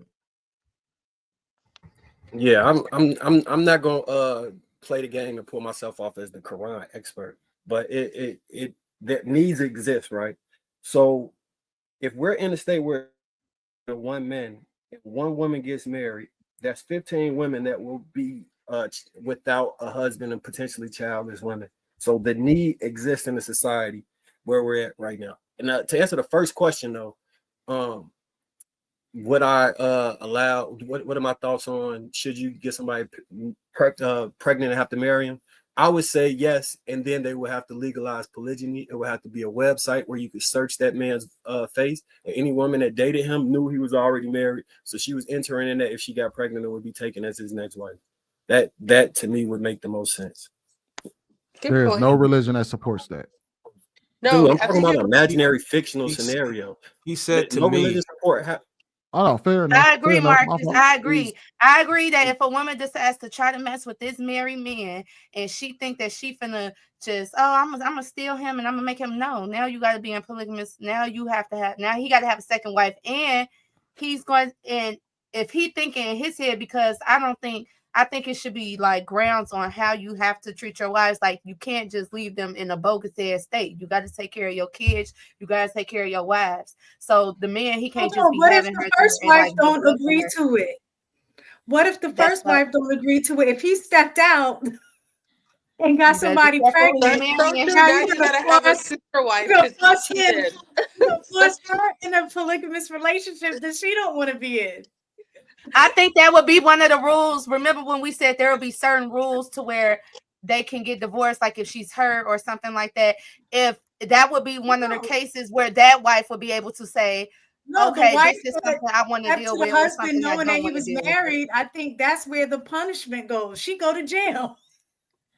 and they keep the kid. I like that The better. married couple keep the I like kid, that better. and a homewrecker goes to jail. She got to go to jail.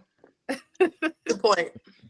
And the man has to work overtime for like 6 months. I agree. All right.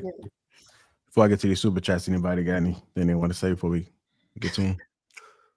no, the only thing I was going to just say that to those who do want to marry 4 wives, I think in today's society, I mean, if we were to just entertain the argument or entertain the request or want or need, I don't understand why, or I don't understand how you would be able to draw any parallel from the criteria from what the word of the Quran said versus a particular situation in today's society. So I'm interested in maybe in the future having a conversation to see if anybody can, like, make a case for that. My initial statement was based. Oh. No, go ahead, man. My initial statement was based on need. If we have multiple single family homes that need a father, the need exists in strictly based off of that. If the ideal family scenario is a man, a woman, or at least one woman and a child, and there's several families that just have a woman and child, these women are left unprotected, and the scenario is created where it keeps multiplying itself, where men can continue to get women pregnant and just leave them. It would be much look at can you highlight what Hemp put? Damn, this might be risky with the $5. Shout out to him. Damn, you did Islam a disservice. They definitely did. Read thoroughly. No, that is absolutely false. Can I read that the is super absolutely false. Read thoroughly surah number 4. Salute to the panel and JR. You can have multiple wives biblically as well. Can you come up on the panel, bro? Because no, you cannot. That is absolutely false. JR, can you that is absolutely false. You also can't. I agree because y'all act like y'all forget that the Bible and the Quran are arguably the most researched and easily looked up books on the planet. I guarantee you, Hemp know the Bible better than both you and Darwin combined. And there's no place in the Bible where they prescribe multiple. I bet you 100 push-ups. I don't listen. One thing about me, I don't care. I don't care what. No part of the Bible that prescribes that. What I'll say this: I don't care what people know better than me.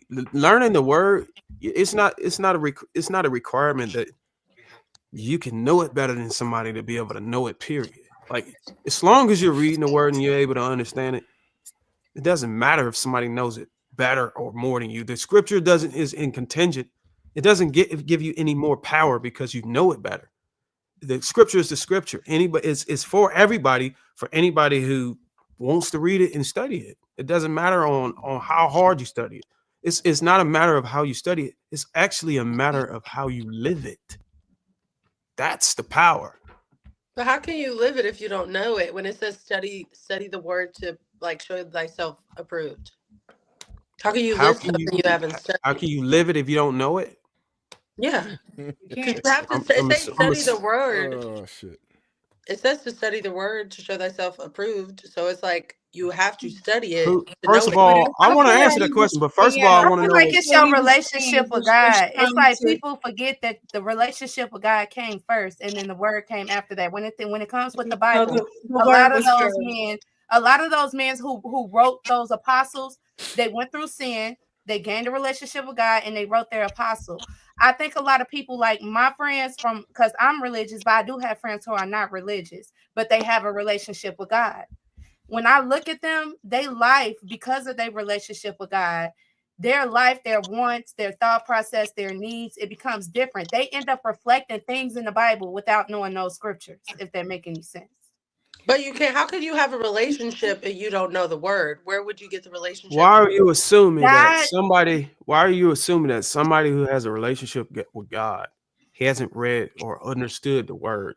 Back then, they didn't even have a book to gain relationship. How do you have a relationship with a person without He touched your heart, he touched your mind, he changed your thought process. It's okay, but how would you identify who that he is if you don't have that understanding? Because you just feel it. You know how you Who said you wouldn't have the understanding? Wait, what you say, Darwin? Why is she assuming that you wouldn't have the understanding? Where would the understanding come from without? That's how God works. Okay, but how would you be able to identify how God works and the how peace that you gain? The peace that you gain. You can use a concordance. You can use a concordance. No. Wait. You're right. Hold on. Pre-concordant, and again, Okay. I get what you're saying. Pre-Bible, pre-concordant, right? No, that's not what I'm saying. I come. Listen, I'm like four services in a day Sunday. I'm not saying I'm Christian. My dad is a far side presiding bishop, and I'm saying you can't have a relationship without a knowledge of the word. The word comes first, so the interpretation of the word comes second. The word comes first. You don't know the word? Who is arguing that you can have a relationship with God She without said it was understanding? it was based on based All on right, that's so nothing let what me that she I go. said. know in It's my not Hold on, life. based. hold I on, never. y'all. They have a Hold relationship with God, but they do not have a relationship with religion. Well, And what? when But you see what how they about the live their Bible? life, how they teach their children, you can teach the things, the morals, and standards that are set in the Bible. That you can learn that through a certain type of living, if that makes any sense. Like, you don't have to have the Bible to teach good morals and standards to not, covet, not to have sex with somebody's wife. You can say that without the Bible. Where is Still, that from? What she's saying is, how do they even know that? Like, where are That's they what getting that grounding from to begin with? you have to. Even if they don't use any of the rest of the when you look Bible. at people's experiences, what happens when you covet another man's wife? What type Yeah, but of when you say the like word what type of covet, trials and tribulations do they take you through? that's what I'm trying to say. Like when you say the word covet, that understanding comes It's from the word biblical.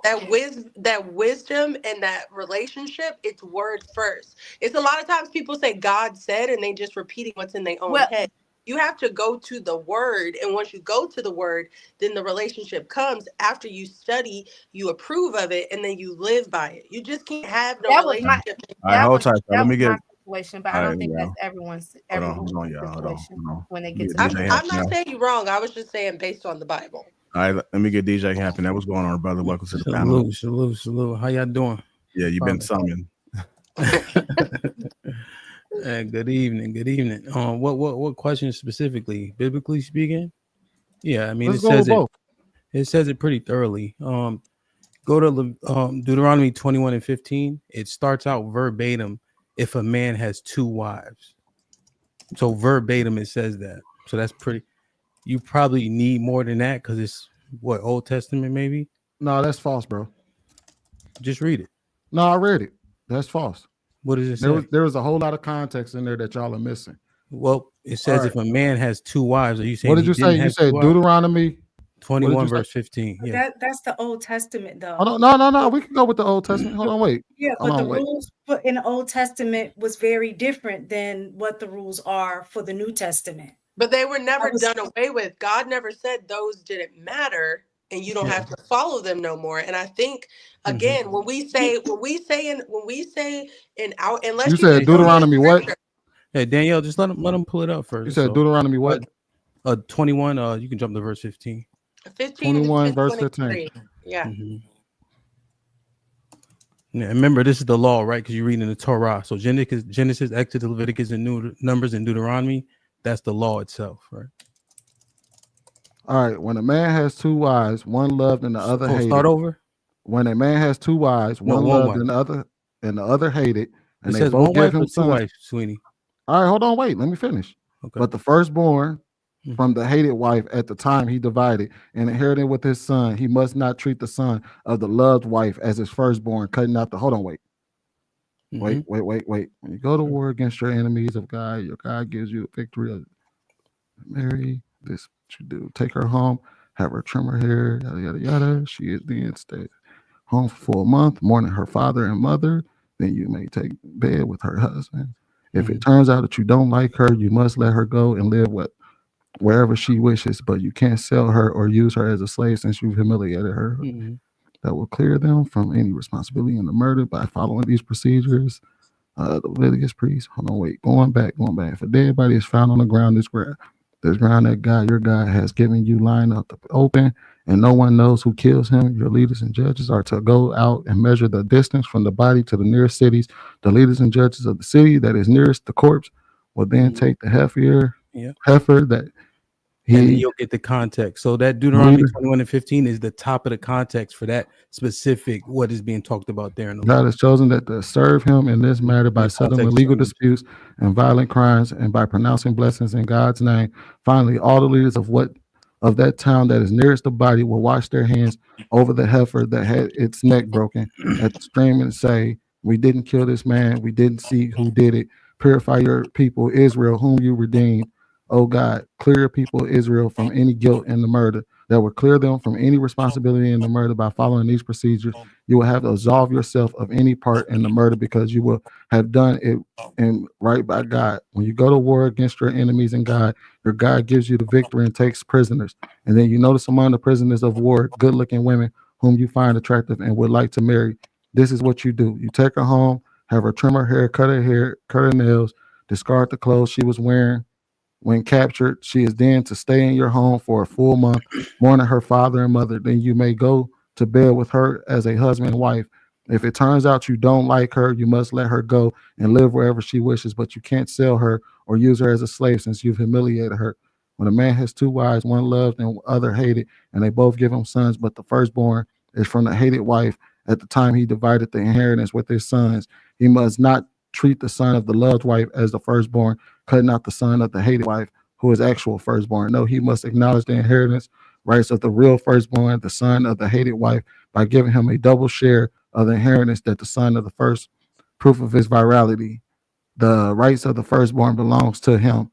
When a man has a stubborn son, a real rebel, even though they discipline him, he still won't obey his father and mother shall forcibly bring him before the leaders at the city gate and say the city fathers, this son of ours is a stubborn rebel. He won't listen to a thing we say. He's glutton and drunk.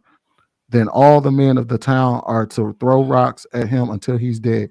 You will have purged the evil pollution from among you. All Israel will hear what's happened and be in awe.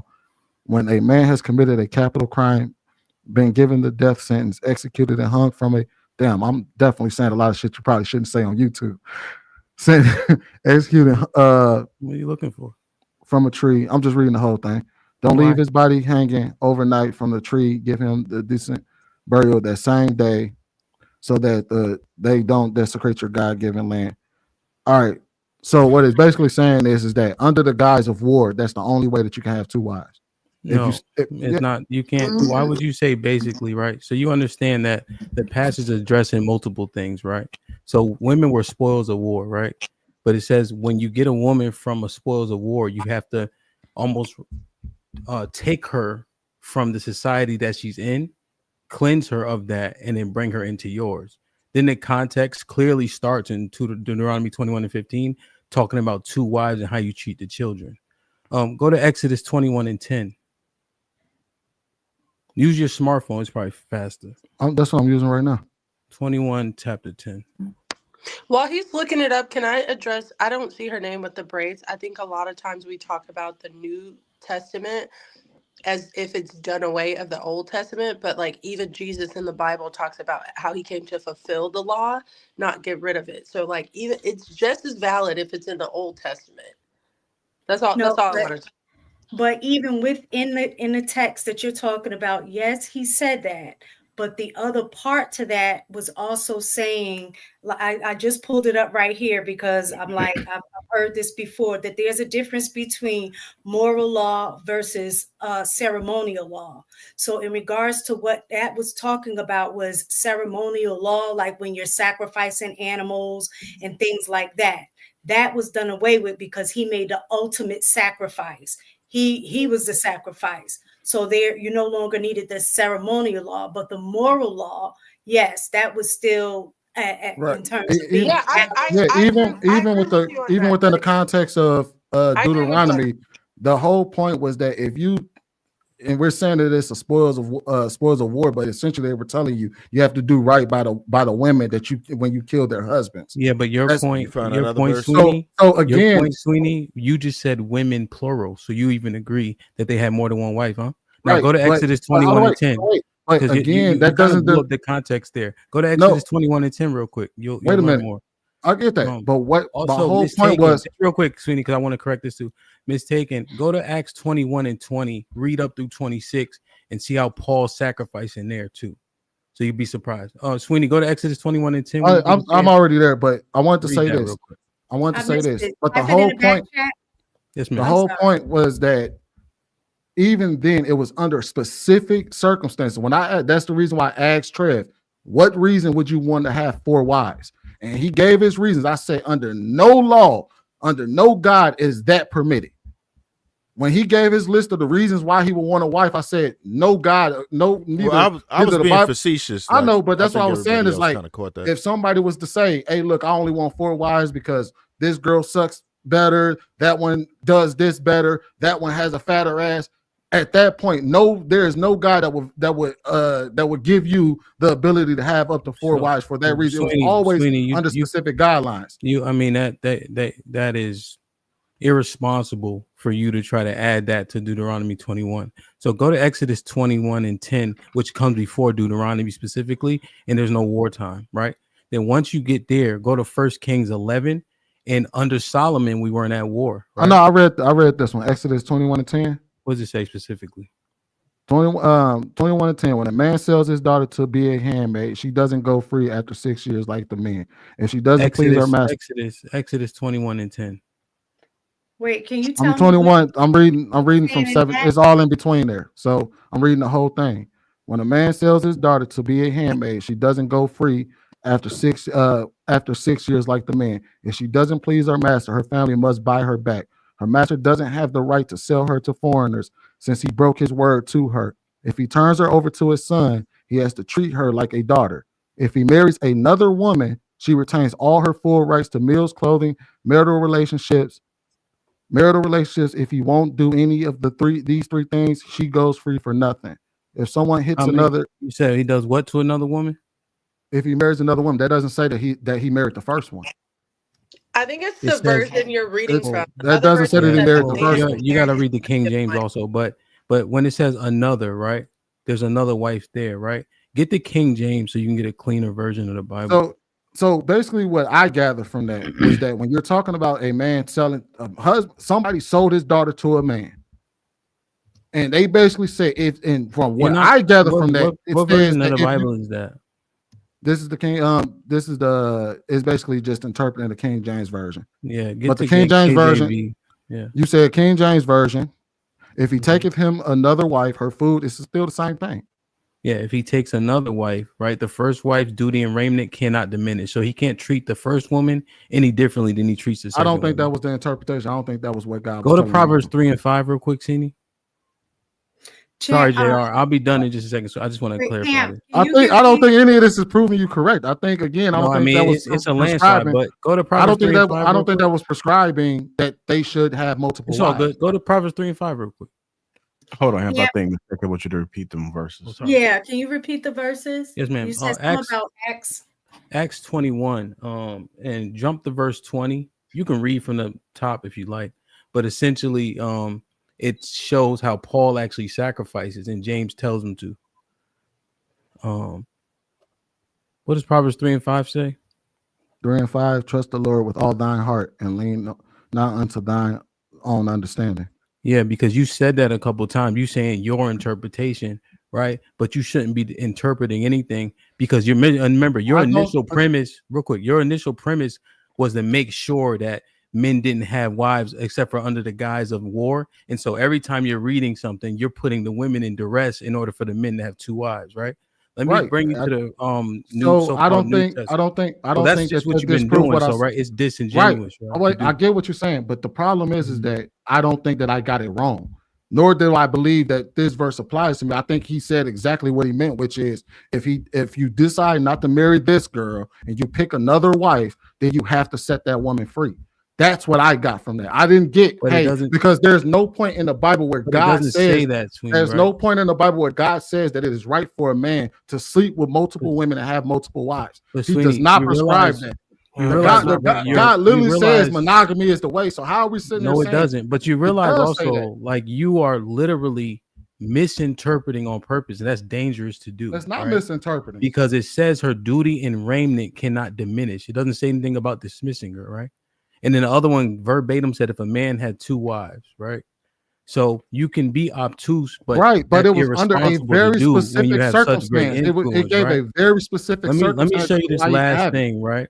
Because you got to be careful. It's going to be hard for you to. And again, how is that applied to today when men are asking for multiple wives? So let me show you. Let me just show them this last thing. JR, if you don't mind, I just want to show them one more, right? Because it's important just to get 3 witnesses. So go to 1 Corinthians 5. Let me show you something. 1 Corinthians 5. Mm-hmm. None of these are proving you right. Proving me, and I think that's the issue, right? We're just talking about the Bible specifically. So None we're of, reading the Bible. so you're basically disproving what I'm saying by trying to use the Bible, but I already Well, said I don't it's believe saying what it's the Bible saying isn't- pretty clearly, right? Go to No, it's 1 not. Corinthians It's 5 when you get basically a chance. saying, where is it saying that it permits 2 wives under what they're saying that they want wives Well, for? it said it clearly, right? Go to 1 Corinthians 5. 1 Corinthians 5. Yes, sir. To deliver such as unto Satan for the destruction of the flesh, that the spirit may be saved in the day of the Lord Jesus. Keep What is- going.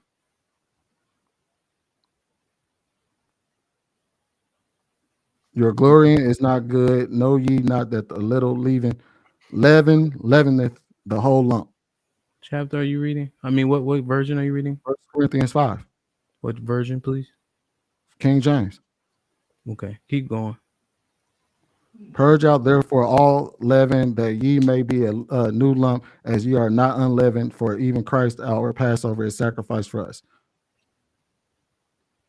1 Corinthians 5, right? Yes. Keep going. Let me pull it up.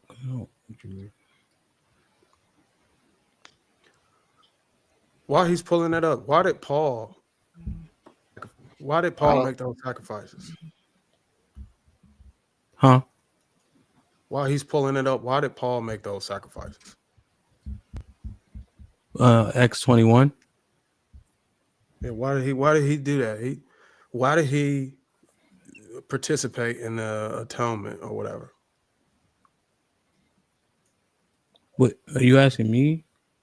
It don't matter if anybody who read Acts 20, was it chapter 21, 23 through 26?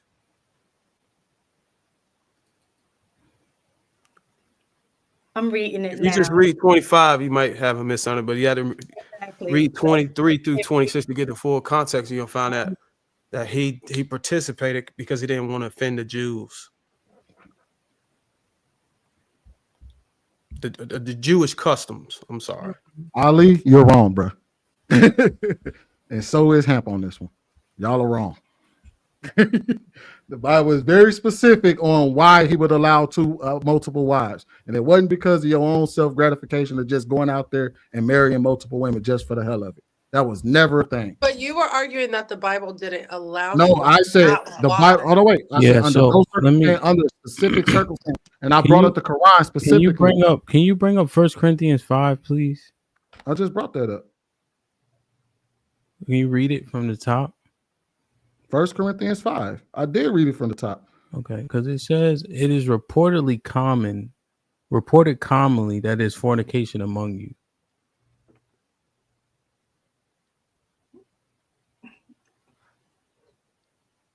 Said 1 Corinthians 5, right? Mm-hmm.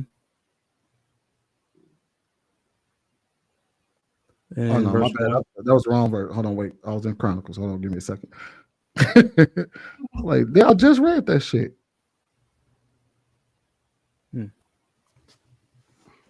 When y'all get done, y'all gonna run into one or two issues. Interpretation issue, and y'all gonna maybe disagree with the Old and New Testament, or the New Testament being fulfilled by Christ, and the registry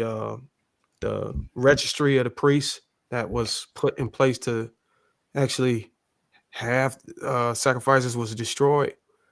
And then y'all might disagree with the gospel or some of the books or letters not being scripture backed by God. I done been down this road so many times. Mm-hmm. You're gonna get to a point where you just gonna agree to disagree, and you're gonna go up under your teaching or whatever you study, and your salvation is gonna rest on that whenever judgment day comes. Because I just want him to read. It's going to be very difficult to get anybody to yield. No, it's not about. So I just want him to read it for himself, right? And then he can mess with the interpretation, right, to prove his point. I just want him to read it so he can see that it's in there. Did you peel up 1 Corinthians 5? Yes. You read that? 1 Corinthians 5. Mm-hmm. to deliver such and onto Satan for the destruction of the flesh, that the spirit may be saved in the day of the Lord Jesus. Okay, so let me read it. So 1 Corinthians 5 from the top, right? Dude, you said 1 Corinthians 5. I'm reading the 5th verse. You ain't say 1 Corinthians 1. Oh, from the top. You've been reading it. You've been reading. I've been reading a specific verse. You told me to read. You've the been verse. reading whole chapters all night. Now you okay? I was going off of the. I thought you wanted me to read that verse that time. Okay, just that But time. go ahead. You can go ahead and read. Go ahead. Okay. It is reported commonly that there's fornication among you, and such fornication is not so much as named among the Gentiles, that one should have his father's wife. Right. So here it's saying the Gentiles not even doing this, that one should have his father's wife. What does that mean when you hear that? Are you saying that is prescription? No, it's saying there's sin happening, fornication, that men are sleeping with their father's wives. What he's trying to insinuate that the sin is only pushed by Paul whenever it's incest. No. You're saying that Paul only condemned incest in that chapter. No, it's not. He said that one should have his father's wife. It's not saying his mom. You see that, right? Do y'all see that? It's not saying his mom. It's saying his father's wife. What? Yeah. You see it says his father's wife or no? So you said that you're going to base all of that off the loose interpretation that they may be talking about his stepmom or somebody like that and not his actual mother? Now watch this. Go to Leviticus 18. Hold on, wait a minute. So I also received a report of scandalous sex within your church family, a kind that wouldn't be tolerated even outside the church. One of your men is sleeping with his stepmother, and you're so above it that all of this doesn't even faze you. Shouldn't this break your hearts? Shouldn't it bring you to your knees in tears? Shouldn't this person and his conduct be confronted and dealt with? I'll tell you what I would do. Even though I'm not there in person, consider me right there with you, because I can fully see what's going on. I'm telling you that this is wrong. You must not simply look the other way and hope it goes away on its own. Bring it out in the open and deal with it in the authority of Jesus, our master. Assemble the community. I'll be present in spirit with you and your master Jesus with the presence and power. Hold this man's conduct up to the public scrutiny. Let him defend it if he can, but if he can't, then out with him. It will be totally devastating to him, of course, and embarrassing you. But better devastating and embarrassment than damnation. You want him on his feet and forgiven before the masses on the day of judgment. Basically, they're saying a sin is still a sin. They're not saying nowhere is God prescribing this. Specific law, right? Father's wife, right? So if you go to Leviticus 18, there's a specific law about sleeping with your father's wife. So that's not just something that they're saying. In Leviticus 18, which shows immoral sex acts, that is one law that is by itself. You see? So he's addressing that law specifically. So if your father has a wife, right, that's not your mom, because it also addresses incest separately from sleeping with your father's wife. If you read Leviticus 18 and read it down, it tells you about all immoral sex. Right. So it makes a differentiation because there's something there specific. Well, where does it say that could be that he got remarried? That don't mean that it was that he had multiple wives. Can I ask a question? Is there anywhere in the Bible, Quran, wherever you read, or God, or the word specifically said, be with one wife? No, and that's what we're pointing out, right? So there's nowhere in the Bible where it says one wife. Just one more. Come on, dog. There's no point of arguing this anymore. Where it says a man should only have one wife. Just one more. Come on, dog. New Testament it says that. No, we can go ahead and hang this up, bro. Just one more. Just one more, right? Because we ain't gotta go no more. We ain't gotta go no more. No, I wouldn't. Won't y'all pull the verse where what you saying? He done pulled. That's what I'm trying to. What was it? Leviticus what? Y'all know y'all Leviticus gonna have 18 for the immoral sex act. Leviticus 18. It talks about so it just taking your wife's naked. It's just one more because I'm almost interested to hear his interpretation. It's just like a different thing to me. I never heard these types before. Can you just go to Timothy 3 and I just want to see what you think about this, and then hold on, wait, because you said we need to pull up a Bible verse where it says that man should have one woman, one woman. I didn't say it. You didn't ask for that? No. Oh, so maybe Marcus did. But I know what Ephesians. I know what you guys think Ephesians 5 said. So go to Timothy 3. JR, you don't got that. You got cook sound effect. Because it's not being cooked. This is just simply interpretation. You guys are completely different interpretation from me. That's interpreting, but everybody else is reading what it. Yeah, you're just reading. Sweetie, can you pull it up? This is the last one, JR. I'm Right. sorry. So Hey, JR, I love you. I miss here's you. The You know what I problem mean? is that we're sitting here. I already claimed that there's that the Bible allows something Yeah, under can you a go to very Timothy 3? We already know that you've been adding to the scripture. We know that already. I didn't add anything to the scripture. I still love you. It's regular shit. But I didn't add anything to it. It was oddly specific. You can't And even I say said, I love you man, back. You want to just keep arguing. You can't even say it back. You man, got too look, much say, pride. Yeah, how do you have a checkmate on both sides of the board? It's literally impossible to checkmate the white and the black at the same time. You cold, bro. You cold, man. No, I just you cold. This my man's in them. So I think he trolling me, but I ain't gonna get triggered. No, they not trolling. Him and Darwin been on this kick for like 4 weeks now. Just one more. I just want to understand. I want to see this one right here. God's permitting of polygamy seemed more That's like the not case what of divorce, Leviticus said.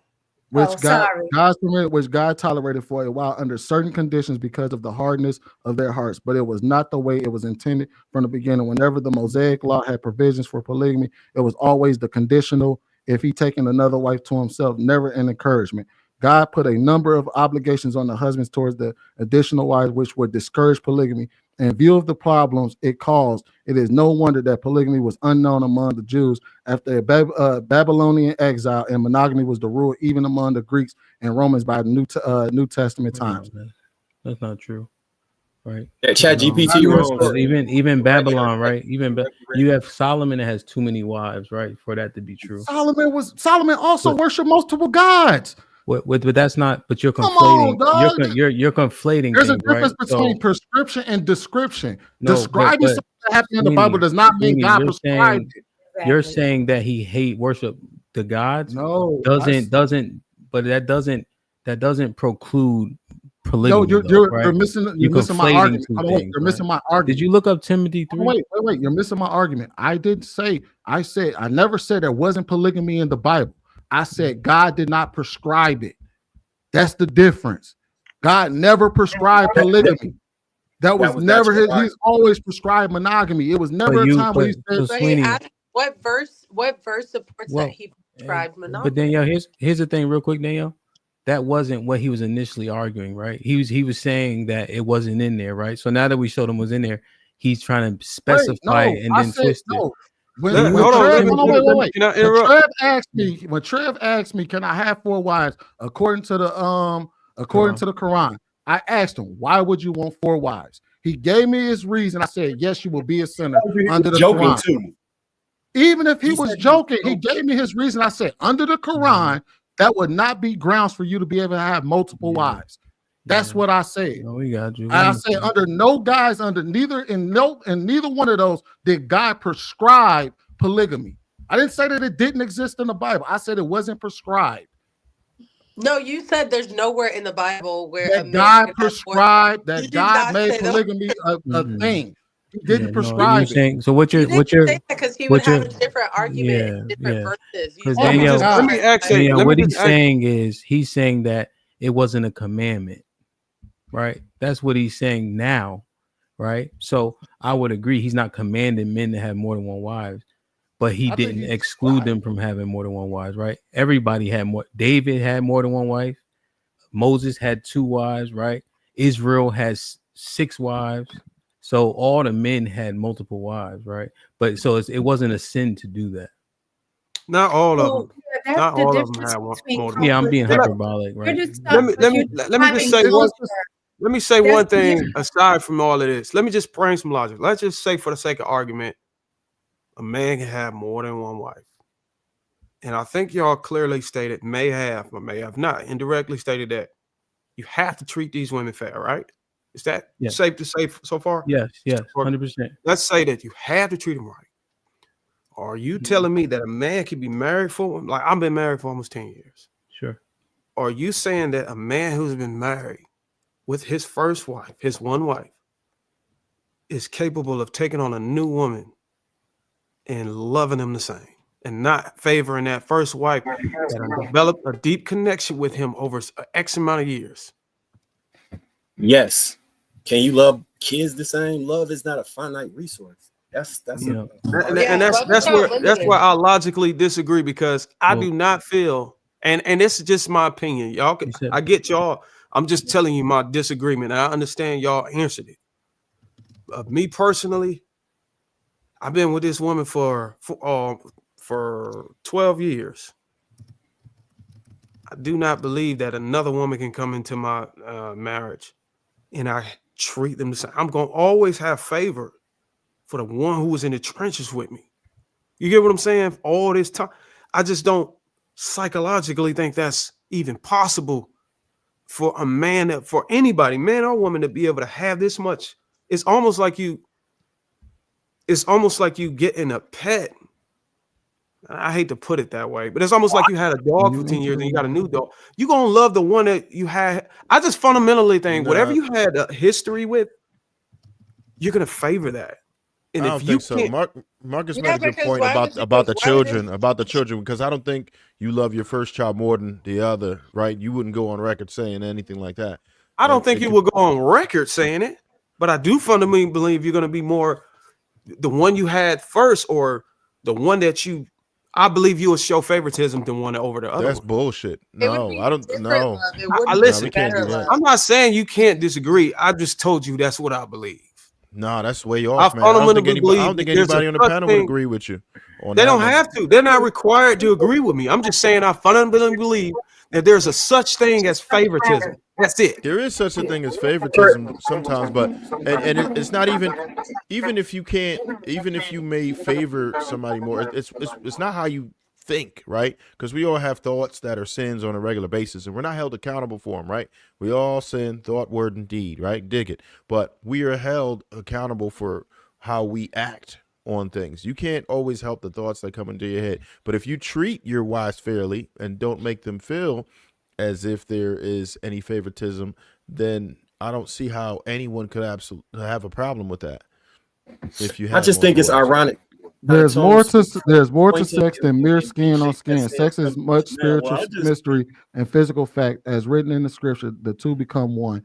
Since we want to become spiritually one with the master, we must not pursue the kind of sex that avoids commitment and intimacy, leaving us more lonely than ever. The kind of sex that can never become one. There is a sense in which sexual sins are different from all others. In sexual sin, we violate the sacredness of our own bodies, these bodies that were made for God, given in God-modeled love, for becoming one with another. One, didn't you realize that your body is a sacred place and that place of the Holy Spirit? Don't you see that you can't live however you please, squandering what God paid such a high price for? The physical part of you is not some piece of property belonging to the spiritual part of you. God owns that work. Hold on, wait, I missed a part. Where is it at? Let's see. What are you reading, Sweeney? 1 Corinthians 6. Okay. And you're reading that to say what? Hold on, wait. But see, here's the thing. Here's where you give me cause for pause, right? So when I told you, when you were reading 1 Corinthians 5 and you were reading the law, you didn't go to Leviticus 18, right?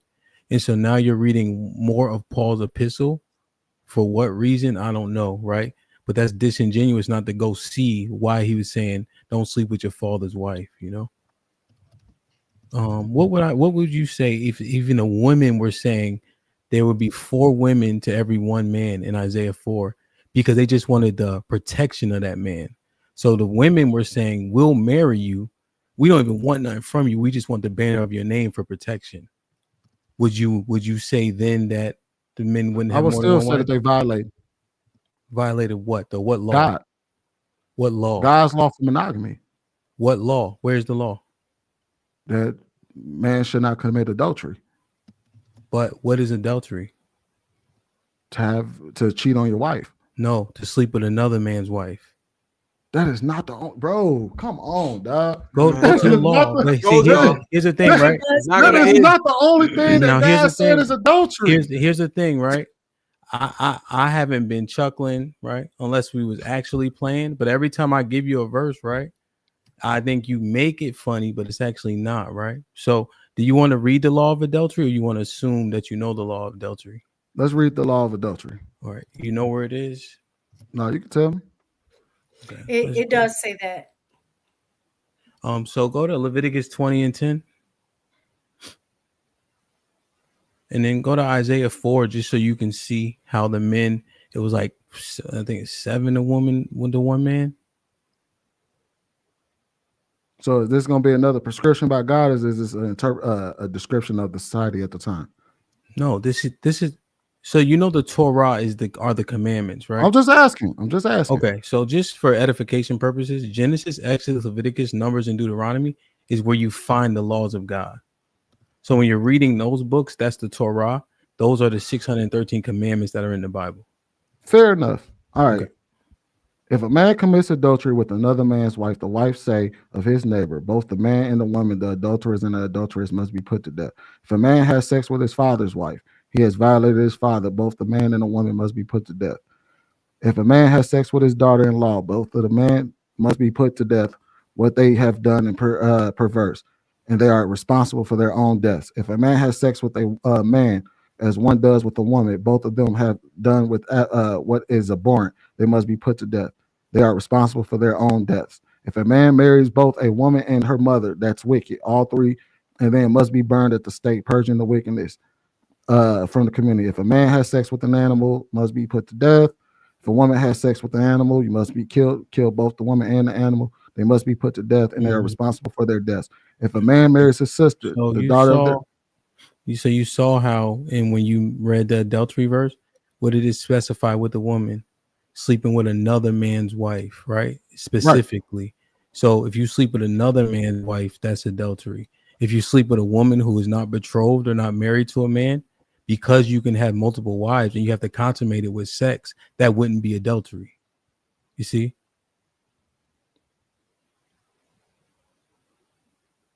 So pursuant to Exodus 22 and 16, just so you know that sex is highly equivalent to marriage in the Bible, then you would have to concede that point.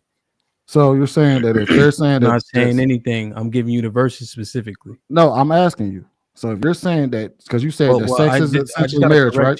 Well, sorry, I'm not being rude. I have to correct you because you're saying I'm not saying anything. Well, I'm asking. So are you saying that because you said that sex is essentially marriage? That's what you just said, right? Pursuant to Exodus 22 and 16, though, if you look it up. In 17. There's a reason why y'all focus solely on Old Testament every time. If a man seduces a virgin who is not engaged to be married and sleeps with her, he must pay the marriage price and marry her. If her father absolutely refuses to give her away, the man must still pay the marriage price for the virgin. Don't let the sorceress live. Anyone who has sex. So you see how when he has sex with her, right? She's endowed to be his wife unless the father refuses. Does that? So what does that have to do with him being able to have sex with another woman? Well, because adultery, right?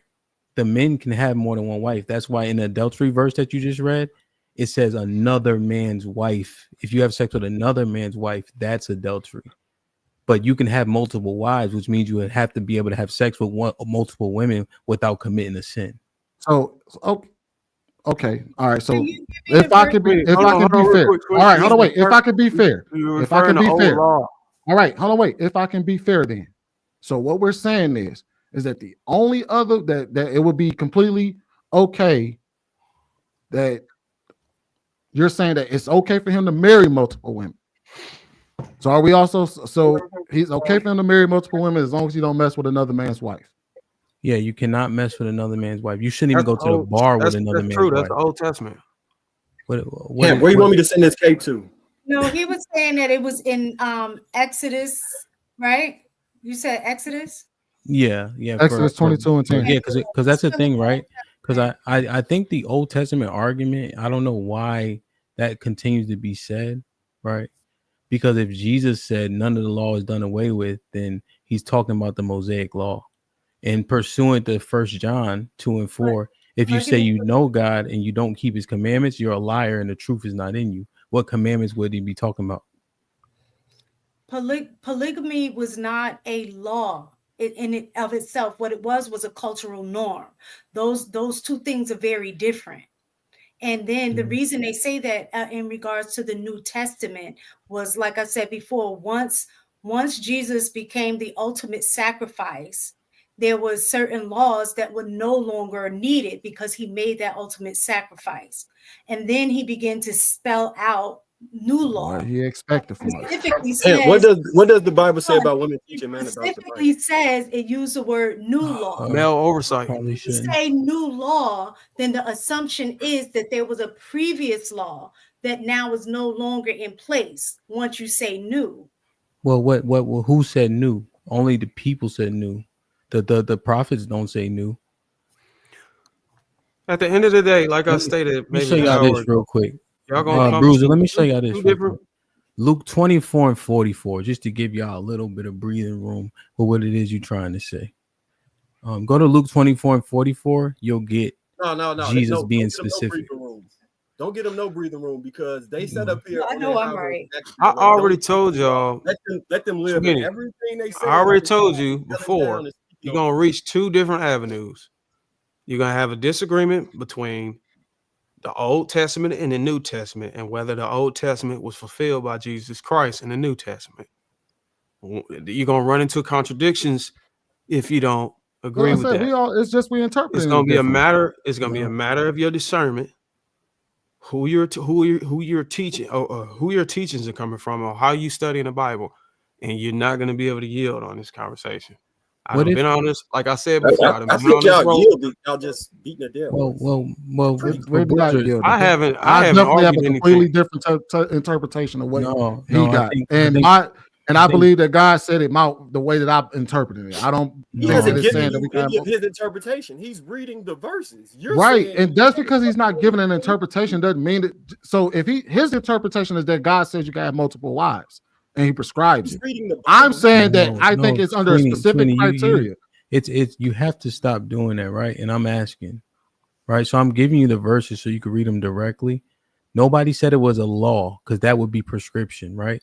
The commandments say what they say. There's no law against having multiple wives, right? It tells you what's immoral in terms of sex and how you wed a woman. So you cannot say that the men can't because the Most High didn't say they couldn't, right? But he's not speaking directly against polygamy and he's not speaking directly against monogamy, right? That's why I asked you to go to Timothy 3, where it says specifically in the New Testament, right? Because I hear you guys saying that a lot, where it says for a bishop, Paul recommends that a bishop specifically has one wife. He says it clearly for a bishop to have one wife because he understands that men have multiple wives. So he says for a bishop or a deacon, you should have one wife because you have to preside over the congregation. You got to, you know what I mean? So they don't want them to be distracted. But I asked you to read that so you can understand it, how men have multiple wives, and it's fine. It's just not for everybody. I think the positive thing to take away from this is that we're finally having a conversation where people are speaking their specific principles. The whole reason why we even got into the concept of having principles is so that we can know how to deal with people based on the standards they live by. So I look at this as a positive. The worst thing you can do is get in interaction or a relationship with somebody who don't have any principles to hold them accountable to, period. So big ups to DJ Hamp for having principles to start with. I feel like because you have that, you're able to articulate that to who you deal with so they can hold you accountable to those or back check you on that to make sure that they're making the right decision when they choose to get in this situation with you. You get what I'm saying? Yeah, it was Hebrews Versus somebody who don't even have any principles, period. I agree. It was Hebrews 8:13. For what we were talking about, where he specifically said new. So it says, in that he saith, a new covenant he hath made, the first old. Now that which decayeth and waxeth old is ready to vanish away. 100%. We were talking about the law though. I think she was giving you context on how two different interpretations could get confusing or contradiction if you're reading it the way mistaken is reading and understood. It would prove the point that the old was out with the old and with the new, just to bring it out. But then I believe your interpretation and how you understand is totally different than that. That's why I kept saying earlier we was gonna come to an issue where you're gonna agree. Oh, go ahead, my bad. Well, just real quick, because when you're reading it, right, if she starts at verse Hebrews 8 and starts at verse 8 specifically, right, it said it's not clear even that the old is washed away, right? That's eschatology, so end time prophecy that you're reading there, right? Hebrews 8. I'm in. Yeah, if you like start at, you can.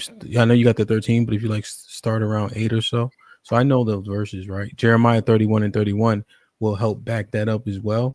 But also remember, it says when you're under the new covenant, you won't have to study the scriptures. It'll be written on your heart, and you won't have to teach your neighbor. But we all know that we have to study, and we have to teach each other, right? So right there, how can the new covenant have come to pass if we have to do those two things still? Say that because I know the scripture says study, so that I don't know how to say it exactly, like word for verbatim, but basically, actually Danielle has said this earlier about study. So basically, that you'll know, so thy heart be true. Yes, ma'am. Mistaken. What it says is under the new covenant, you won't. Everything will be written on your mind, your heart. It says, right. Heart means mind in the Bible when you read it. Right. And then it says we won't have to teach each other anymore. But we know right here, right now, we literally have to teach each other. So that's why the new covenant, we haven't met all the markers for the new covenant. Now, I think that you guys are spot on when you said Jesus came to give us grace because we couldn't keep the old law perfectly.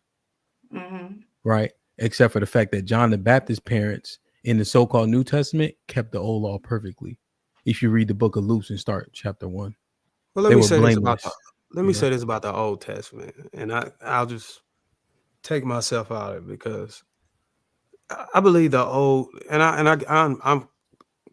want to speak to what you just said. I believe the Old Testament, the Old Covenant, I'm gonna call it covenant. I believe the Old Covenant is no longer in effect because the records, not because it was not able to be done perfectly. It's just simply because the records to keep the Levitical priesthood and sacrifices, that specifically was destroyed when the temple was destroyed. And if they can't, it's impossible to even practice that. Without those records, no one can rightfully serve as a priest, or continue the old, the sacrificial system with the sacrificing animals and stuff. And I believe this is why Jesus Christ became our eternal high priest, replacing the old system by offering himself as the final and perfect sacrifice for sin. Through him, we now live under the new covenant, not the old. And you're correct. We're covered by grace now, not law or sacrifice. We're covered by grace. You're right. We can't sacrifice because the temple is destroyed. But 1 John 5 and 3, right, is the New Testament. And it says verbatim, if you love me, the me is God, keep my commandments. So I just think that we have to thoroughly read to understand what's happening. Now, grace is simply this. JR always pays his phone bill late, right? So they give him a grace period, but he still got to pay that motherfucker. So just like in Hebrews 10 and 26, if you sin willfully, there remaineth no more sacrifice for sins. So you can't just go sinning, go to church, go sin, say, pray for. No, eventually your ass going to be grass. You can't ask for the same forgiveness over and over. That's why Jesus came to give us that grace, so we have an opportunity to repent and not repeat it, right? And so in order to, and sin is breaking the law, right? The law is the Mosaic law. So are you saying that we're still under the old covenant law despite Jesus establishing the new covenant? If that's the case, how do you deal with the fact that what did you read earlier, mistaken? Hebrew 8:13, which I Yeah, think he it said now said you go the back old even covenant is further. right. When you So go what? further Oh, go on ahead. those same verses, what I was going to say is even before I got to where I was at on Hebrew verse 13, 13. going backwards, it does say even more. It says, for if that first covenant had been faultless, then should no place have been sought for the second. So again, Exactly. So it's if those records would never do, and I think, and one thing I'm big on is God being omnipresent. I mean, He's out of time. He's infinity, negative infinity to infinity. These things are seen. These things were predicted, but not by us, but by God. So God knew that all of these things would happen. But what I want to do is just harp back on the fact that you're going to run into a lot of scriptures, and it's key to have a concordant and proper discernment. I invited Sweeney to have a conversation with me and my bishop, the bishop that used to go, the church I used to attend 8 years ago. And he was able to explain a lot of this stuff. And you might not agree, but again, we're going to get to a point where we're going to be mixed up. We're not going to be able to agree. And what I would say is that may God have grace on all of us. If we are, let's say for a fact, we're following it wrong, or maybe you, that God will have grace on upon us for not having a clear understanding. Because I think the way that the wording is very hard to be able to look at a fluent message without running into a contradiction somewhere. That's extremely ironic considering the last 3 weeks y'all been talking complete Now absolute concerning the things integration. wherefore That's ye wrote crazy. unto it, it is You good for a man are to not touch a transmuted. You woman. have changed energy. Nevertheless, to I avoid don't have corruption. no changed energy. You misinterpreting what I'm saying, dude. I'm talking about, I just explained that the old covenant and the new I've explained there's going to be a disagreement between the old how you study the old covenant and the new covenant, and whether you believe those records being destroyed was justification for the New Testament being developed. And then if you believe that the reason for the New Testament being developed puts away the Old Testament, and you will focus on everything in the new, but then we're finding stuff, contradictions, and it's just a mess. No, drop a 1 in the chat if they change their energy, specifically Sweetie and Darwin over the last. I haven't changed my energy on nothing. Everything I Neither said have I. before this still stands. All of my beliefs still one thing stands I said. 100. And I'm not gonna sit here and try to push nobody to believe nothing they don't believe. DJ Help don't believe that. Yeah, Solid. that's what I'm saying. He I'm believes a not gonna different judge way. him for not. It is what it is, but I personally don't believe that that's what the Bible is prescribing or saying that or committing or promoting. I would actually do what I do in my consultations. Well, Any man that comes in there with any belief system or principles, I compliment them on having some type of standard to live by rather than having nothing at all. And that's similar to what I did with DJ Ham. Even if we may not see the word eye to eye, it's important that you have something that you live by. I tend to disagree with that. And respectfully, and what I mean by that is, carte blanche has got us to where we are. Do as thy will has gotten us to where we are. The perversion of things that shouldn't be perverted, like people thinking they can just interpret as they see fit to prove a point, is why our people are in shit and piss now.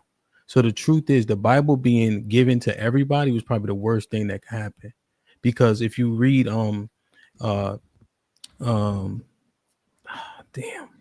Nehemiah 8, right?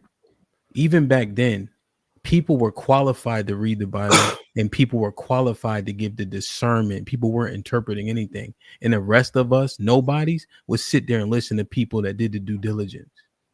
Right? Yeah, But that's why I go up under my bishop. Yeah, but instead we're saying, well, this was that and that was this, and it wasn't a prescription. We're simply saying, Sweeney, that there's no law against polygyny. There's no law against monogamy, right?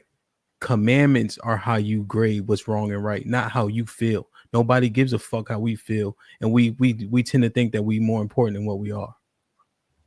Now, to your point, Sweeney, 1 Corinthians 10 and 23 says, although it may be lawful, it may not be expedient, right?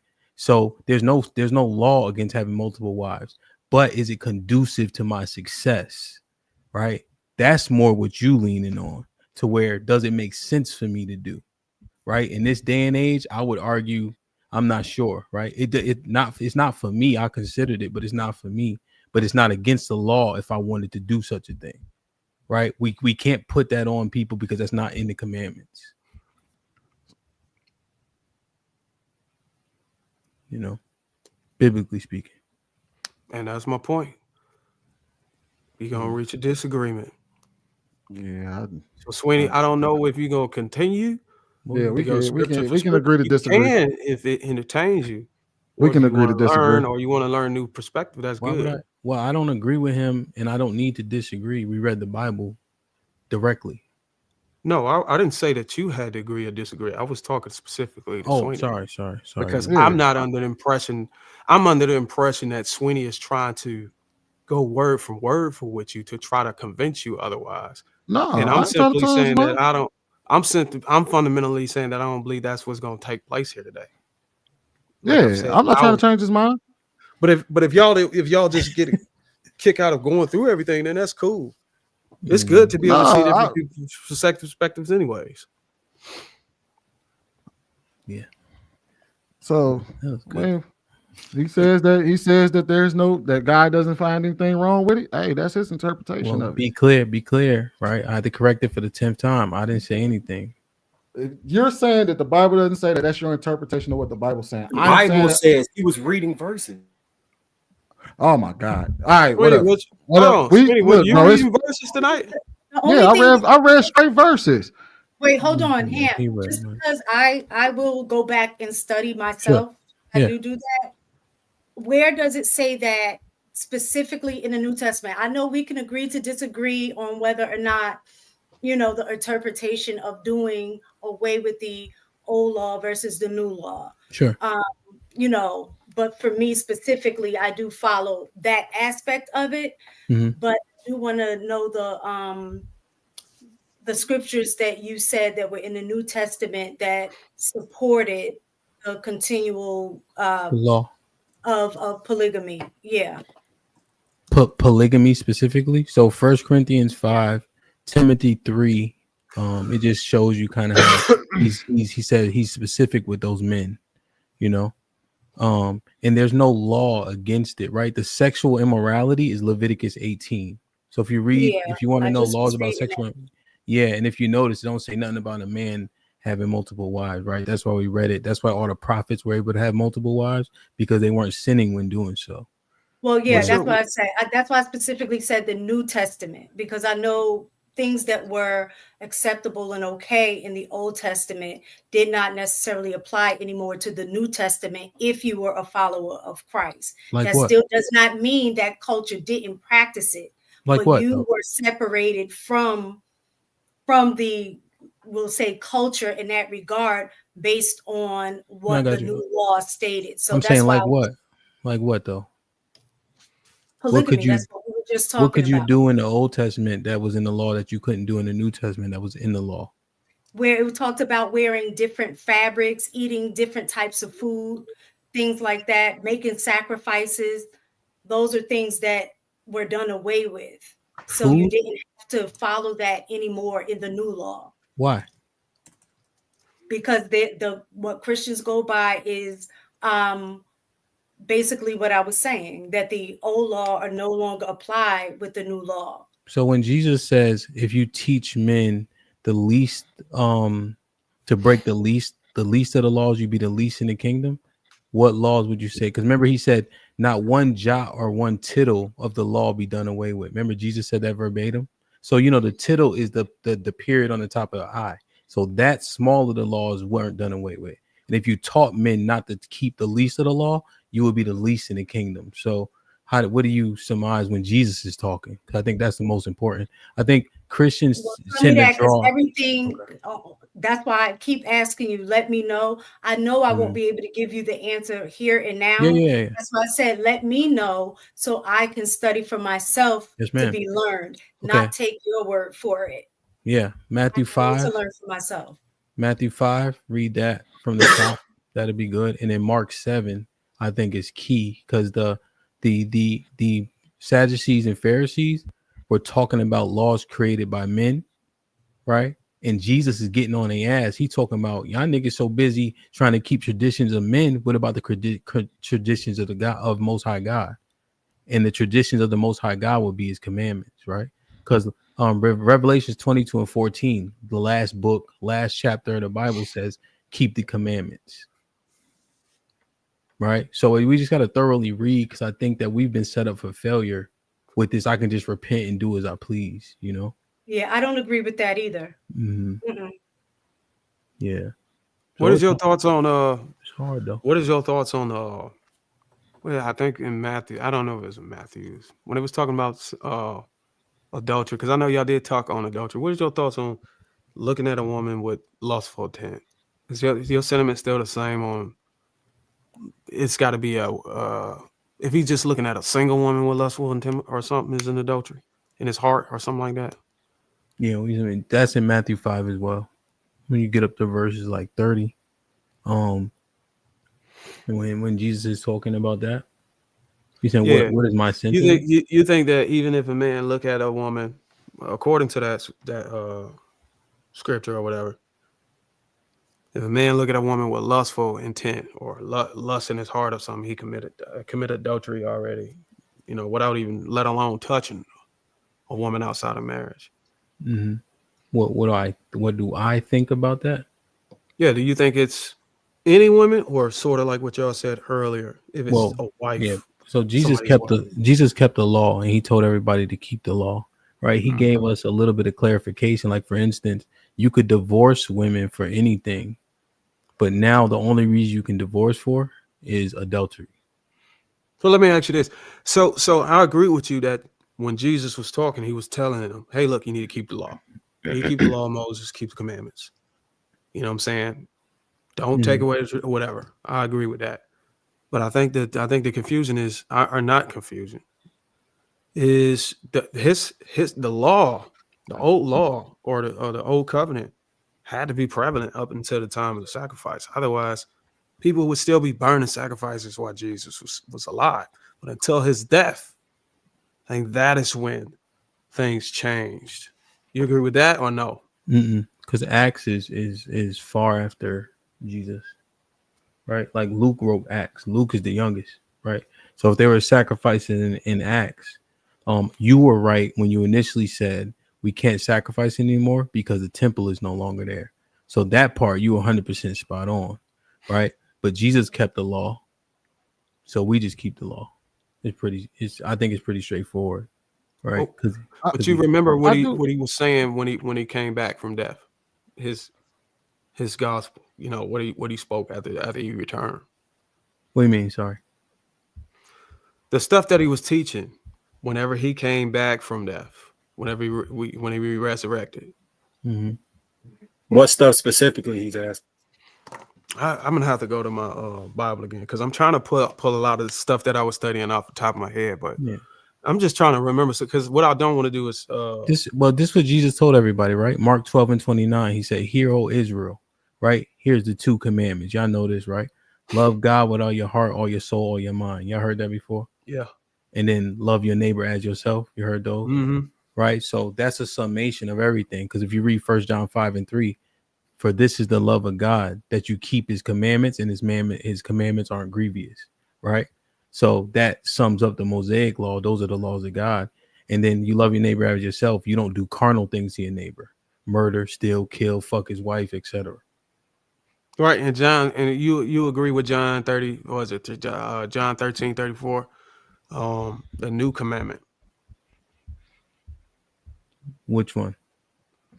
The new commandment I give, the new commandment I give unto you. The 2 that ye was it love one another.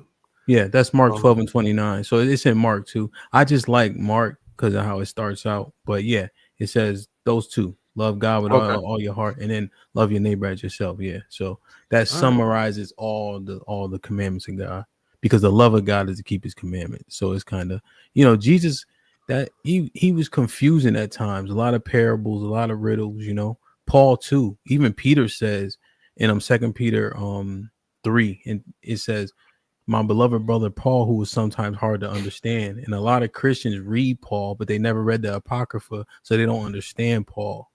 Paul was a learned man. Peter's easier to understand it. He was a fisherman and a hood nigga. He said hood nigga. That Jesus told his disciples, if you don't got no strap, sell your clothes and go get one. Niggas was not playing. He was not playing. No, they was not playing. Because Jesus was he was an ugly nigga too.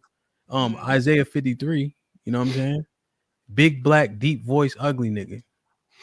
Flipping tables, bring my enemies to me. I'll slay them at my feet. One nigga owed Jesus some bread, but he's like, Jesus, my fault. It took me so long because you an austere man. So he was cold, strict in manner, unforgiving. That's Luke 19:21. They everybody look like us in the Bible, bruises. So what you think? This ain't nothing new under the sun. You know, I hear you, dog. They was getting it popping. You know, what made you come over here? I ain't never. I mean, what? I don't think I've seen you pull up over here before. Me? Oh, you came over here before. Yeah, you've been over. I think this is the first time. I think it's the first time I was here when you pulled up. The first time I was ever on the panel. Requested him just now. I was the moderator. I just requested him. Wait, call reinforcements. Hold on, wait. You know what though? Here's the funny part though. I will say this: even if we accept DJ Hemp teachings today, right, and how he described the Bible, that still does not support what we was prescribing young men to do 3 or 4 cane toss ago when we were talking about going out there and soiling your role. That's not the argument of this. No. Wait. I'm not telling you. I didn't even say you said anything. That still does not prescribe for people to operate and have sex and all of that and get your rocks off to prepare you for marriage after the fact. You're changing the argument. So was your argument that your son should marry the first girl that he had sex with, or did you say he needed to have a lot of sexual experience and then get married at 25? That's my argument specifically. So then what I was saying is that even if we accept what Hemp said, and we accept like wholeheartedly, like, all right, completely different conversations. These two completely different conversations. David Marcus just said that even if that is the case, then we still cannot say that prescribing our sons to go out there and soil their royal oats and sleep with multiple women to be prepared for marriage with one woman is the right prescription. You are changing the conversation to try and get a win because you were thoroughly. Is that not what you said? You just Hemp. All right, hold on, wait, Hemp. Didn't I just say? What's your prescription that you were going to tell your son to sleep with multiple girls to prepare him and then get married at 25? Say the Bible said to do that, Sweeney. This is why I'm not saying that. Let's hear what him say. I just want to hear what he say though. I didn't say that. I said that even if that was the case, the thing that we still prescribe young boys to do would still be wrong. Okay. What you think, Hemp? Yeah, so that is we compartmentalizing, right? Yeah, that's what I'm compartmentalizing that one segment.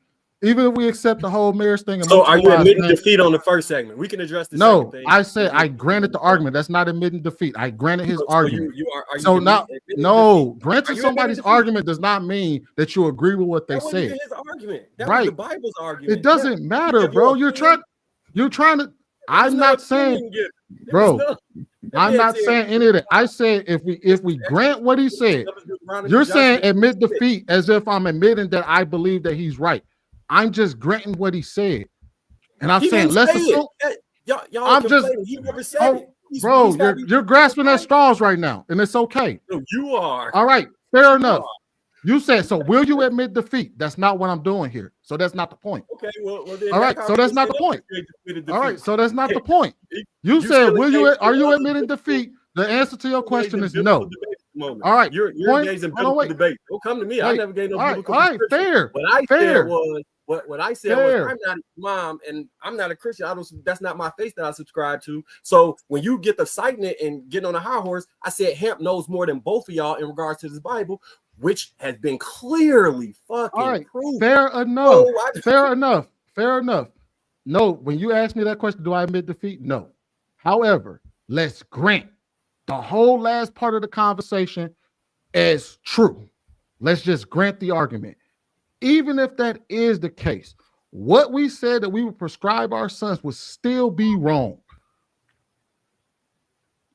What was the prescription? So that the prescription was that they can't control their sons, so they would even to the point where Marcus specifically said that he would tell his sons to go out there and get as much sexual experience as he can before the age of 25, so he can know how to deal with women, and then he'll be prepared to marry at 25. None of the other men disagreed with his position. However, they also said that they understand that their boys are going to participate in it, and that they will be okay with it. They would just tell the boys to protect themselves. Me and Bruiser said, no, we would tell our sons to abstain from sex until marriage. And they said, no, you doing it wrong. They told us that wouldn't be the right way because society would because it wouldn't work for them because of the way that society is today, that these kids gonna do what they want to do. And I said, why not still just teach them to do the right thing first? Teach them that it's wrong to practice sex before marriage. Don't do it. Wait till marriage. And they said, no, you shouldn't do that because it doesn't work.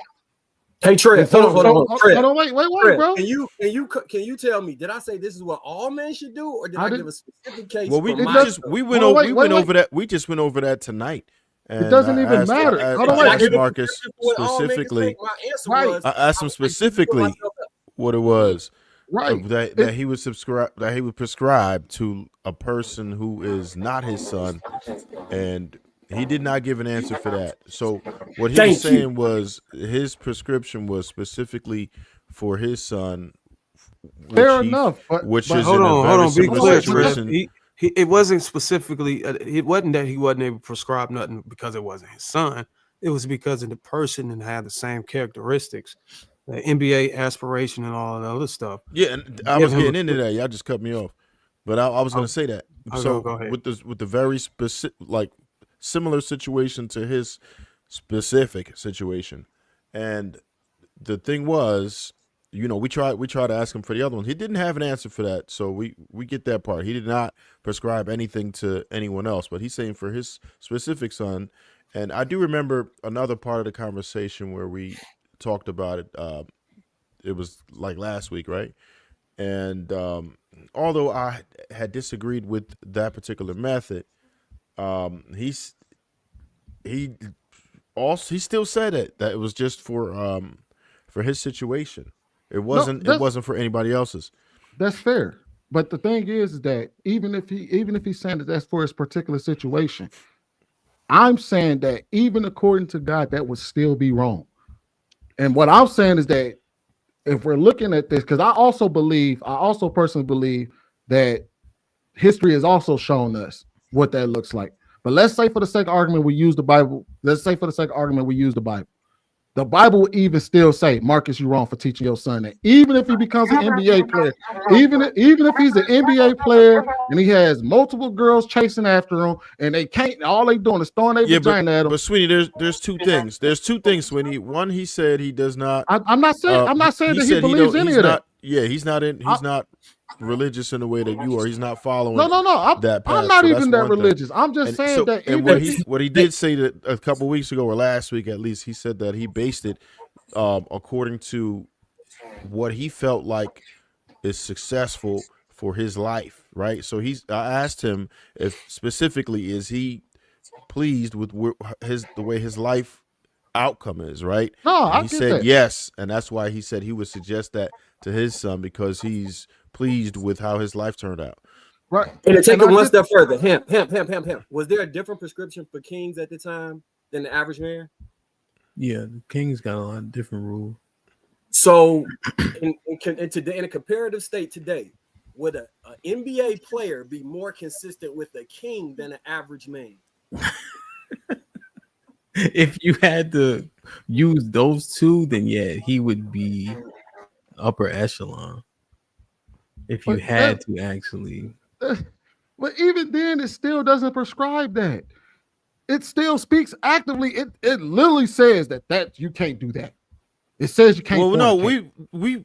So I even don't. so, he just tried to use the hold Yeah, on. it's He just tried definitely to use the wrong Bible as far again as the and Bible's say, concerned. "Oh, right," but he just tried to use the Bible and say, "Hey, even in the Bible, it said that kings can do that. Kings would be able to do this, but even in the Bible, it still says that it's I wrong." don't believe kings were. I don't think NBA players were on the level of kings in the Bible. If you knew what kings had in the Bible, bro, no. Yeah, the Kings did a little Ray John The Rondo. NBA would be the equivalent of maybe a knight, potentially a jester. I guess because the Damn, a jester comparison he made. But I wouldn't even say Elon Musk is. I would say he's close, but not even that. Like, no, somebody can go. No, yeah, kings in the Bible, bro. Come on, man. Yeah, people generally didn't speak against the king either. So yeah, You can say super chats, man.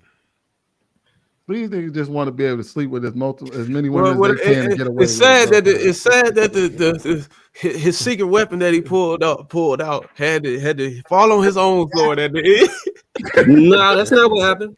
At all. Yeah, it is. You like, yeah, Lord. You trying to pull out the man. The kids could do it. No. Y'all definitely got cooked, and I never brought that Let me up. get to these super chats, y'all. You I can got $8. Say some women don't know the meaning of insecurity. J Rock $2 says the boy is 23 and she's 38. What the F is wrong with y'all? Damn, she 38. Mills 36 $2 says take the kid away from her. You tripping, Sweeney. Beloved Ray 44 $5 says I would argue that these 304s don't lose those children. They only love what they can gain from having those kids. Mills 36 $2 says average poor. Pull-out game was just weak. You can name $2 to get the likes up. I need 150 likes. Let's go. Ali, 1999. Women. Most men aren't good men or leaders. Same women. Those bad leaders should have wrapped up. Women in the 90s, no glove, no love. Women in the 2000s, my body, my choice. But you should have wore a condom, no accountability. Lil Ba. Such great discussions always. Kudos Marcus for being successful and resisted temptation. I love to know if he has any tips on how he did so. That's what I was asking. G7K7, remember 24 months. Salute to Marcus for keeping it 100. AC Soccer 499 says Amber Rose was on Club Shay Shay with Shannon Sharp, and she said women be intentionally trapping men. Did y'all see that clip? Ali said this is why women push for sexual liberation, casual sex, birth control, premarital sex, but want to talk to men about decontrol. Women use birth control to not be controlled by men, just to use birth control to control men. Power Driver $10 says single mothers neighborhoods are the worst neighborhoods in the U.S. This is where Pookies come from. Danielle, hold these women accountable. Big at $10. Trev, I don't drink, but I'm flexing. I'm fixing to start. Good Lord help us. Ali 999 says if you're gonna say most men are bad men, shouldn't women be more responsible? If most of them are good, shouldn't they protect their womb? This is disingenuous. Women have the kids they want. Ali again, 1999. On a balloon show, women with kids tell childless men who want kids they don't want any more kids and want men were reckless too. But this is a woman problem. They don't have kids. They don't want if you want the kid. Ali again, I think say respectfully, men found their wife having sex. This isn't a virgin market anymore. Stop telling your sons and men to do what you didn't do. In order for marriage to work, women have to be chastity and above all, a wife mentality. Ali again, 1999 says, Will is proving our point. Women don't want accountability, responsibility, and permanent commitment, but they want men to be permanently responsible with no authority. This is a woman problem. They married to divorce. Will is right. Ali again, 499 says, Brother, ask her if a woman loses her beauty and gains weight, a man can leave and women support his happiness and best interest, correct? Ali again says women ask men to master manhood and responsibility while they master reason to leave you. Women logic. Bernell Jackson 189 says, so y'all want more government interference. Demir Yeah, to said keep you niggas in line. yes, men alone. And this was DJ $5 says, damn, y'all did Islam a disservice. Read thoroughly. They said that sorrow. Sarah, yeah. Said Sarah 4, salute panel, and JR, you can have multiple wives biblically as well. Ali 499 says women can have 2 to 4 baby daddies, but men can't have 2 to 4 wives. You can't do that either. What is this nigga talking about? Ali 499 says Exodus 21:10, if he take him another wife, her food, her raiment, and her duty merit shall be not diminished. KP says, JR bring up DJ Hamp. KP again says, Sweeney and Bruises, get your notebooks. Lee, Abraham Moses Jacob, who didn't have multiple wives. Come on, Sweeney Hamp, about to put you in the chicken wing. That's 99. 2 Chronicles 11:21. And how you say that word? 2 Chronicles or Rehoboam. Yeah, Rehoboam. Love. Makkah, the daughter of Absalom. Above all wives and his concubines, for he took 18 wives and 70 concubines, and they get 20 and 8 sons and 70 daughters. Is that a verse? Yeah, but again, that's He loved descriptive. one. That's not prescriptive. He loved one more than the other ones. 499, please ask Sweeney and Bruiser why the prophets in the Bible and the Quran have multiple wives. If we wrong, turn the music up. Nobody denied that. We said what was prescriptive and what was descriptive. Describing what was going on is not the same thing as God saying you can do it. Also, let me get this on the record for Ali. He said, "Don't teach nobody what we didn't do." But then you get. So what do you teach him if you don't want to teach him what's right or what do you believe is right, and you can't teach him what you didn't do? What should you teach him? That's my question, Ali. I gander to say you could teach them whatever you want to teach them. The issue comes in when you point the finger at somebody for doing something you clearly did, and then act as if you're above it now, and you'll be extremely disappointed with your son or whoever is doing it when you did the same thing, is what he was saying. Yeah, so like if I got a eluding charge on a motorcycle. It's something I did. I paid for it. If my son go out and do it, yeah, I'm gonna say you was wrong for what you did, and I'm gonna say that I'm above it. I don't do it no more. I don't even ride motorcycle anymore. So with that logic, And I subscribe to that. And that's fair. The problem comes in with what you typically do next. And anybody who is getting a fleeing and eluding charge on a motorcycle is a destruction to the community. They are evil. They're Satan. All the extra stuff y'all add on after is the part that gets you in trouble. Nobody. Why wouldn't somebody be able to say It doesn't that? get me in trouble. I was just reading whatever I studied. So if I said, so for instance, if I committed murder, right, and then I go and say that it's wrong to commit murder, and then I say people who commit murder is a danger to the community and destructive, wouldn't nobody disagree with that? I would. With their logic, if you kill a PDF file, I'll buy you lunch. If you kill somebody that raped your child, I'll buy you lunch. So, and the fact that you had to jump to something as heinous as that, as opposed to the actual argument. No, see, the problem is, no, you said that if you've done something and then you condemn it and then you say that it's absolutely wrong and that it's a danger to society. I just gave you another example. You said that you should. You put the conditions that you can't say that, oh, it's a danger to society. And there are conditions where you can say you're a danger to society, a person that commits murder. Then you try to add further conditions and say, oh, well, I'll give the exception if you killed a PDF. But what if I say if I killed a small child by, you know what I mean, by hitting them with a car? And then I would agree with you. So if I came out and said that you are heinous to society if you go out there and hit people with your car, you are a danger to society and you're wrong, even if I did it, I can still say that. And most people would agree with that.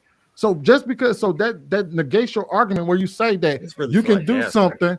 That negates your argument when you say you can do something, decide not to do it, determine that it's wrong, and then say the people who continue to do that are a danger to society, or they're morally corrupt, or they're terrible people. I will be able to say that.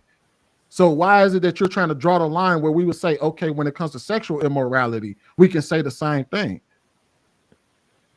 We can make the same. We can say the same thing about sexual immorality.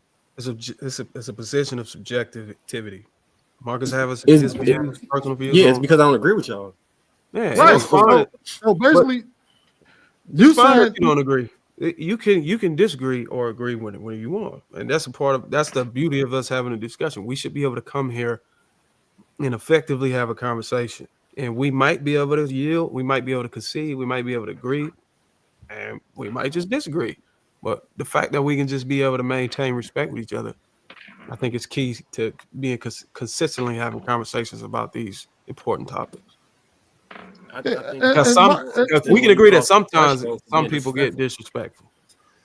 Yeah, that y'all cross the disrespectful threshold. Once you, I have no problem with nobody's opinion. I only care when you cross the disrespectful threshold. That's the only thing I care. You can't say that it's disrespectful for somebody to say something in general, and because you believe in that specific thing, that you're saying that it's disrespectful to you to say that I believe that this particular thought process. He didn't say it was disrespectful when he just said he disagreed. No, that's what he said. We crossed the disrespectful threshold. In the context, hold on, how did we do that? Noted that a whole video was made, and it brought us in there. It didn't make the statement. Like, but he was arguing your position. He was arguing your position. Y'all so wrong. That's not wrong. If you say something and I disagree with it, and I say those, and I believe that this is a danger to society, this type of rhetoric, you can't then try to take it personal and say, well, you're saying that I'm a danger to society. Well, I would say specifically. You put a video up of me. What are you talking about? No, it's not a video of you. It's a video of the panel conversation. And what I'm saying is the doctrine, the promotion of certain behavior is dangerous in it with itself. I'm not calling a specific person out. I'm calling out the teachings. Exactly. So my whole point would have been on the teachings of how you teach your sons and how you teach your daughters. The teaching, like I said a minute, and I haven't said anything that I've said. I think the second King talk that we had, or even any other conversations, a lot of the stuff most of the stuff, or if all the stuff I said would on the same panel, like it's nothing different.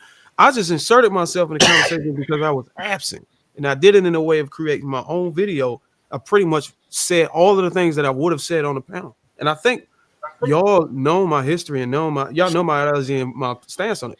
Nothing I said in my own video I wouldn't have said on the King Talk. And I actually regurgitated a lot of that stuff the second time we had a King Talk. Yep. Because I wanted it on the record. This is what that's like. You see, the problem is that you said, oh, you took a video of me. He took a video of what we were talking about, because you weren't the only one that he said anything about. He took a video of us having all the other men who he said something about had the exact same interpretation. That's why we had the blow up on King Talk. So again, that goes back to my original point where I said, just because somebody disagrees and they say your teachings can be a danger to society doesn't mean that you personally are. And you know what? Let's say for the sake of argument, he did say, man, anybody who teaches this type of ideology is a danger to society. If I went out there and talked, if I went out there and said, if I went out there and said, it's okay, I don't want to say that shit, but if I went out there and said, it's okay to I'm trying to think of something that is not TOS. Hold on, Trev. To discipline like somebody else's child at your child's school, something like that. Yeah, if I went out there and said it's okay. No, I got one. If I said it's okay to go out there and punch little kids in the face every time they talk back to you, even if it's not your own child, and you can do that shit indiscriminately, and you came and you did a video based on what I said, you said, hey, that type of shit is a danger to society. Would you disagree? Would you come out and say, hey, bro, what you just said is a danger to society? This is conflating because the initial thing, I still maintain it causes no harm to those people already engaging in that life. Y'all premises that harm is being caused. How do you So get to making an choose argument whether that makes I harm. feel like it causes harm because you I don't care if you choose that. My only thing is once you start with the denegation, the degradation. That's the only issue I ever had with this, bro. You can talk about So whatever you want. you saying that you said that it doesn't cause harm according to you, but what if he believes that it does? And I didn't go off according to you. I went according to research and statistics and my own principles. And I actually premised that in the video before I even made any comment on the videos. I said, look, I want you to know this is important that you know this before I even get into this. A lot of the things that are said, I fundamentally disagree with. And I'm gonna comment against them based on the principles and the statistical research that I've done myself. I need to ask you Not this as a real hit quick. on them. And I actually premised my whole video on that. This the one part that I just want to have an understanding about. Sweeney or Darwin, do you feel like what was done in the video was disparaging or no? I would say. Let me look up disparaging. That's the first time I heard that one. Yeah, let me make sure I get the ducks in a row first. Because So do you think that would hurt? Hold on, wait. Reputation? Expressing the opinion that something is of little worth or derogatory. Right. Someone. Right. No, I don't think that's disparaging. Somewhat. You don't it feel says like something it was or someone. Right. So do you think it was disparaging to any of the individuals who were who the commentary was about in the video? No, it was disparaging to the beliefs or the teachings that they were promoting. Sort of like what Right. DJ Hamp did. Got it. Intellectually, when he spoke about check how this out. we lean on our own understanding, he wasn't speaking to me directly. So do you feel like and correct me if I'm wrong, DJ Hamp, I think he was speaking to anybody that would go and learn and study incorrectly and call that their word or do as I Wilt's statement. Yeah. He wasn't attacking me specifically. He was speaking on what I was teaching. That's why I was able to take it off of me and on what I believe and what I study. Right. Under attack. Because the same brother who could say that to me, if I come to some clarity and actually take his word for it and believe it, he would embrace me as his brother because I've adopted his teachings. So it would in fact confirm that he was not attacking me, he was attacking the teachings. Yeah. All right. So, but here's the problem with that, right?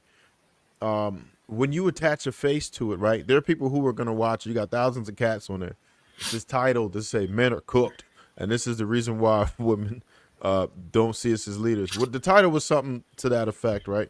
And then you attach a face to it, and now you have a narrative. Whose face did I attach to it?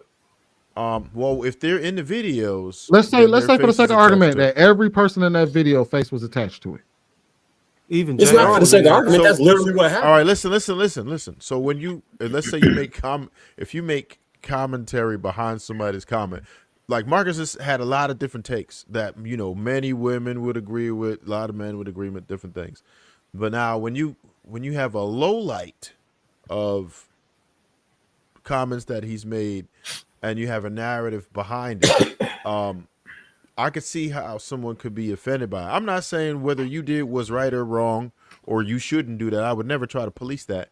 But the only thing I'm trying to get you to understand is that perspective that if you attach someone's face and a narrative towards it and the comments are disparaging, then I would say some people, when they see Marcus, this might be an introduction to Marcus or Law, or whoever was in the video, that's their introduction to him. When they see his face, they associate, oh, this motherfucker with the, like him unfair. right there. That's unfair.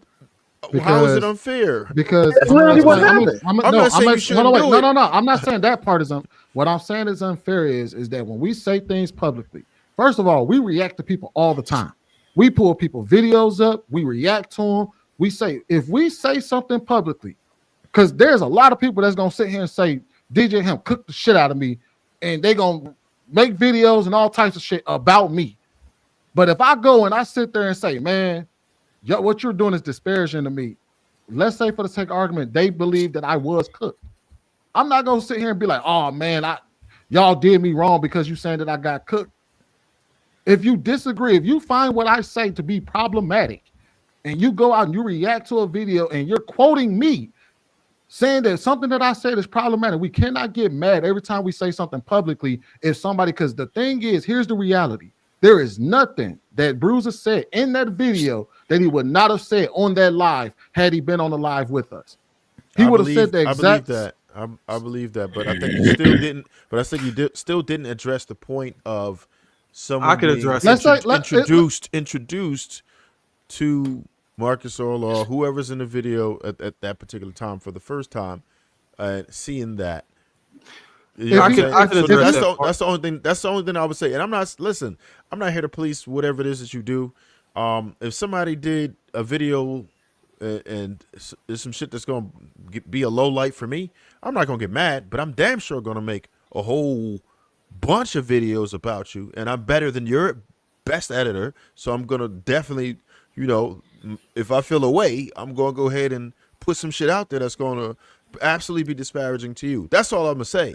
So I'm not saying that that's bad, but you just got to understand what comes with it. Sometimes people will get offended. This is the crux of the issue, right? One, I thought we was cool prior to them doing that shit. Second, you said them, I didn't do anything. You the one sent them the video, and you've been championing it. Oh no, he should be able to do. So if he I start doing videos, but you saying they did something. If I start doing videos on divorced men and how they're the destruction of the community and put your face directly on it, or start doing a video on people who had children out of wedlock and put your face directly on it, and then start talking. Why would I have a problem with that? Be offended? Why would I have a problem with that? If you made a video, if you made a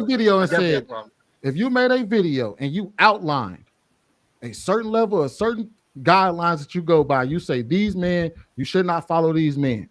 The ones that were divorced before, the ones that had children out of wedlock, or the ones that did this. Who am I to get mad at your principles or your teachings? That's what you believe. Once you add, this is gaslighting to the highest. That's not gaslighting. I'm actually done with this conversation. You're upset with somebody's interpretation, with somebody pointing out something that they believe that you said is wrong, even though you said it publicly. I think you guys asked him like, what was his opinion? I think he was but the equivalent of what y'all already talked about already. I think the only person that really hasn't spoken on it was Trev. Would have probably been the first one, and then DJ Hemp.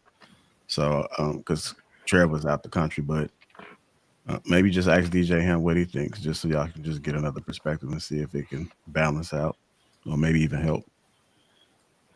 I don't really need no help. Well, not help, but just maybe it can just add to the conversation. Yeah, like on the topic specifically, or I didn't see the video or nothing. I'll give you a rundown. Basically, we was having this pretty much the same shit we was talking about tonight, but the conversation was about premarital sex.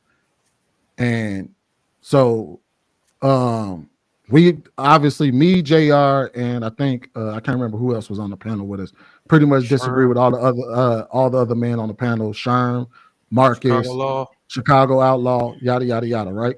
Viz, Kenny. Yeah. Viz, JR, and I think there was another dude up there, Coel. We all pretty much was in agreement on how we think things should go. They were saying something completely different. I said, man, Bruce, I wish you was on last night's show.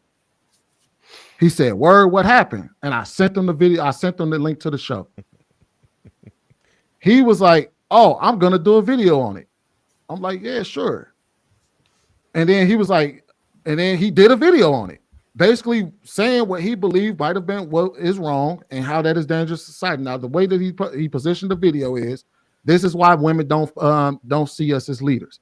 And he outlined a bunch of things that men were saying that he feels like is unbecoming of a leader when you're talking about how women are trying to follow us. For example, how are men going to say that they require, chasts and all of that while out here practicing promiscuity, and how that. Now, Bruce can explain this part of the video. Yeah. I'll let him go from there. It was this. First of all, I had no idea that men were teaching young their kids this. I get it. People are gonna say what you do in your household is what you, But I personally fundamentally believe that what man do in his household affects the next household if we are to interact with each other at some point in history. And I feel like if you're going to call it a community, or you're going to call us one group, Black people, and they not like us, I believe we got to be like us in order to confirm that, or even substantiate that. And the fact that we're not, it was disclosed to me in a way that where it was not. And it kind of made me feel hurt, because I went through a whole entire ideology or time frame of just pushing women down the gutter for their behavior. And it dawned in on me that there was a critical piece that was missing. It was exposed in that King talk. And it made me feel disgusted with myself because of all of the stuff that I was saying to the women, not taking in consideration for the men's part of it. Because if you look at all of my content, I'm actually coming from a position where men are doing everything right for the most part. And it's the woman that is the problem. Then when I heard this, because I did not know men, I did not know fathers, uncles, big brothers, hey man, go and bust them down, do what you do. And then we're going to teach the woman to be Chaz, sow your role, do what you thing, just wrap it up. It disgusted me. I'm going to be honest with you. It made me feel disgusted, not because it was men saying it. It was because I was a part of a group that I confided in that may have had the same standard as me. And it kind of hurt me. It was almost like it broke my heart that I was like, wow, that we really, not King. I could see if it was another panel of dudes that I don't really associate with myself. But the fact that my digital footprint is associated with this type of promotion and teaching, it really fucked my head up, man. And I feel scarred, because had I known that guys had that type of mindset and was willingly promoting it, I would have never been a part of those conversations. And I'm cool with the Thursday show, but it kind of ran me off for the King Talk show. And the only reason why I came to the second time is to prove that anything that I said in the video that I did make, I would come back and I would say it again so people could hear it, so they wouldn't think that I was trying to throw a jab off. I had a conversation with women, and I was like, yo, y'all, did y'all see this King? Like, yeah. So is this the reason why y'all don't think men are? That's why I titled it. This is the reason why women no longer look at men as leaders. And I feel like God holds men to a higher expectation. And that's the reason why I'm holding men to a higher expectation. So I kind of pivot. I didn't fully pivot on my ideology, but I embrace the other side to it, that we may indeed be a part of the problem. We may be And I've been contributing doing to a the lot of problem. research, and it is pointing to the fact that we've been contributing over years and years, contributing to the same issue that we complain about. And that was the whole premise. So just in terms of the concept, I tend to agree, but then the reality is what we have to mind out appropriately, right? So let's say the man abstains. Are the women in mass abstaining? Right? It's rhetorical. The answer would be no, right? We have too many movements to say otherwise. So now you have your son, he's 28, 30. That's when people start getting married. He has no experience. Women frown upon him because of that, right? He didn't do what his friends do. So his morality is intact, but it has no value to anybody else. He's a lame. Women thinks he's a lame, right? So how is his life looking? And then on top of that, he didn't do what his friends did, having sex with all these women, but he's still gonna marry the same type of women.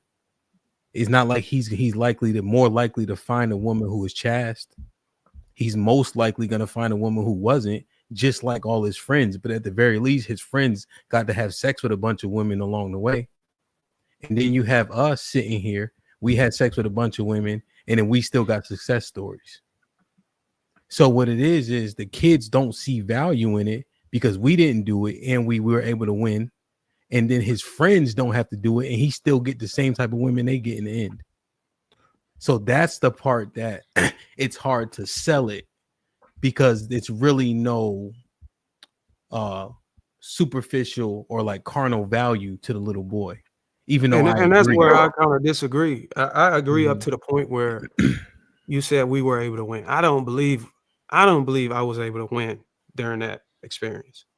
Or even now today, there's still some resentment in me inside on how I went about it. And it's probably gonna live with me until I go to my grave. That's and an I may be just, internal. It's an internal struggle, right? yeah. But essentially, to it's clarify, right? I'm just saying when in terms of like you're able to get married and yada yada yada, right? Because that will be the question that they ask back. You know, like I coach football. They're like, well, coach, you slept with all these women, you still got married. You see what I'm saying? So that it's hard for them to say, well, let me and we not do took the in thing. consideration of that. But the reason why it was hard for me, and I can't speak for anybody else, Mm-hmm. I was trained to be that way. And I can't say that they were trained right or trained wrong. Yeah. Me specifically, when I gave my story, I was taught to do that. My thought you uncles, said big brothers, uncles, earlier in father, the conversation you said they you didn't pushed know me that to this do that. ideology And when I ran into my, go ahead, bro. Yeah, we all heard earlier that. in the conversation you said you didn't know this ideology existed. Now you say you was trained. That's kind of funny. I was That's trained. not what I he didn't, said. I didn't know that men That's were why pushing I and need to seem teaching more their malicious. kids. Oh, it was pushed on us, though, but outside of that thought, him, you've been But on the I panel didn't know the yesterday. King talk that I was associated. That's why I said it was different if it was a different panel. It's because of the panel I was associated with. I didn't think the guys that was in my circle were pushing that. That's where it destroyed pushing me. that I versus thought we what were the except. two different. I thought we were the I was real exception above specific. any other. Real Okay, go specific. ahead, Marcus.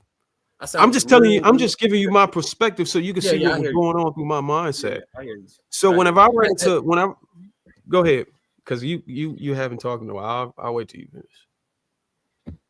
So that's what makes me feel like it was malicious. And again, it's a feeling, but it seemed malicious, and that further proves it. Because you said that you was amazed and you didn't know people had this ideology and thought process. You didn't say you was raised with that. That's kind of strange to me. That's fine. But hold on, let me finish. But him, you was on the panel yesterday. I watched the show. It was a great show with you and Cheeky, right? Can you detail Cheeky, or he ain't on the panel right now, but everybody. Can you detail how that went and what he's saying in regards to that and what the lesson learned he's having? Yeah, so essentially that's who edified me, right? A gentleman who abstained from sex, right? But he's dealing with all the same things and he's getting all the same results that his buddies are getting that didn't abstain.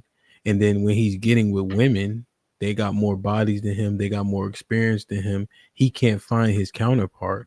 And then he suffered through not essentially enjoying women sexually, and he's still getting the same outcomes as his buddies who did what they wanted to do. So he just don't see the overarching value, and then he's called a lame. He's called a lame on top of it. How old is he? So late 20s. So I would say, okay, if that was the argument that they made that day, maybe I can accept that. The problem is that they said we're going to teach our daughters to be Chaz, and then we're going to teach our sons to rack up bodies. So, and I said that both of them, I'm like, one of those problems inherently creates the other. Because if you, let's say you're absolutely right. If you teaching your daughters and your daughters listen, then if you teach your sons the same thing, they would have Chaz women to marry. Unless we are saying that teaching our daughters to do this ain't gonna work on them either. Then that's the, you see how that circular problem creates its own problem, because then at that point you might as well just say teach your daughters to just protect themselves and be responsible the same way that you teach your sons. The problem Sweeney, was I made this argument a lot, right? As far as how are we telling women to not have bodies and have a low body count, but then you get mad when they don't smash and different things. I've had that. And not even just that, but just we telling the men and the women different things. But here's what people are hoping for. They're hoping that their son is going to be able to smash as many as possible, while simultaneously their daughter's not going to is going to keep her chastity, but everybody else's children are fucked. That's what they're hoping. And that's the problem with that. We're not worried about community. We are just being selfish, that hyper individualism again. And that's what I was trying to say. That's why I was saying that that's why I was saying that it was dangerous, because your one problem is inherently creating the other. You can't tell one group to be Chaz and tell the other one to rack up as many bodies as they can, because it's going to inherently start to create the problem where women are going to rack up bodies too. And that's why I say, how many bodies is too many bodies? 1, 2, 3, 4, 5, 10, 15. And so to Hamp's point, if you teach both of them to do it, and we're assuming that they're going to listen, because if you're going to assume your daughter's going to listen, then you have to also assume your sons can listen too. So if you teach the daughters to be Chaz, and you teach the sons to be chastity and value marriage. It ain't just like, I know we sitting over here having a conversation and saying, "Oh, sex before marriage." Me and Bruce even had the conversation on the phone. I was like, man, we even willing to grant the girl that you have sex with is the one that you decide to marry. Even if y'all do it before marriage, as long as marriage was the end goal and y'all go and y'all do that, okay, fair enough. You still made an honest woman out of her. What we're actually teaching them is that, man, if you go out there and rack up as many bodies as you can, and the daughters, we got to make sure that they chaz, but you're afraid that your son is going to be called a lame because the women are going to be racking up bodies, then it doesn't make sense. Yeah, Teach both of them the same message, because you know right from wrong. You know what's right and you know what's wrong. And I always said this, you tell your sons right from wrong. You tell them the right way to do things. If they go out there and they deviate, all you can do is guide them at that point. But your message should always be, here's what you're supposed to do. Here's how you're supposed to do it. And you gotta, you know what I mean? And you gotta let the chips fall where they fall. But you can't then start creating prescriptions and telling them, hey, here's how to cheat on the test so you don't get caught. I know you're gonna cheat, so here's how you don't get caught. Here's how to do this so that you don't run into all the problems that come with doing wrong. So I'm going to tell you how to navigate being wrong, so that you can get the least amount of consequences with your actions. You don't get caught on camera, so they don't. Yeah, like if you're gonna rob a bank, make sure you go up in there with the gloves on, and you make sure you spray out the camera, and make sure you do this so that when the police come, they don't know it was you. This thing is you ain't gonna listen to me because I didn't listen to my daddy. So here's how I'm going to help you. I understand that part. I understand that part. I listened to my father. These are things that I listened to. But whenever I was told differently, I listened to that and I had a successful life. And I'm not trying to push that on anybody else's upbringing. Maybe their father did tell them to abstain and they deviated. That's their perspective. But the perspective I was coming from, and the people I know and the people I've spoken to, anytime you were taught something, it always dawned on you when it's time to make a decision. Just like the prodigal son story. I'm pretty sure you're familiar with that, DJ Hemp, specifically. I'm just a firm believer. I fundamentally believe that you could teach a child a thing and they will listen. Yes, people saying people are evil, people deviate. But I fundamentally believe the right thing to do is just teaching the right thing. And if they decide to find workarounds or shortcuts, they can go learn that from somebody else that don't have their best interests at heart. But they're not going to learn it from the father. Yeah, I think how we present things, right? Since we YouTubers, so we got our drawers on the outside of our pants, right? We all superheroes up here. It's never us. But when I try to explain to the younger brothers about how being like promiscuous, I guess you would say, right? I don't really see a lot of the benefits long term, right? So it actually makes it for me much more difficult to be monogamous, because now I have this appetite because I sample so many different things. What happens when you try to lock down and shit like that, right? You got a lot more shit you got to fight internally and mentally, right? So, and it didn't help me. I understand women in terms of how to get access to them, but seriously understanding them, I didn't get a lot of value out of just chasing women to have sex with them. You see what I'm saying? It's two totally different ball games. The success from marriage, and even that shit is tough as hell, come from other prescriptions like biblical ones and etc. that keep me grounded in the way to be successful there, So that's how I kind of articulated to them. You know what I mean? And actually what's funny, Hemp, is that I even came from a different perspective, because you're absolutely right. When they come and they ask you, well, you did it one way, you're okay. So why should I do it the other way? I started to look at society and start to point out, like, all right, I know that dad got married to your mom and stuff. Do you know that that by doing this, I have a one-night stand that resulted in a baby that I didn't know for 2 years? And I had issues with this woman for 13 plus years before I was able to win custody of my son. If I would have done things the right way, that wouldn't have been a problem. Yeah. Or I can even go out further and be like, hey, do you not know that? Look at where we're at, 30% marriage rate. But the retort, Sweeney, is it's not the sex, right? It's the outcomes. It was you being irresponsible when having sex, right? That's the retort that you're gonna get. Because when you look at other cultures, they don't have this out of wedlock baby rate and shit like that. Because they white girl. Listen, well, I don't want to bring my racism out, but white girls be nasty as shit.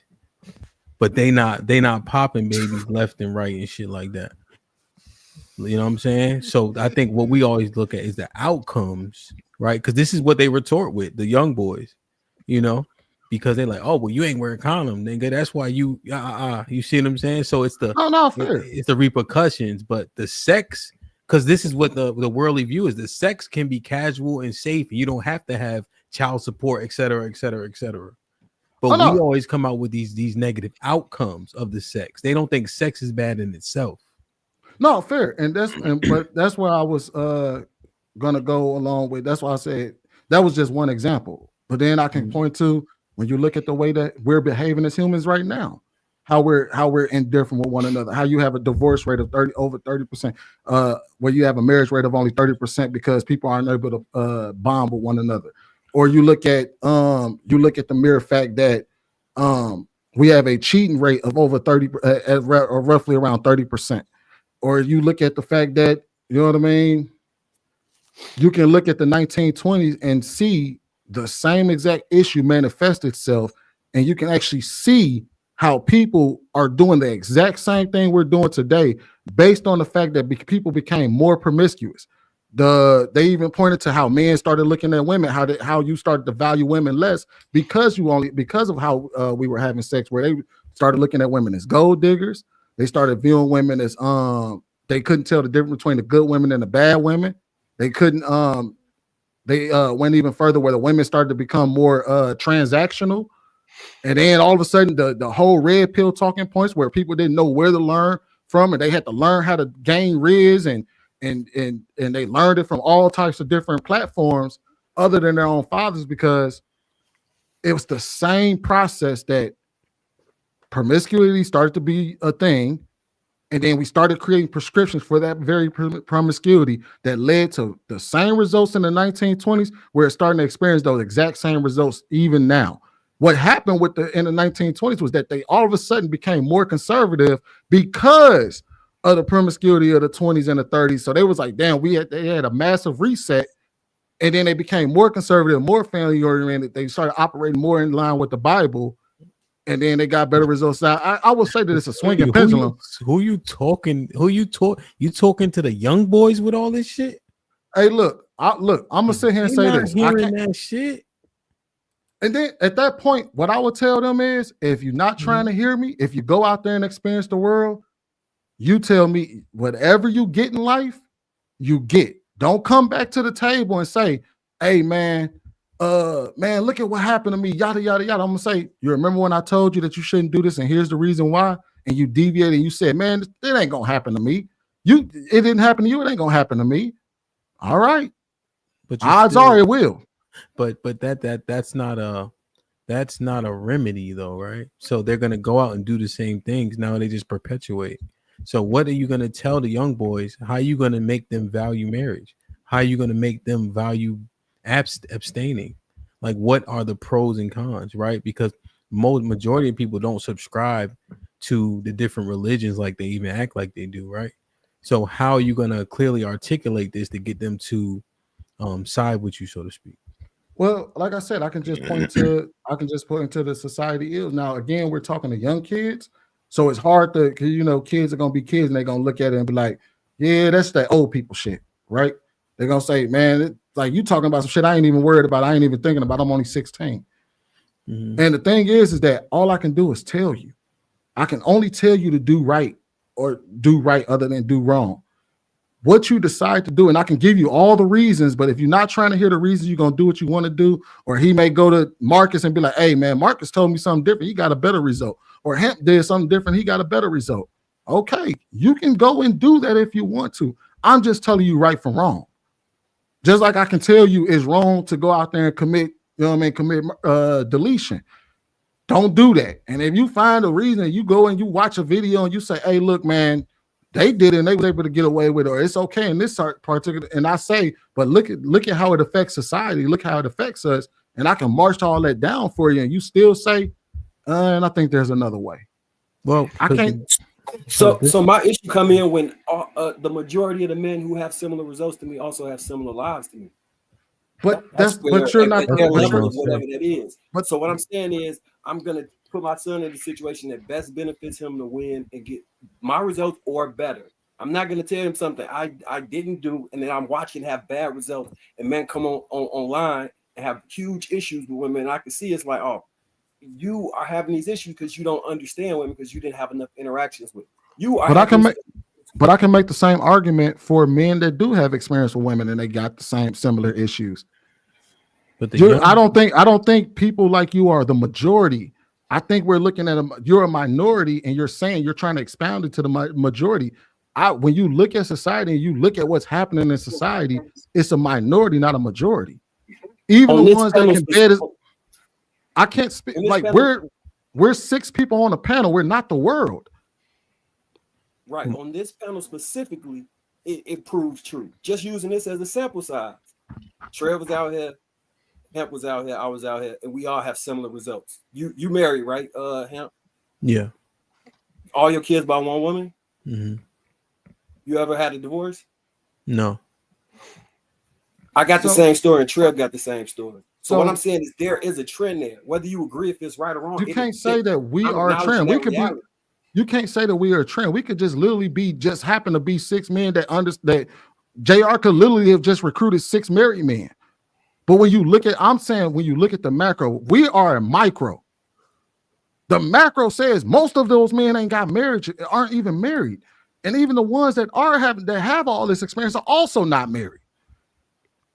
The thing about all this, man, and what I tend to do, I understand this can be a nuance, trying to figure out who to teach, what types, whether based on the height, projection to be successful, NBA, have green, blue eyes, 6 inches of cock, whatever, 9 inches, whatever it is.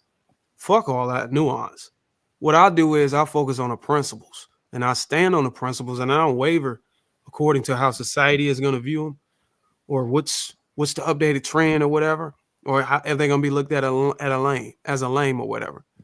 I feel like fundamentally, if I go by my principles and if I teach my sons by the principles that I believe in, they're going to be successful. I'm not going to be here to guide them. And I could care less what society throws at me. The society is a dynamic atmosphere. It changes all the time. You know what I'm saying? And you can't change it. I don't believe you should change your teachers according to societal changes. I think you could. I believe that you can develop some type of principles, sort of like the ones we were speaking from earlier in the show, and that those can transcend across any societal changes or any way it evolves. Yeah. No, go ahead, Jay. No, go ahead. We ain't got to be live having this conversation. Yeah. Hold on, wait, we live? Yeah, we ain't got to be live. Oh shit, there's gonna be some dope ass clips here. Hey, I appreciate you for coming up, DJ Hemp. Oh yeah, no doubt. Appreciate everybody on the panel. Catch us next time. We out.